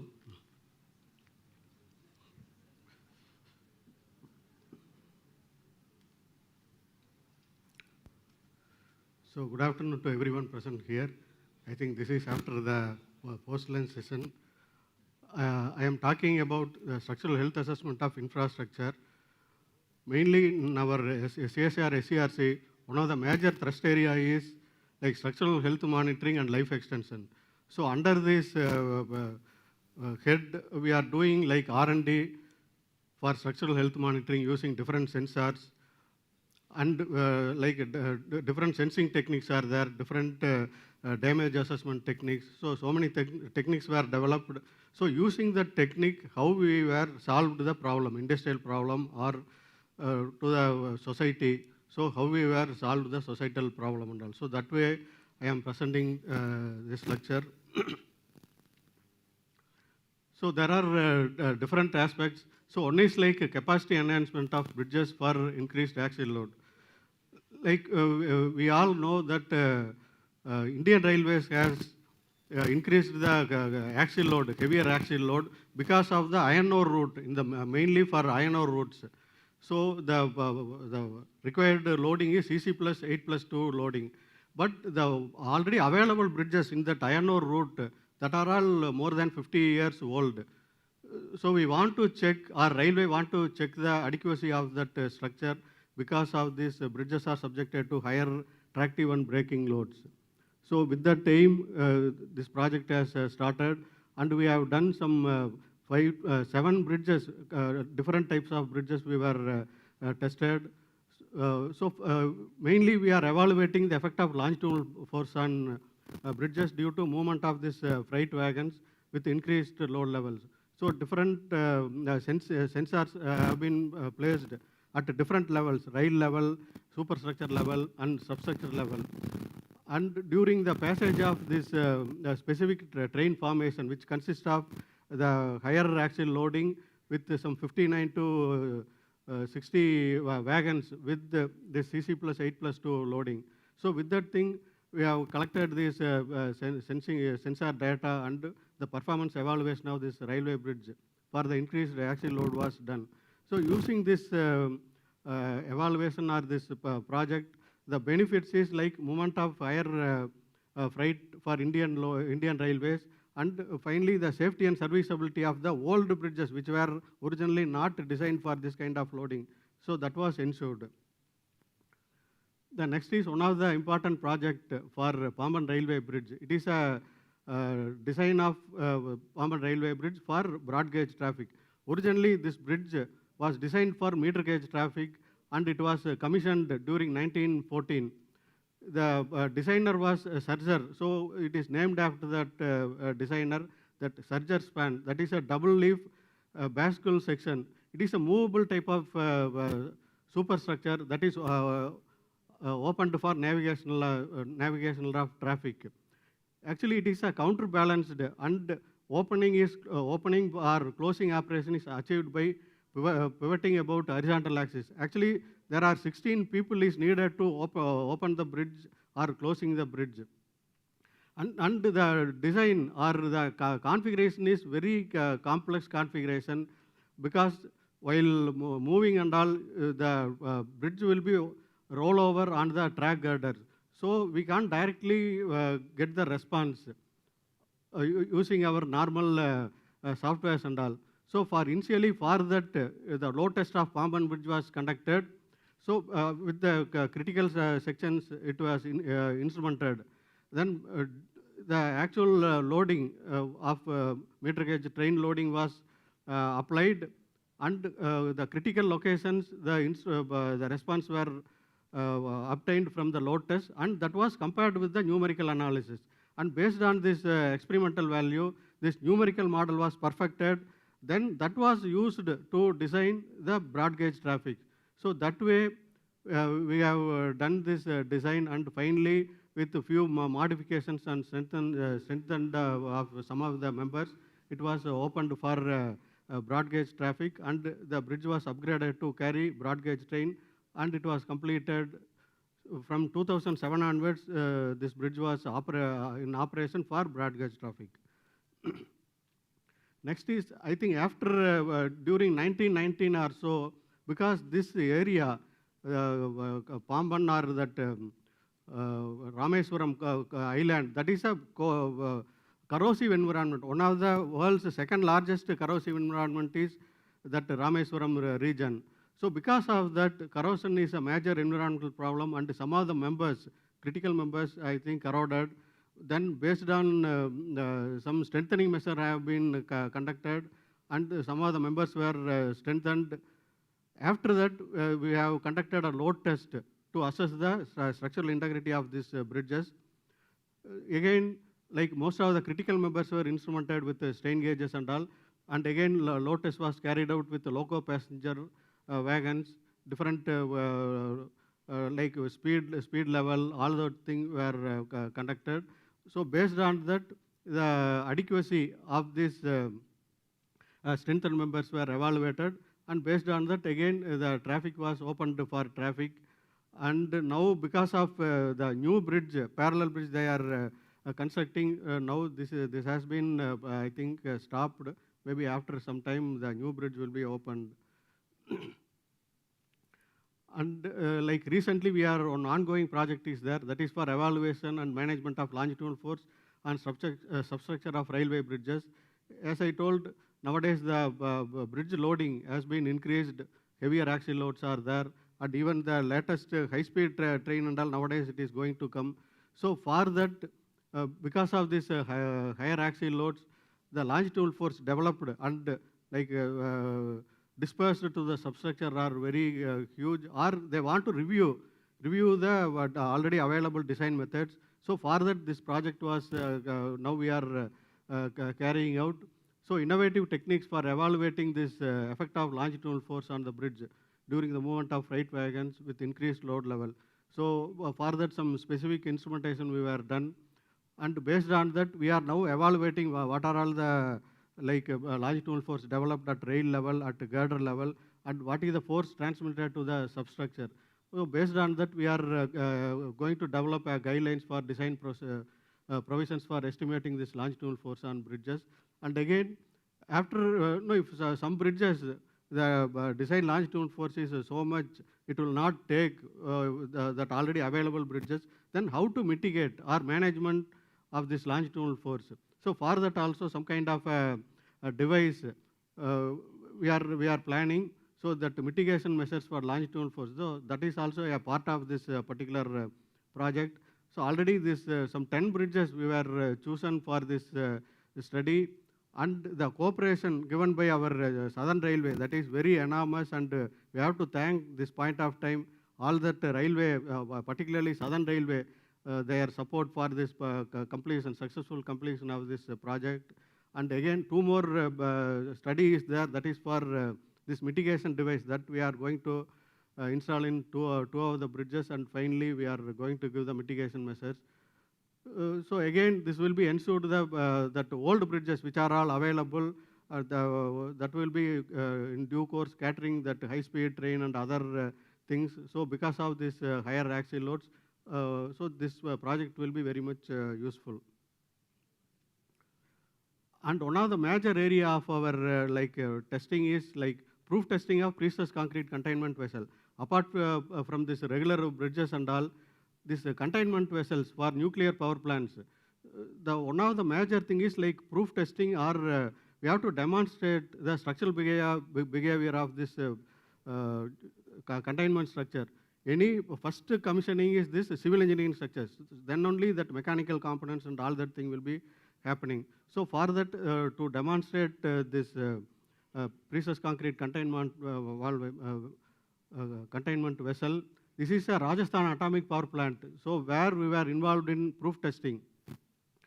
Actually, if we see this atomic power plant structure, it is a cylindrical wall, and the top roof, it is a like dome is there, and you can see two different walls are there, inner containment and outer containment. So the inner containment is a precess concrete structure, and the outer containment is reinforced concrete structures. And the design philosophy is that if any eventuality of any failure happens, it has to the dome has to fail first. Then only that whatever atomic reactions and all or radiations, it should not like spread nearer to the that building or nearer to the area. It has to go to atmospheric atmosphere so that no one will be affected. So that way the design is there. And as I said, the inner containment wall, that is a precess concrete. So that means any precess concrete type 1 structure, no crack will be available. So physically it has to contain. Even if that is failed, then the next, the secondary containment, that is RCC structure. So two-layer protection is there. So we have done this proof testing for this reactor building. Actually, exhaustive instrumentation we have done at different levels. Around 100 strain gauges we were instrumented from bottom to top in at the dome also. And again some 33 displacement transducer. So that also used to get the response, displacement response also. And actually in any like proof testing of this magnitude, first we have to assess whether all the sensors we have instrumented, that is working all right or not. So for that we have to do some kind of a dummy run. And in this particular case, the displacement transducers, whatever we are installed, actually it is fixed to the secondary containment, and we are going to measure here. But the secondary containment, it is exposed to the atmosphere. So during the test, normally the proof test will go on some 4 or 5 days. So during that time, the outer containment wall, because of the diurnal variation, it can move. So during dummy run, there is no internal pressure. Actually, the design pressure is applied in the inside containment vessel. So in the dummy run, no internal pressure will be applied. So because of the diurnal variations, how the outer containment or the reinforced containment, which was the displacement transducer is fixed. So that will be taken, and that data that will be used for correcting the response during proof test. So like almost 4 to 5 days, we are continuously monitored this strain and displacement response. Then we have some data for correction. Then after that, during proof test, actually we have applied the design pressure is 1.73 kg per centimeter square. That pressure was applied in 5 equal steps. So each step we are continuously monitoring this strain and displacement response. And at the peak pressure, 1.73 kg per centimeter square, we have monitored continuously for about 2 hours with that maximum pressure.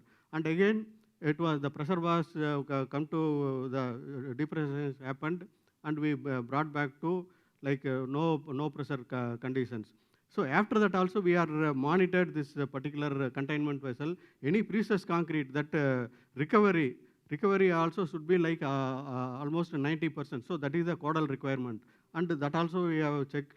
And during the proof testing, all the response, whatever strain response and displacement response, that was compared to the designed value based on the design, whether it is how it is comparing and all. So it was well within the design level, and also it is within that elastic limit, and the as I said, that recovery or the residual response also very less. It is acceptable limits. So thus the structural integrity and leak tightness was evaluated for this precess containment vessel, and now it is in operation. And again, this is another type of containment vessel. It is so we have done. This is at Bhavini. So they have developed 500 megawatt prototype fast breeder reactor. This is a new development. It is completely designed by designed and developed by Indira Gandhi Center for Atomic Research. So it is an indigenous design. And as mentioned earlier, that containment was a precast concrete containment vessel. But this containment is a square building and it is a RCC structure. So naturally, any RCC structure that it is a cracked section, but the pressure applied is here is very less, to 250 millibar only the design pressure. So that pressure was applied, and again here also exhaustive instrumentation we have done. And like strain gauge and all, if we are using a long lead wire of 100 meter length and all, so that are all give rise to noise and all. So that way we were like planned very well, so that any like noise or that level should be very less. And again we applied the pressure of 250 millibar, same way like pressurization and depressurization happened, and based on the strain and deformation measurement, that was measured and it was found to be within that acceptable limits. So that way this structural integrity reactor containment building was ensured. Now I think they are going for this commissioning. And like this is a structural health monitoring, we are focusing on CSIR, SCRC. One of the project we have done it for Visakhapatnam Port Trust. So health monitoring of a flyover bridge we have undertaken, and actually this bridge consists of some 16 eye girder, and in the middle region where the train tracks, that is that needs some longer span. So 40-meter span in the middle two regions where that twin cell box girder is there. Other both side of the bridge it is a eye section of 20-meter span. So here in this health monitoring scheme was like applied in that one of the box girder. So we have instrumented with vibrating wire strain gauges and fiber optic sensors. Like normally conventional sensor, electrical strain gauge, that is mainly useful for short-term loading, but when it comes to a long-term behavior, that conventional sensor may not work. So for that we have to go for this new type of sensors. So that's why vibrating wire strain gauge, as per the project, this one requirement is vibrating wire strain gauge.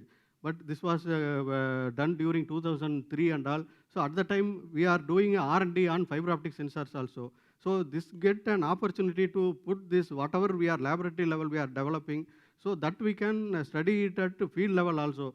So in that way, though as a requirement we have to put vibrating wire strain gauge, but on our own we were put fiber optic sensors. So that also parallelly like field level how it is working and all.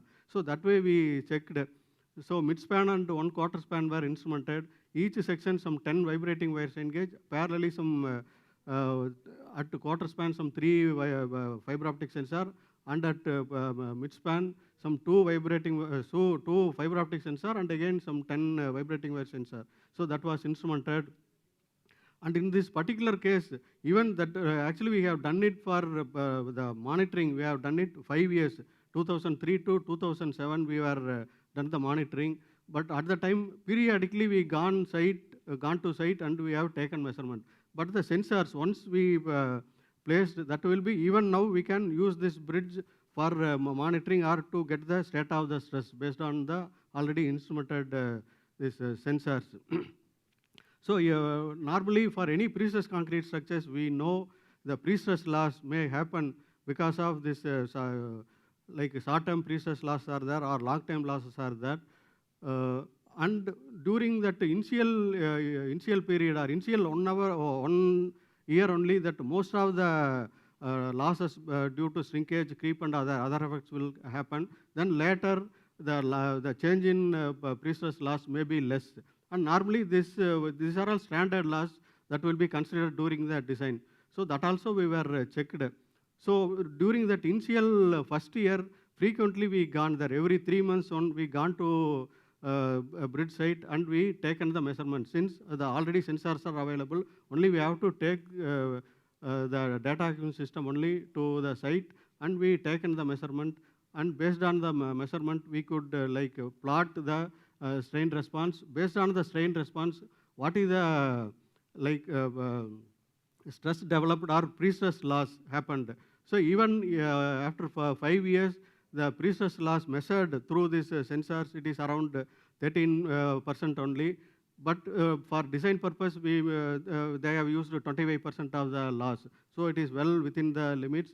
And here one more thing is like even periodically we monitored the deflection also. Since it is a precess concrete structure, like initially that quarter span, 2 quarter span and mid span, we have like pasted the reflective sheet. We have used a total station to measure because we can't like fix any displacement transducers that need some base and all, but we in this case we used this total station. So permanently the reflective sheet we fixed onto the girder, mid span, 2 quarter span, and for the reference 2 piers also we like pasted. So that will be used as a datum or reference. Then periodically we gone there and we measured the deflection. Like even after this, after 5 years, we could see the camber only available. So that way the structure is behaving well, and the estimation of long-term precess loss is very well within the design limits, and the health was assessed.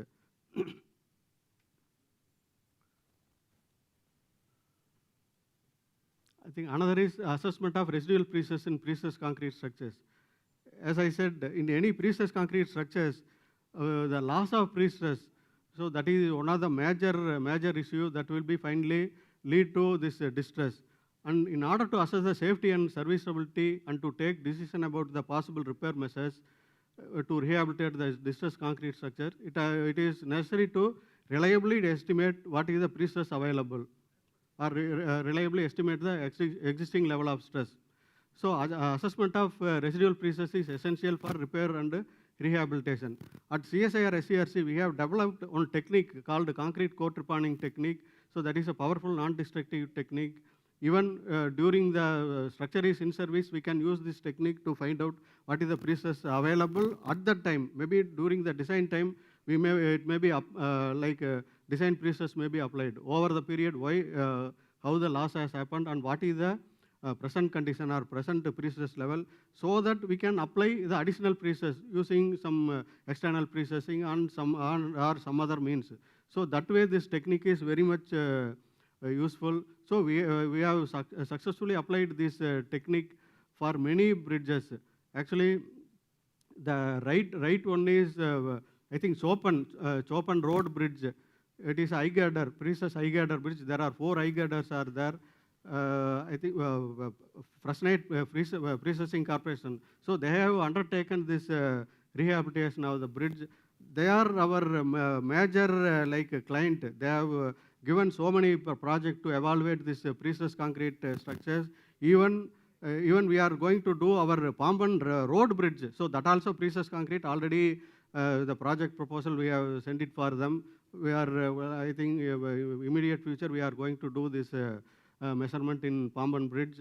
And the middle one is the Patna Bridge. Maybe I think this particular bridge now, as on today, they are dismantled and some steel structure was installed. But this was conducted during some 10-15 years back. So at the time, based on our input, the bridge was rehabilitated with external pre-stressing. But this is a box girder bridge. That external pre-stressing was applied inside the box girder.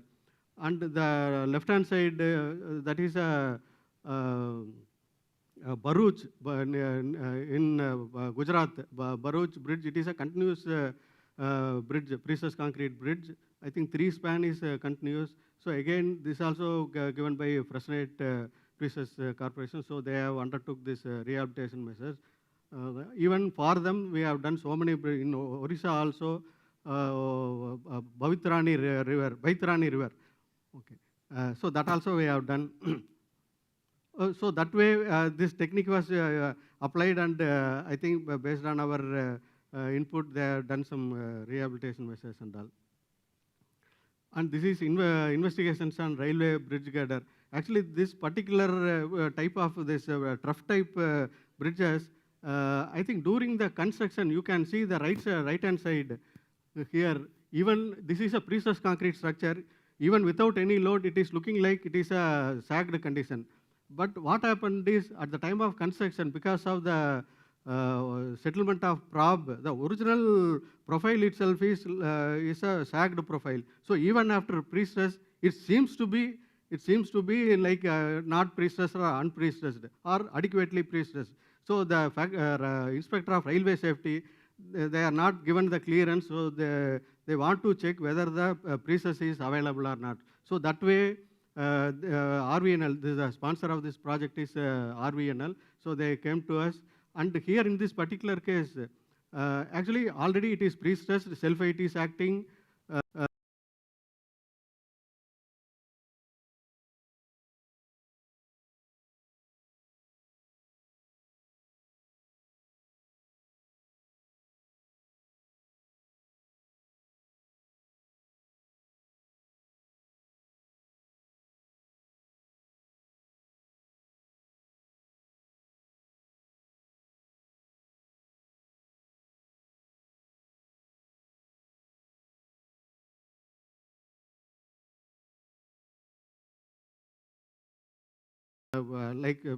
Colleges, that method of superposition and all that thing. But we have applied in this particular, whatever we studied, it is not simply we are applying to the field wherever it is necessary. So that way we combined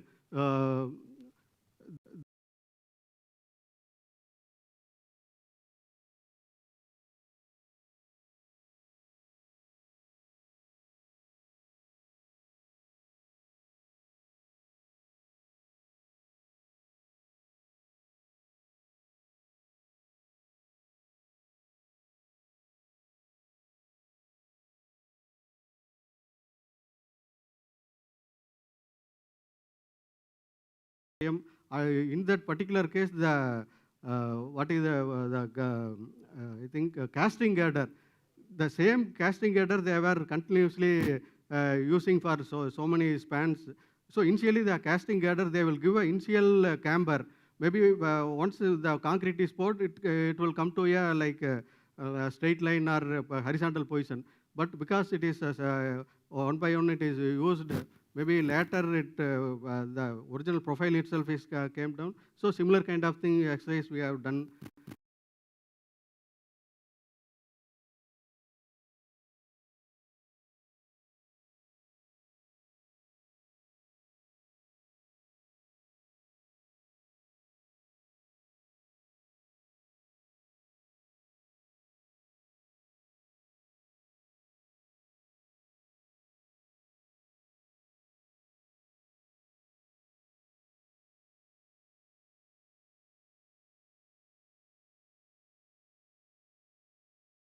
Explained some proposed canal is coming and crossing this existing pipeline. So how to, without in-service, how to do some kind of a lawyering so that the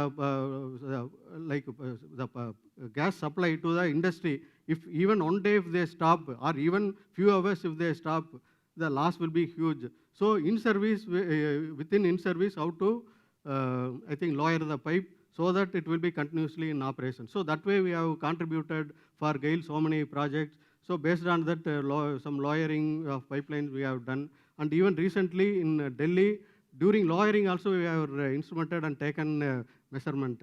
I think time is running short. So this is during Delhi, even we were monitored. And for GAIL or pipeline, we have done so many projects for design protective measures and all.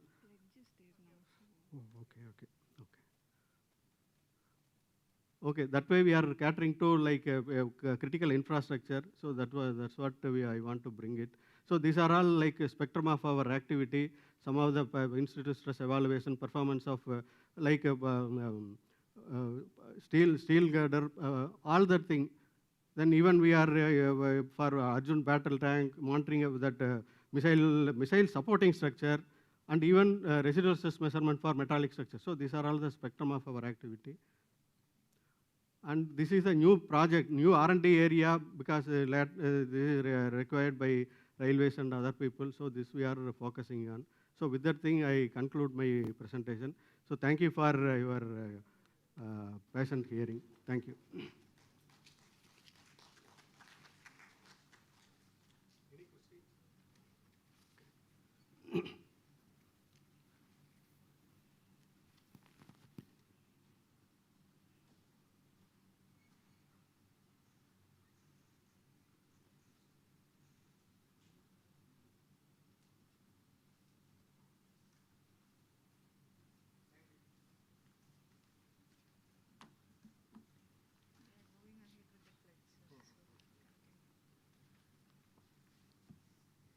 Thank you, sir. The next presentation will be by Dr. Bhaskar, Chief Scientist. He'll be delivering lecture on the topic Rejuvenation of Structures, Condition Assessment of Concrete and Steel Structures.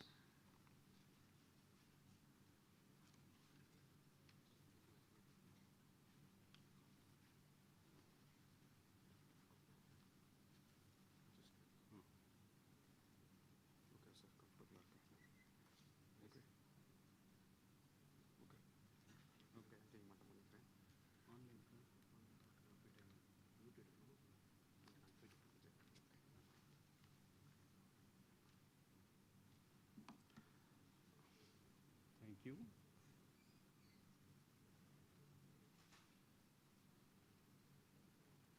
Okay. Yeah, thank you. Very good afternoon to all of you.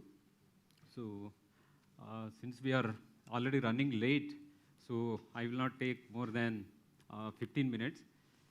So, this is about rejuvenation of structures. As you all know, the earlier speakers were talking about the old structures, how to improve the quality of the structures. So there are many structures, both from concrete and steel. So basically I am from reinforced concrete structures, but my other colleagues are involved in the steel structures. So many of you know that because most of you are civil engineers. So in the condition assessment, normally we follow all these steps. First, assessing the present condition. That is what is important if you want to improve the quality, or if you want to improve if you want to retrofit or repair any structure. So first we have to assess the structure about its strength and durability. So further, we have first basically we go for the visual observations, and then in situ evaluation of strength and durability properties by means of different entity techniques. Then if required, we go for partially destructive testing techniques, and then if the structure is severely deteriorated, these techniques are not at all suitable, then people will go for load tests to see the overall response of the structure. And based on these test results, interpretation, analysis of test results, and then we recommend for formulation of repair procedures. So we, SCRC, have well connected with the society in solving different types of issues or problems. And we have assessed and helped many public sector and private sector organizations like NTPC Limited, NMDC, NPCIL, Vizag Steel, mainly for RC plant structures, even for the PWD, CPWD, and the private agencies like L&T and Sharda Metals and Alloys, etc. So here our basic idea is how to improve the corrosion resistance performance or long-term durability of RC structures and steel structures. So by doing many condition assessments on site, and we got experience. So nowadays what we are doing, we focus mainly on the strength of concrete, that is cube strength of concrete, but that is not sufficient if the structure want to perform long-term durability.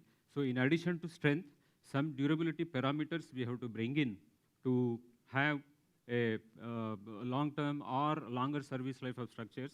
So those durability parameters we brought in, and we have made a criteria for the long-term durability of structures, and then repair and rehabilitation of structures based on the test results we give. So now just I will give 3 or 4 examples about RC structures, how we assessed the condition assessment and the present condition, and then I will move on to the steel structures. So this is a condition assessment of precast RC box units for road under bridge. Actually, the RC box units were constructed at site, but there were some issues, so the construction got delayed. the box units were placed at the site only, on site, nearby the road and the bridge. But after 6 to 7 years later, the agency want to use those RC box units. So before using, they want to ensure the condition of those RC box units. So that is the background. So as per the design drawings, the RC box unit thickness is 1.5 meters. But as per the design drawings, the all-round clear cover to the main reinforcement is 75 mm.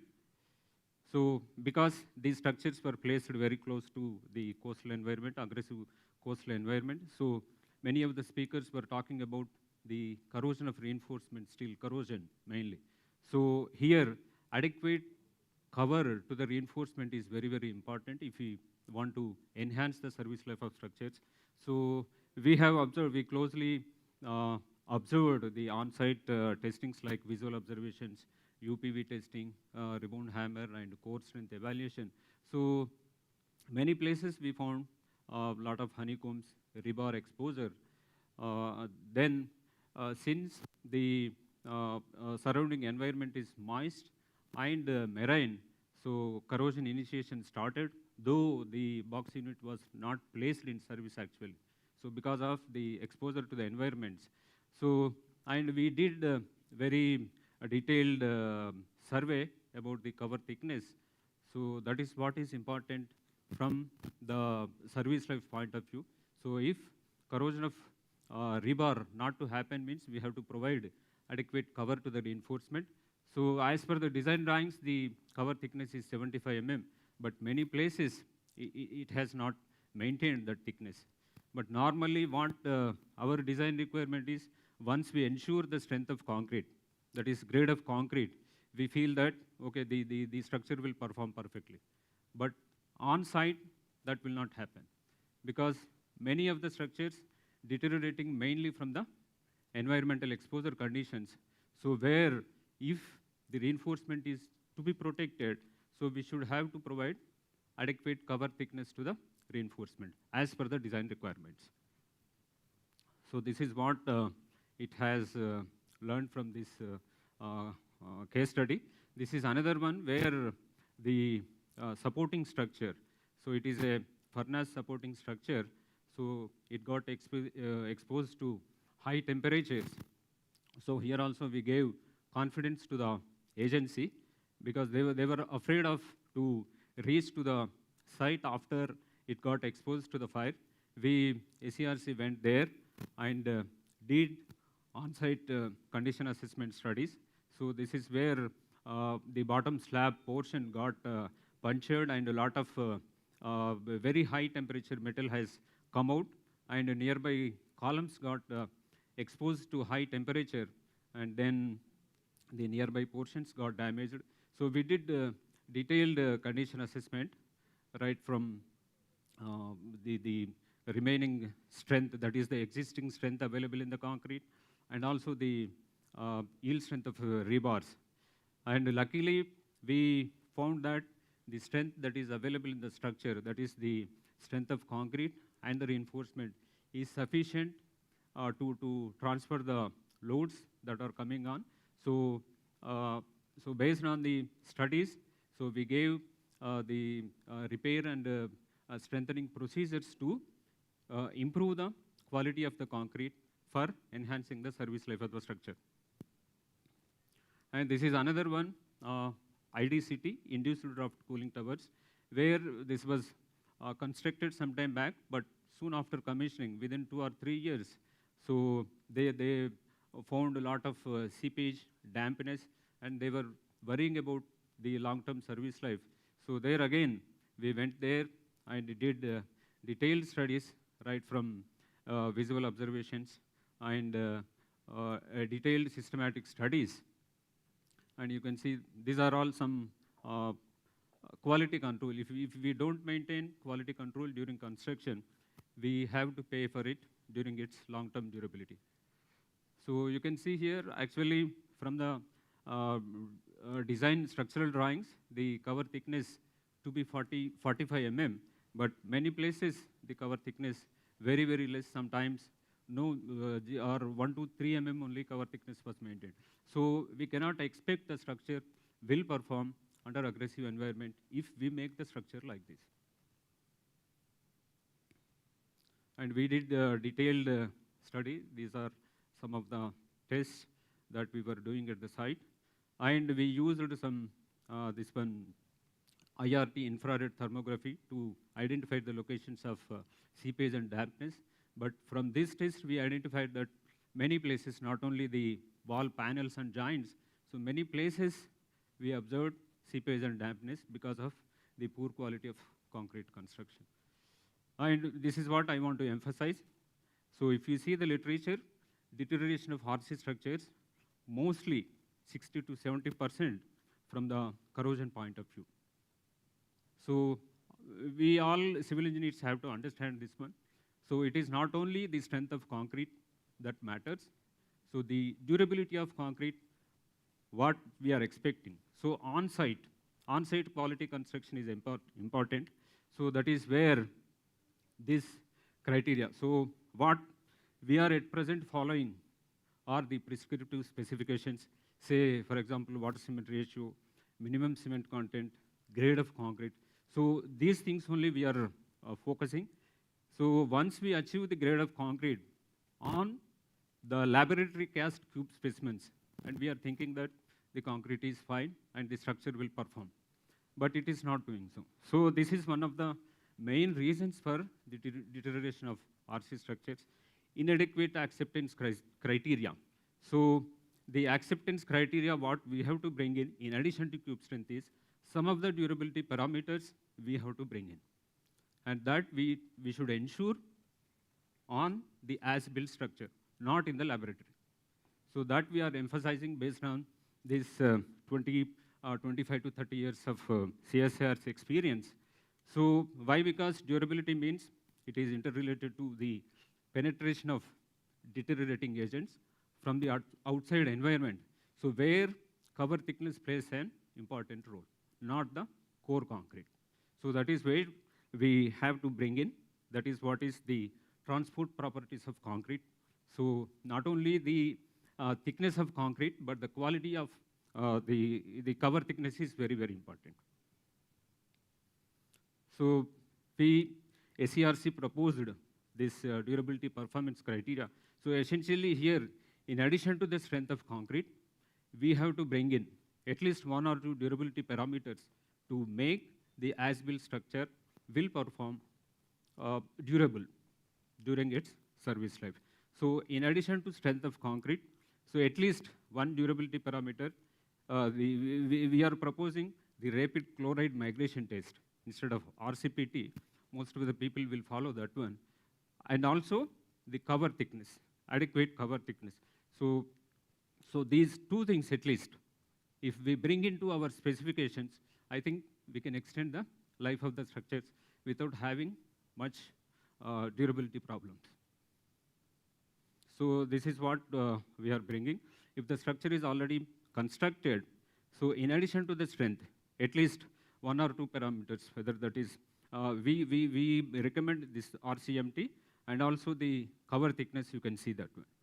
So at least if we maintain the cover thickness plus minus 25%, not that 15% or 10%, so we can at least ensure the quality of structure and also the durability of the concrete structure.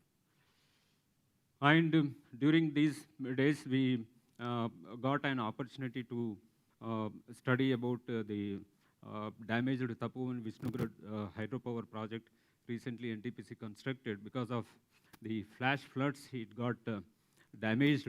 So a lot of damage happened. So we SERC went there and did detailed studies, and we gave recommendations.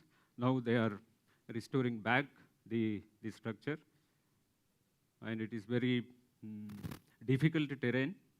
It is in Uttarakhand, and we did different entity tests, and these are some repair procedures we gave, and also post-repair means the quality of repair that has been carried out. We did some tests to ensure the good quality of repair procedures.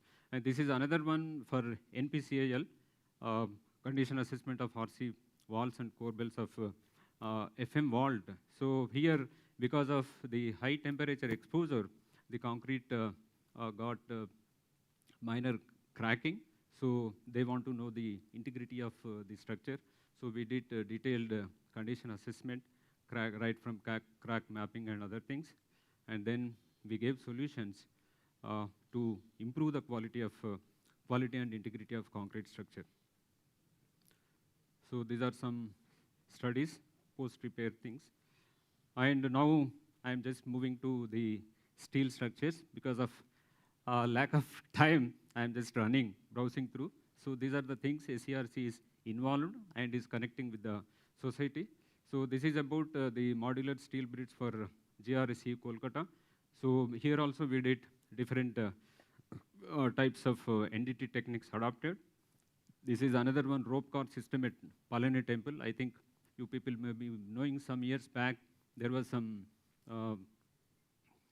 issue, and then they asked SCRC to do the detailed study of this supporting structure.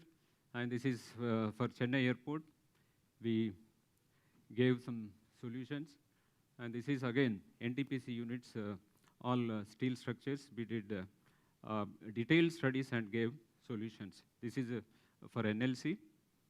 And this is Bharat Heavy Plates and Vessels Vizag.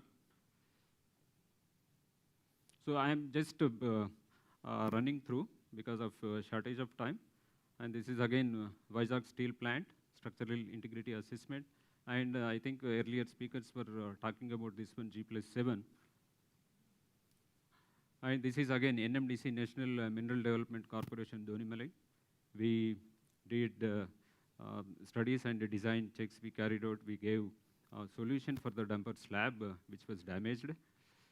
And this is one saddle gate at Santur Dam. And this is again Neyveli TPS plant. So from the steel group, this is what it has been given as a, this one, the seismic resistant steel beam column connection. So the group applied for patent. I think they are going to get the patent for this one. So with this, I think I will close my talk. So we thank all the stakeholders, partners for their active presence and cooperation here. Thank you. So any clarification, anything, we are ready to, yes, I think if time permits.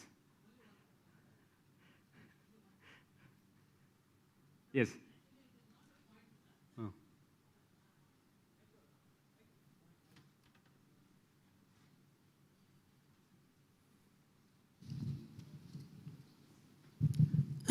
No point at all. It is excellent presentation. Only I wanted to give to your suggestion that ultrasonic pulse velocity numbers we have given, that number will change depending upon the aggregate. I found out that because Canada and other places, they use limestone aggregate. So the density of the limestone is different. I found they are having lower UPV.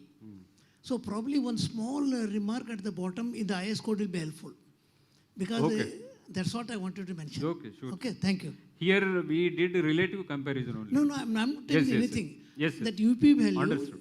is also related to the aggregate because 70% of the concrete is aggregate. Yes, yes. So I found out I had a difficulty in understanding those numbers. Whenever I want to read, those papers comparison. That's why I wanted. That we observed. We cast in the laboratory. No. Heavy density I'm not concrete taking and anything. others. I'm talking about IS code. Yes. We have to recommend. IS code only. Yes. Thank you.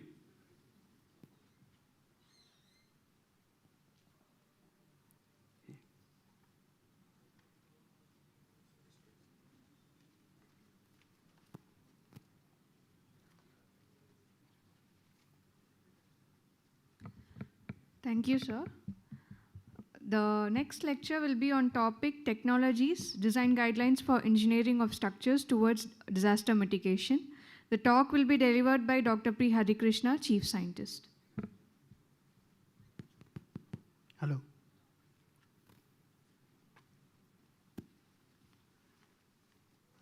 Good afternoon to everybody. I'm going to make presentation on technologies and design guidelines for engineering of structures, mainly towards the disaster mitigation. Remote.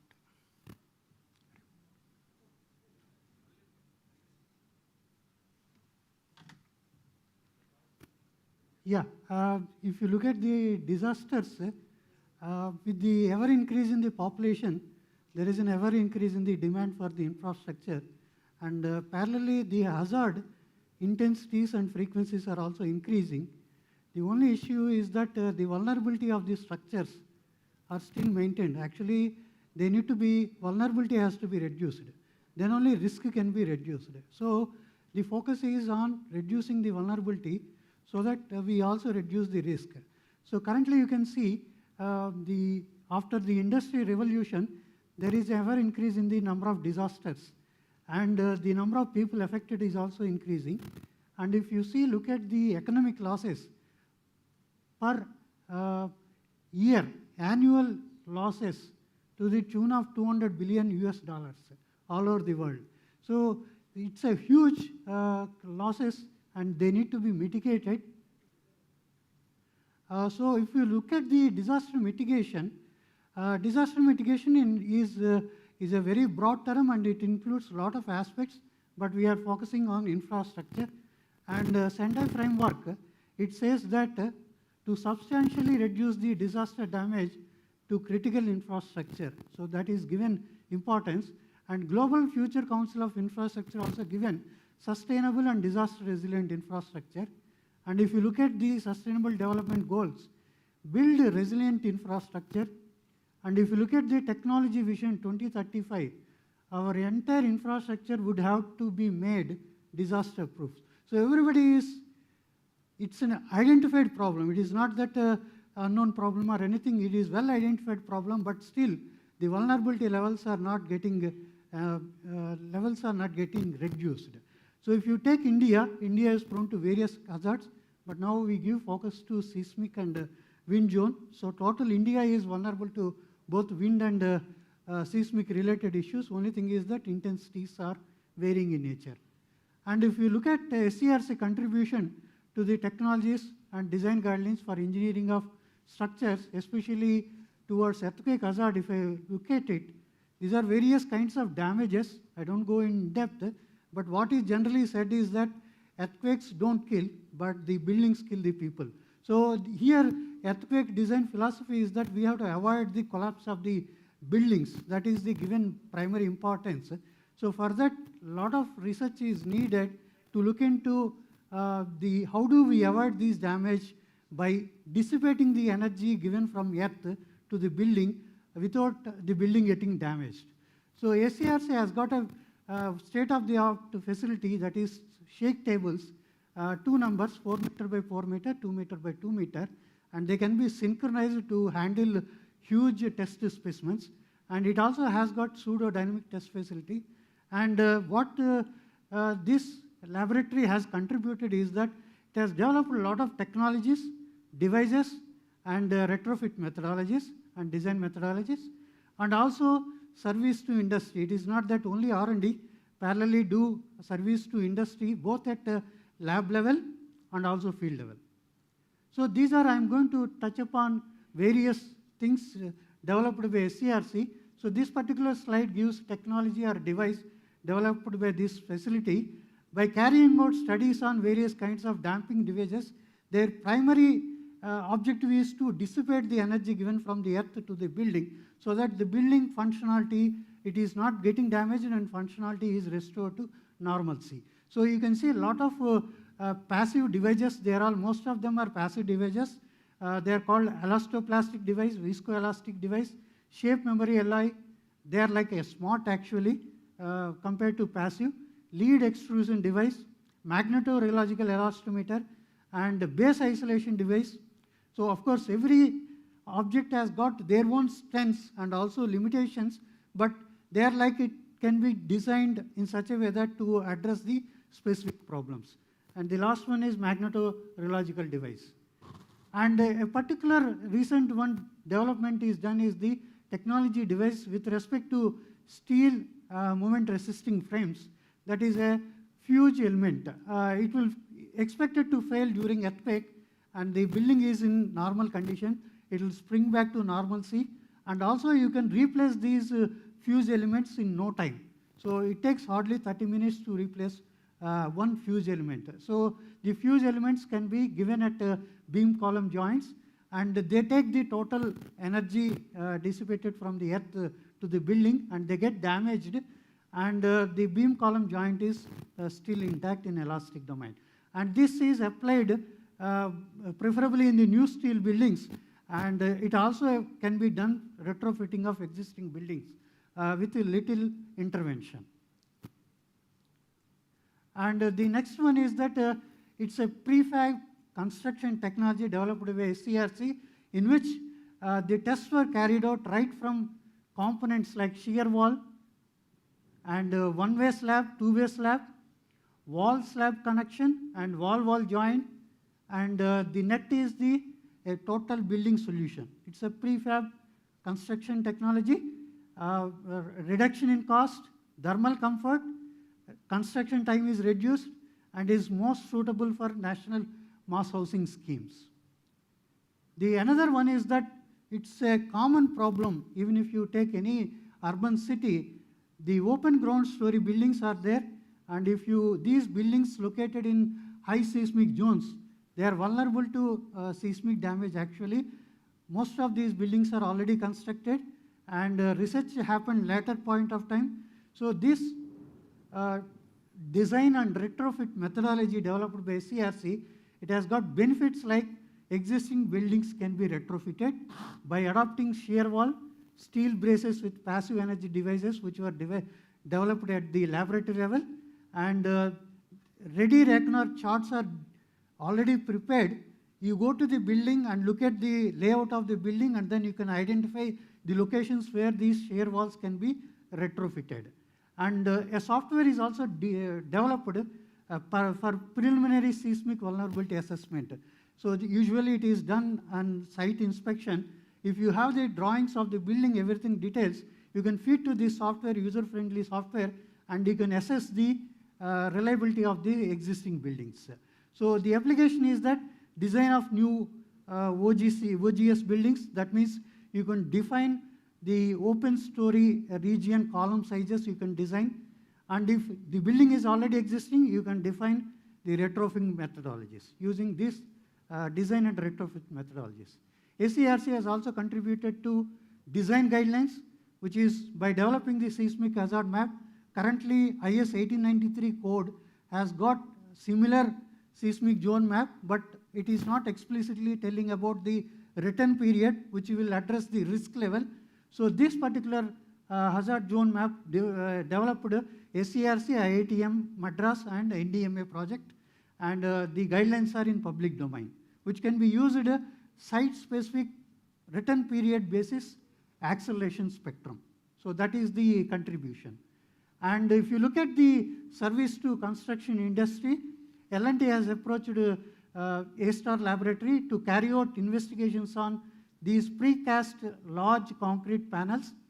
So they want to use it for precast construction technology, and they want to test these panels for both shear wall application and wall-to-wall joints, vertical, horizontal, slab-to-wall joint performance they want to investigate, and these tests were carried out lab level, and their performance was improved based on these tests. So this is service to construction industry. And service to strategic sector, this shake table facility is helping in doing the seismic qualification studies. You bring the specimen, and they have criteria to be tested. So you subject it to these specimens with the shake table facility and verify whether they are satisfying the defined criteria. And not only at lab level, this laboratory has contributed to the field level also, going to the field for both seismic safety assessment and also vibration assessment. It is not only just assessment, but also providing the retrofit measures if the situation demands. So you can see hospital buildings in Uttarakhand, road bridges over Ganga, Kaveri, Amravati rivers, road cum river rail bridge over Godavari, and a lot of power plant structures where vibration characteristics were assessed and provided the retrofit measures which are cost effective, less time taking. So that is very important in this kind of structures. And if you look at the cyclone hazard point of view, so these are the common modes of failures, industrial structures, they most commonly get damaged, and transmission line towers, these are another kind of common modes of failure. And you can imagine it is not just the structural cost, it is the power supply gets disturbed for the industry, so there is a lot of lateral economic losses, not just only structural economic loss. So SCRC has got the wind engineering laboratory with a facility called state-of-the-art boundary layer wind tunnel facility, which has got test section of 2.5 meter width and 1.8 meter height. We can walk through the test section in which we can simulate up to maximum 55 meter per second. We also have a mobile field laboratory to go to the field also. So this laboratory has contributed primarily formulation of design guidelines which have gone to the IS codes, many of them already gone, and many of them are in pipeline to go to the next revision of IS code for wind loads. And we also contributed to industry problems like wind loads and their assessment effects for tall buildings, chimneys, cooling towers, industrial structures, wind turbine support towers. So I highlight only important ones. So for the code, design guidelines to the IS code, the primary contribution is that for coastal regions, we have come out with a factor called cyclone importance factor, which are mainly to address mitigating the damage to the important structures that are post-cyclone important. So with a factor of 1.3 on the velocity, so you can imagine you are putting a factor of 1.7 on the loads so that they don't get damaged during cyclones, because cyclone shelters, hospitals, schools, communication towers, they should function even post-cyclone scenario. And the next level of industrial structures which are most commonly get damaged during cyclones, they have a rationally applied factor of 1.15 on the velocity, and for all other structures we are not taxing, so 1 is taken. So this contribution from SCRC gone to IS code, and code means you can imagine it goes to all design practice. And the next one we have contributed is the revision of basic wind speed map. It is not just only the coastal region for cyclones. Nowadays you hear in interior regions also, like urban environment, every year now we are hearing a lot of dust storms, gale winds. Every year now they are happening in urban environment. So to take care of that, in the revised wind speed zone map, we have introduced a 50 meter per second zone in the Delhi region, NCR region, that red color in the Delhi region. This is also contribution from SCRC to the IS code. And SCRC also done a lot of cyclone disaster mitigation activity, not only for the infrastructure but also low-rise houses also. A lot of tests were done at lab level to improve the retrofitting methodologies, which are very cost effective and which will enhance the resistance capacity of these low-rise houses. And these guidelines have gone into IS 15498 and which is also there in Code of Practice. And SCRC contributed to the society directly through designing this multi-purpose cyclone shelter. It's a novel design. It is elevated ground level, and also stilt is provided in order to take care of the storm surge related issues. And also design wind speed is 65 meter per second, because cyclone shelter should not get collapsed during a cyclone. So these are constructed way back in 97. It's almost 25 years back. So 23 cyclone shelters constructed along the Odisha coast. They saved nearly 50,000 people during 1999 super cyclone. That was the term coined during 99 because the wind speed was to the order of 65 meter per second. And post that, these structures are still serving as school or community halls, and they withstood these cyclones. File in 2013 Hudud, 2014 Fani, 2019 Amphan, 2020. And if you take the service to society, government and private sector, we have done internal investigations on models of cyclone shelters for Red Cross Society and NDMA. And for low-rise structures, BMTPC group effects, we have studied to assess the wind loads on these low-rise buildings. And for DRDO, inflatable shelters in case of any bio-war taking place, these inflatable structures they will erect, and they want to ensure the safety of these inflatable structures against wind. And we have done that study. And for CPWD Delhi, we have studied interstate bus terminus roof structure is vulnerable to wind loads. So we have carried out those studies to estimate the wind loads. And for Maharashtra mass housing scheme, they constructed this kind of tall buildings, and a typical building we have tested in wind tunnel to assess the wind loads. And for the highways, service was done to the cable stayed bridge decks. A lot of bridges already done, and they are almost 3 of the bridges are already functioning, and this is about to be about to come to functionality. And for power plant structures also we have contributed by carrying out investigations like these group effects mainly, which are not generally available in course of practice. You carry out these studies, provide the design wind loads. And if you look at the resilience to the cyclone, disaster resilience, ERS, it will be explained in the next presentation. It is meant for only to restore the power supply immediately. So this is one technology SCRC contributed.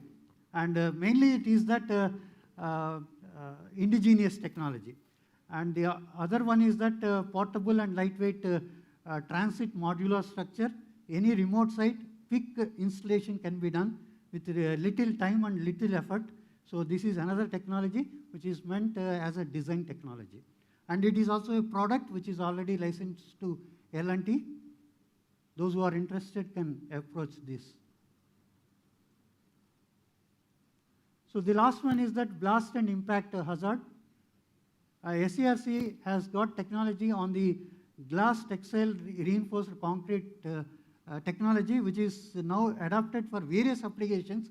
One of them is the crash barrier system, and the main thing is that they are meant for controlling the traffic, but when an accident happens, the severity index with conventional reinforced concrete barrier is to the order of 0.6, but whereas if you adopt this technology, the severity index is 0.33, almost 50% severity. That means even some accident happens, the impact on the vehicles will be less.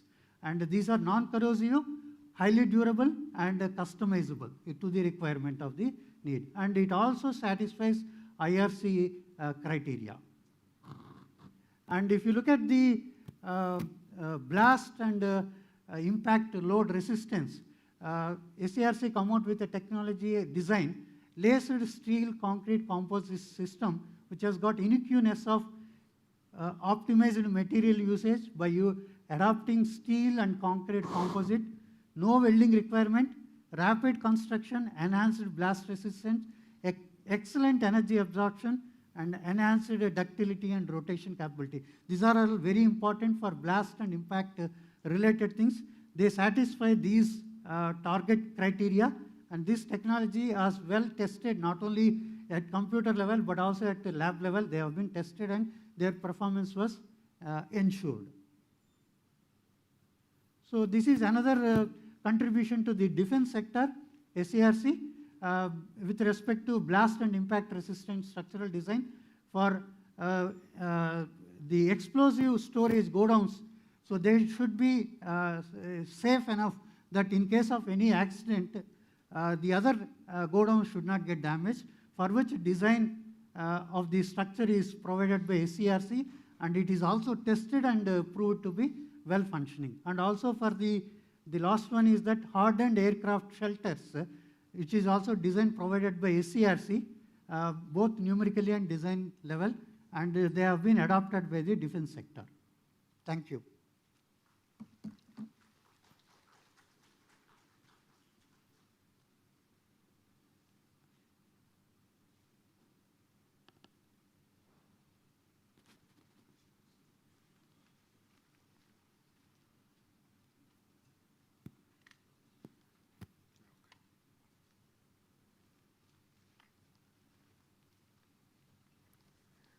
Thank you, sir. Today's last lecture will be on topic Safe and Reliable Energy Infrastructure, Conventional and Renewable by Dr. Rokade, Senior Principal Scientist. After this lecture, participants can go for tea break and assemble here, and we'll decide on lab visits based on participants' interest. Hello.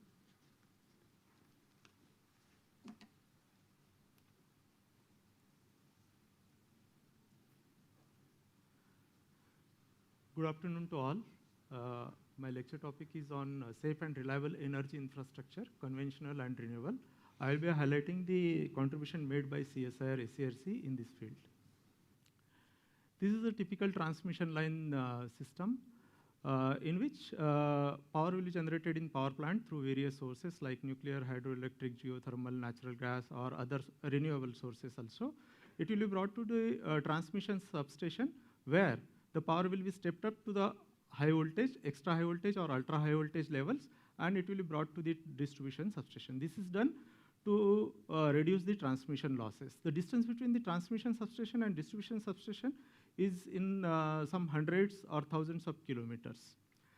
So we are focusing mainly on this transmission distance between the transmission substation to distribution substation, where the transmission line towers will be transmission lines will be laid, and they are supported by different support structures.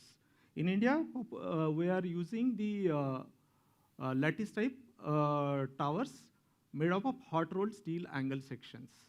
There are different configurations based upon the number of circuits they are supporting and their configuration.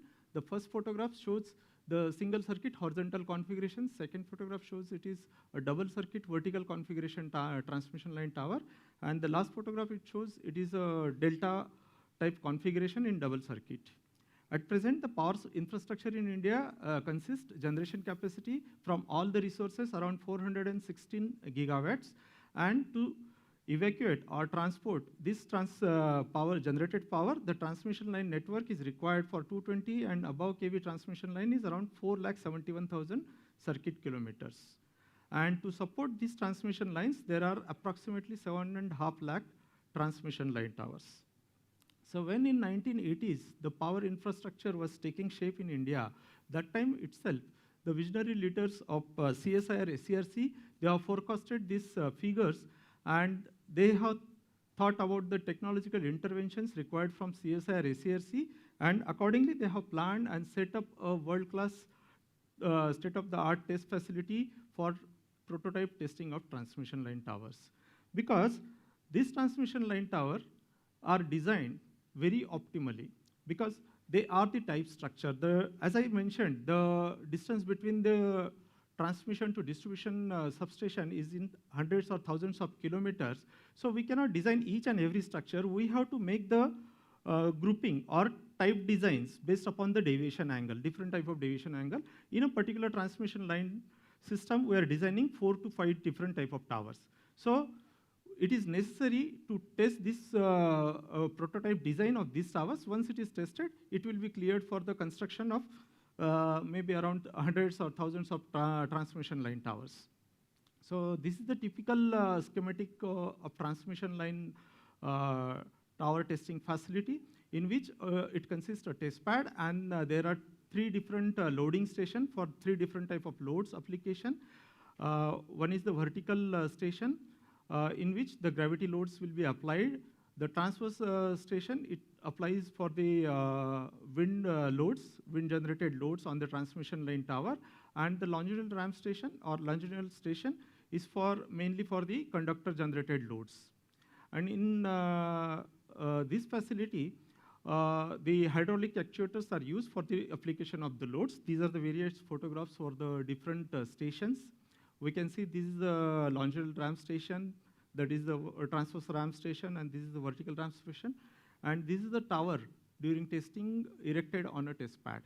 And in a typical transmission line tower, around 18 to 19 load points will be there. If the tower is of multi-circuit, the points are raising up to 40 numbers, and these 40 points has to be loaded simultaneously, irrespective of the magnitude of loads.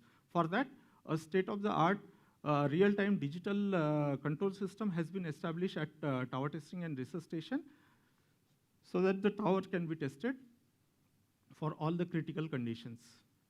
Here I will show some of the photographs of the different type of towers has been tested. The first photograph is the single circuit tower.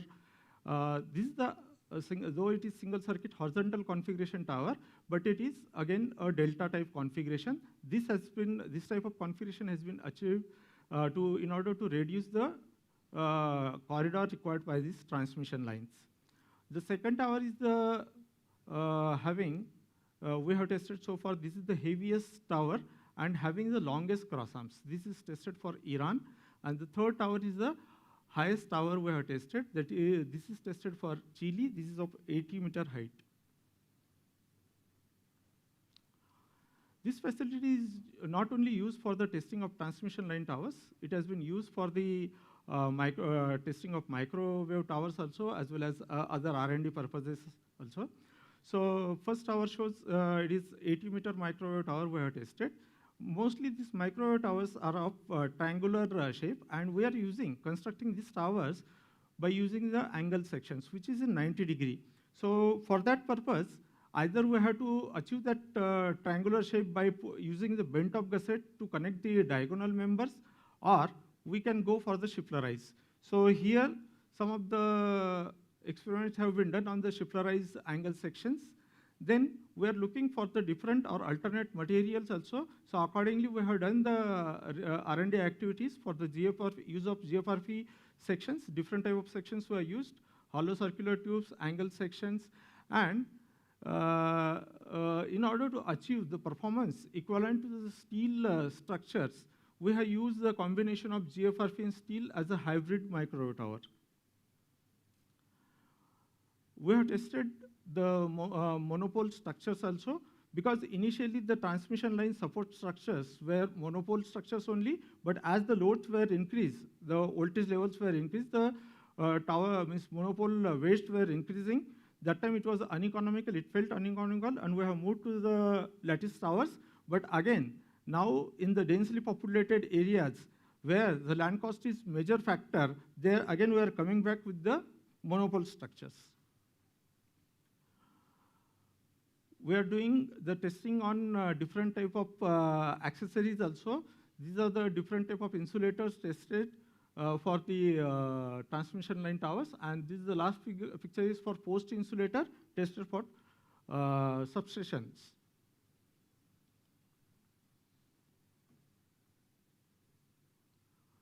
We have carried out some of the studies to use the cold form steel sections.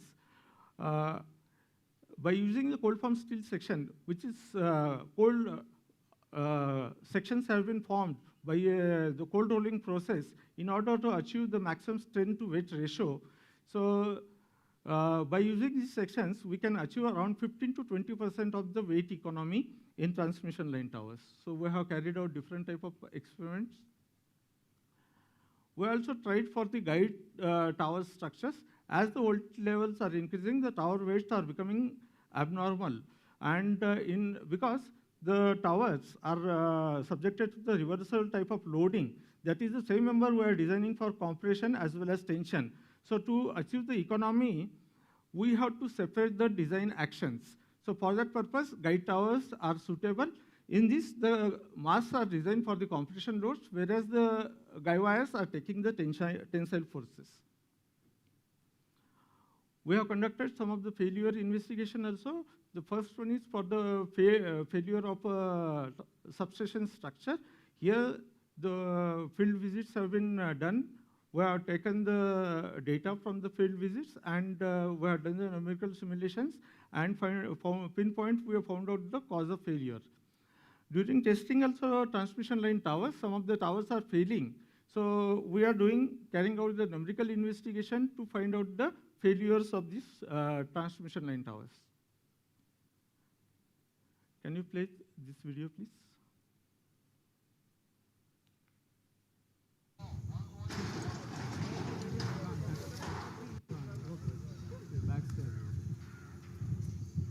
No, this one.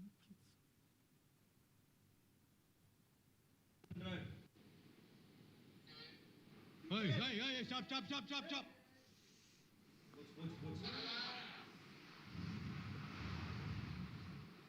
Generally, transmission line towers are tested not only for the design conditions. Sometimes we have to check the reserve strength also. So we are going for the destruction test. First video was doing that only. The tower has failed around 110%. And since we are knowing this, we are going for the failure test. We have put the back stress. That's why the tower was hold. But the second video, the tower has failed prematurely during the non-critical design test itself. So that's why we are unable to control the failure of this tower.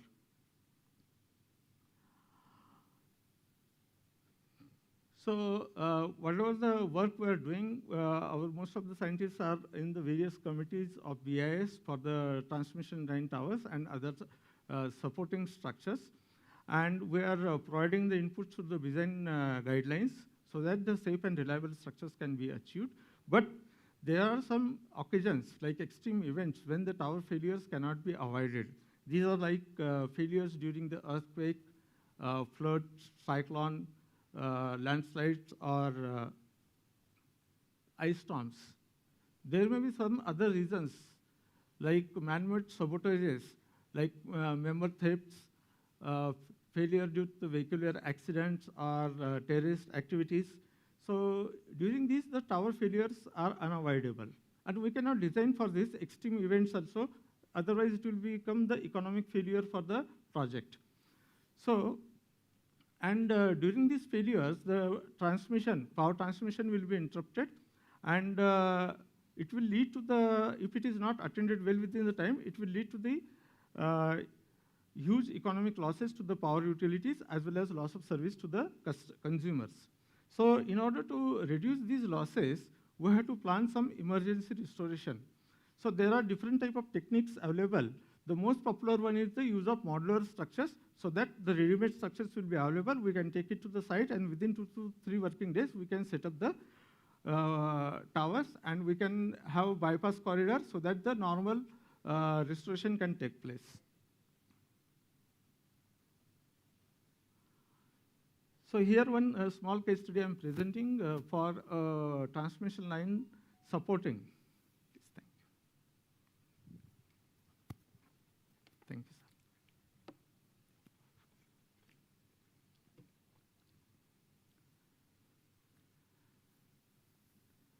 This is a transmission line supporting to a 500 megawatt power plant.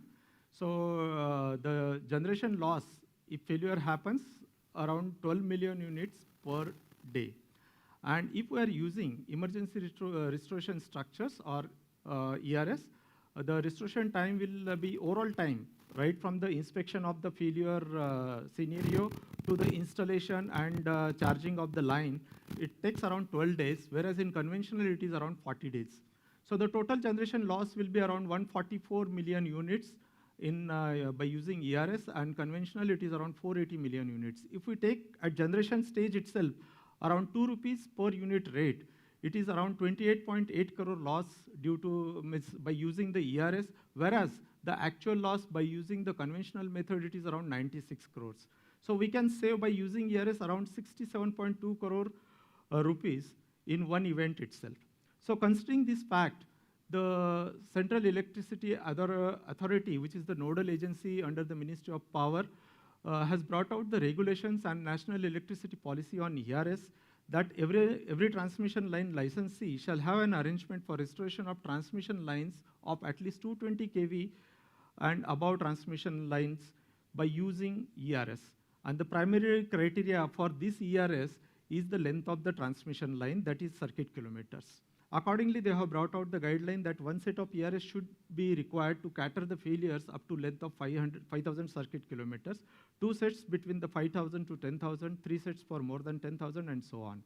For smaller length lines, like for 400 kV lines less than 500 circuit kilometers, they have given option, either they can procure ERS for the this type of failure scenarios, or they can have the agreement with other transmission utility for using on ERS on mutually agreed terms. So this policy has come in force in 2014, and whatever the available infrastructure was there. So accordingly, there was immediate requirement of 84 sets in India, and that was the having business of around 800 crore rupees. So considering at that time, no manufacturer or designer, means no design or manufacturer was available in India. We had to procure from foreign entities, and they were having some kind of monopolistic approach. The costs were abnormal, their stringent conditions were there for procurement, and we had to sell our foreign exchange.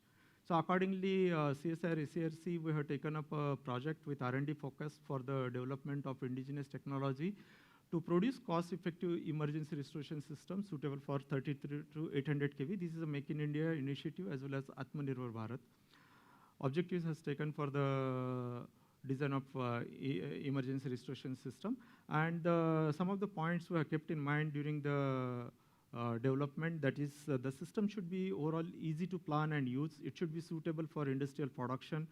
And the system should be compact, economically affordable. It should be made up of lightweight material so that it can be easy to transport. Because some locations, transmission line towers are located at very remote places like mountain cliffs or deep valleys. So those locations, every time road transport is not possible. So sometimes manual transport has to be done. So for that, the structure, overall structure weight should be lightweight. The structure should be modular in nature so that it can be easy to construct or assemble. It should be flexible enough to develop various configuration for single and double circuit transmission line tower, and it should be scalable so that the system can be used for 33 to 800 kV transmission lines. According to that, we have started developing the concept drawings for various kV transmission line towers, equivalent ERS systems made up of from the standard length panels. And then we have done the concept drawings for the connections as well as foundation system also.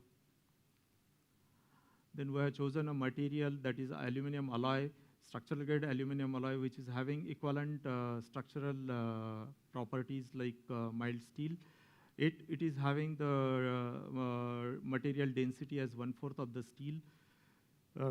We have done the rigorous testing and material models was developed. These models were used in our finite element analysis for the different components of the ERS. After completing the design, production activities has taken place. These are the various photographs explaining the different activities of the production. On completion of the design and development, we wanted to test it as per the international standards.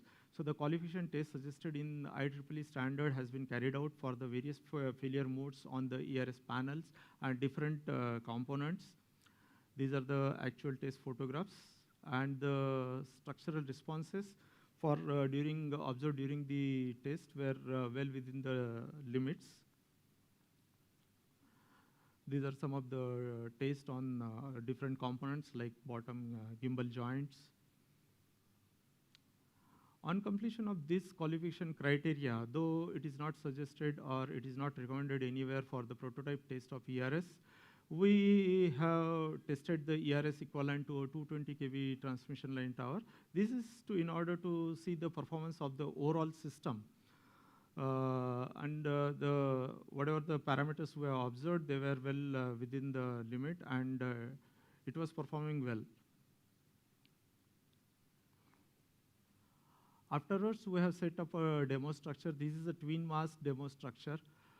Just to demonstrate, we can make different type of configuration to support the single circuit, double circuit transmission line towers and various voltage levels.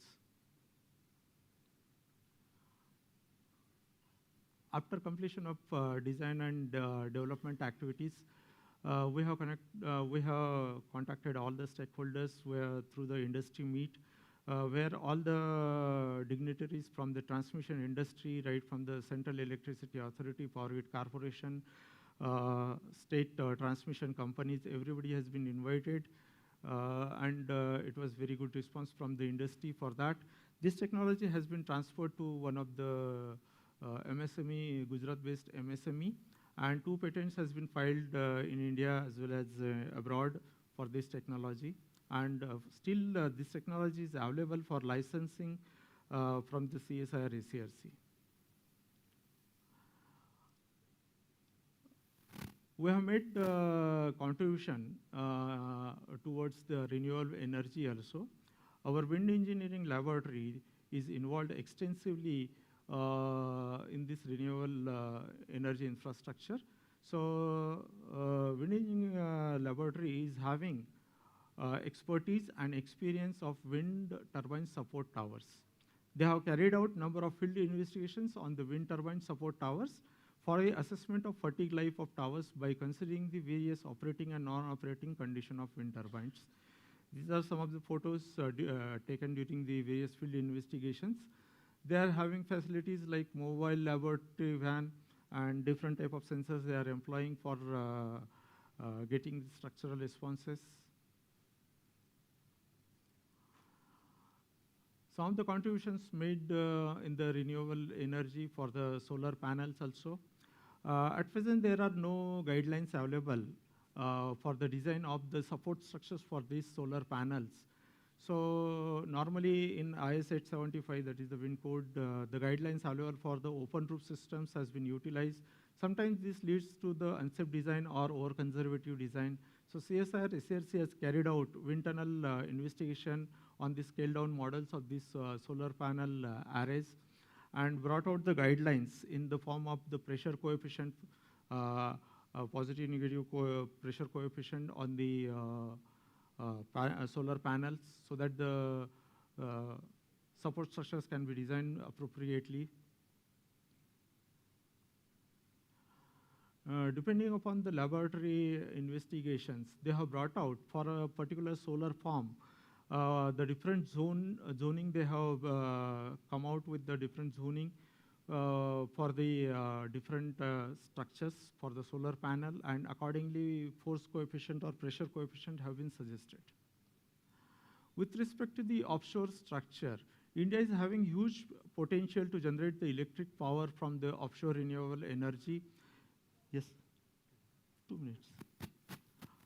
So considering the vast coast length of around 7,500 kilometers and exclusive economic zone of 370 kilometers extending to the sea, and considering the favorable climatic condition for the power production, the Ministry of New and Renewable Energy has brought out the long-term installation target of 30 gigawatt by 2030. 1 gigawatt project cost itself is 1 billion, and at present in India we don't have any expertise on this. A producer or fabricator is available for this type of structure. So mostly we have to associate with the MNCs, or we have to depend on the imports.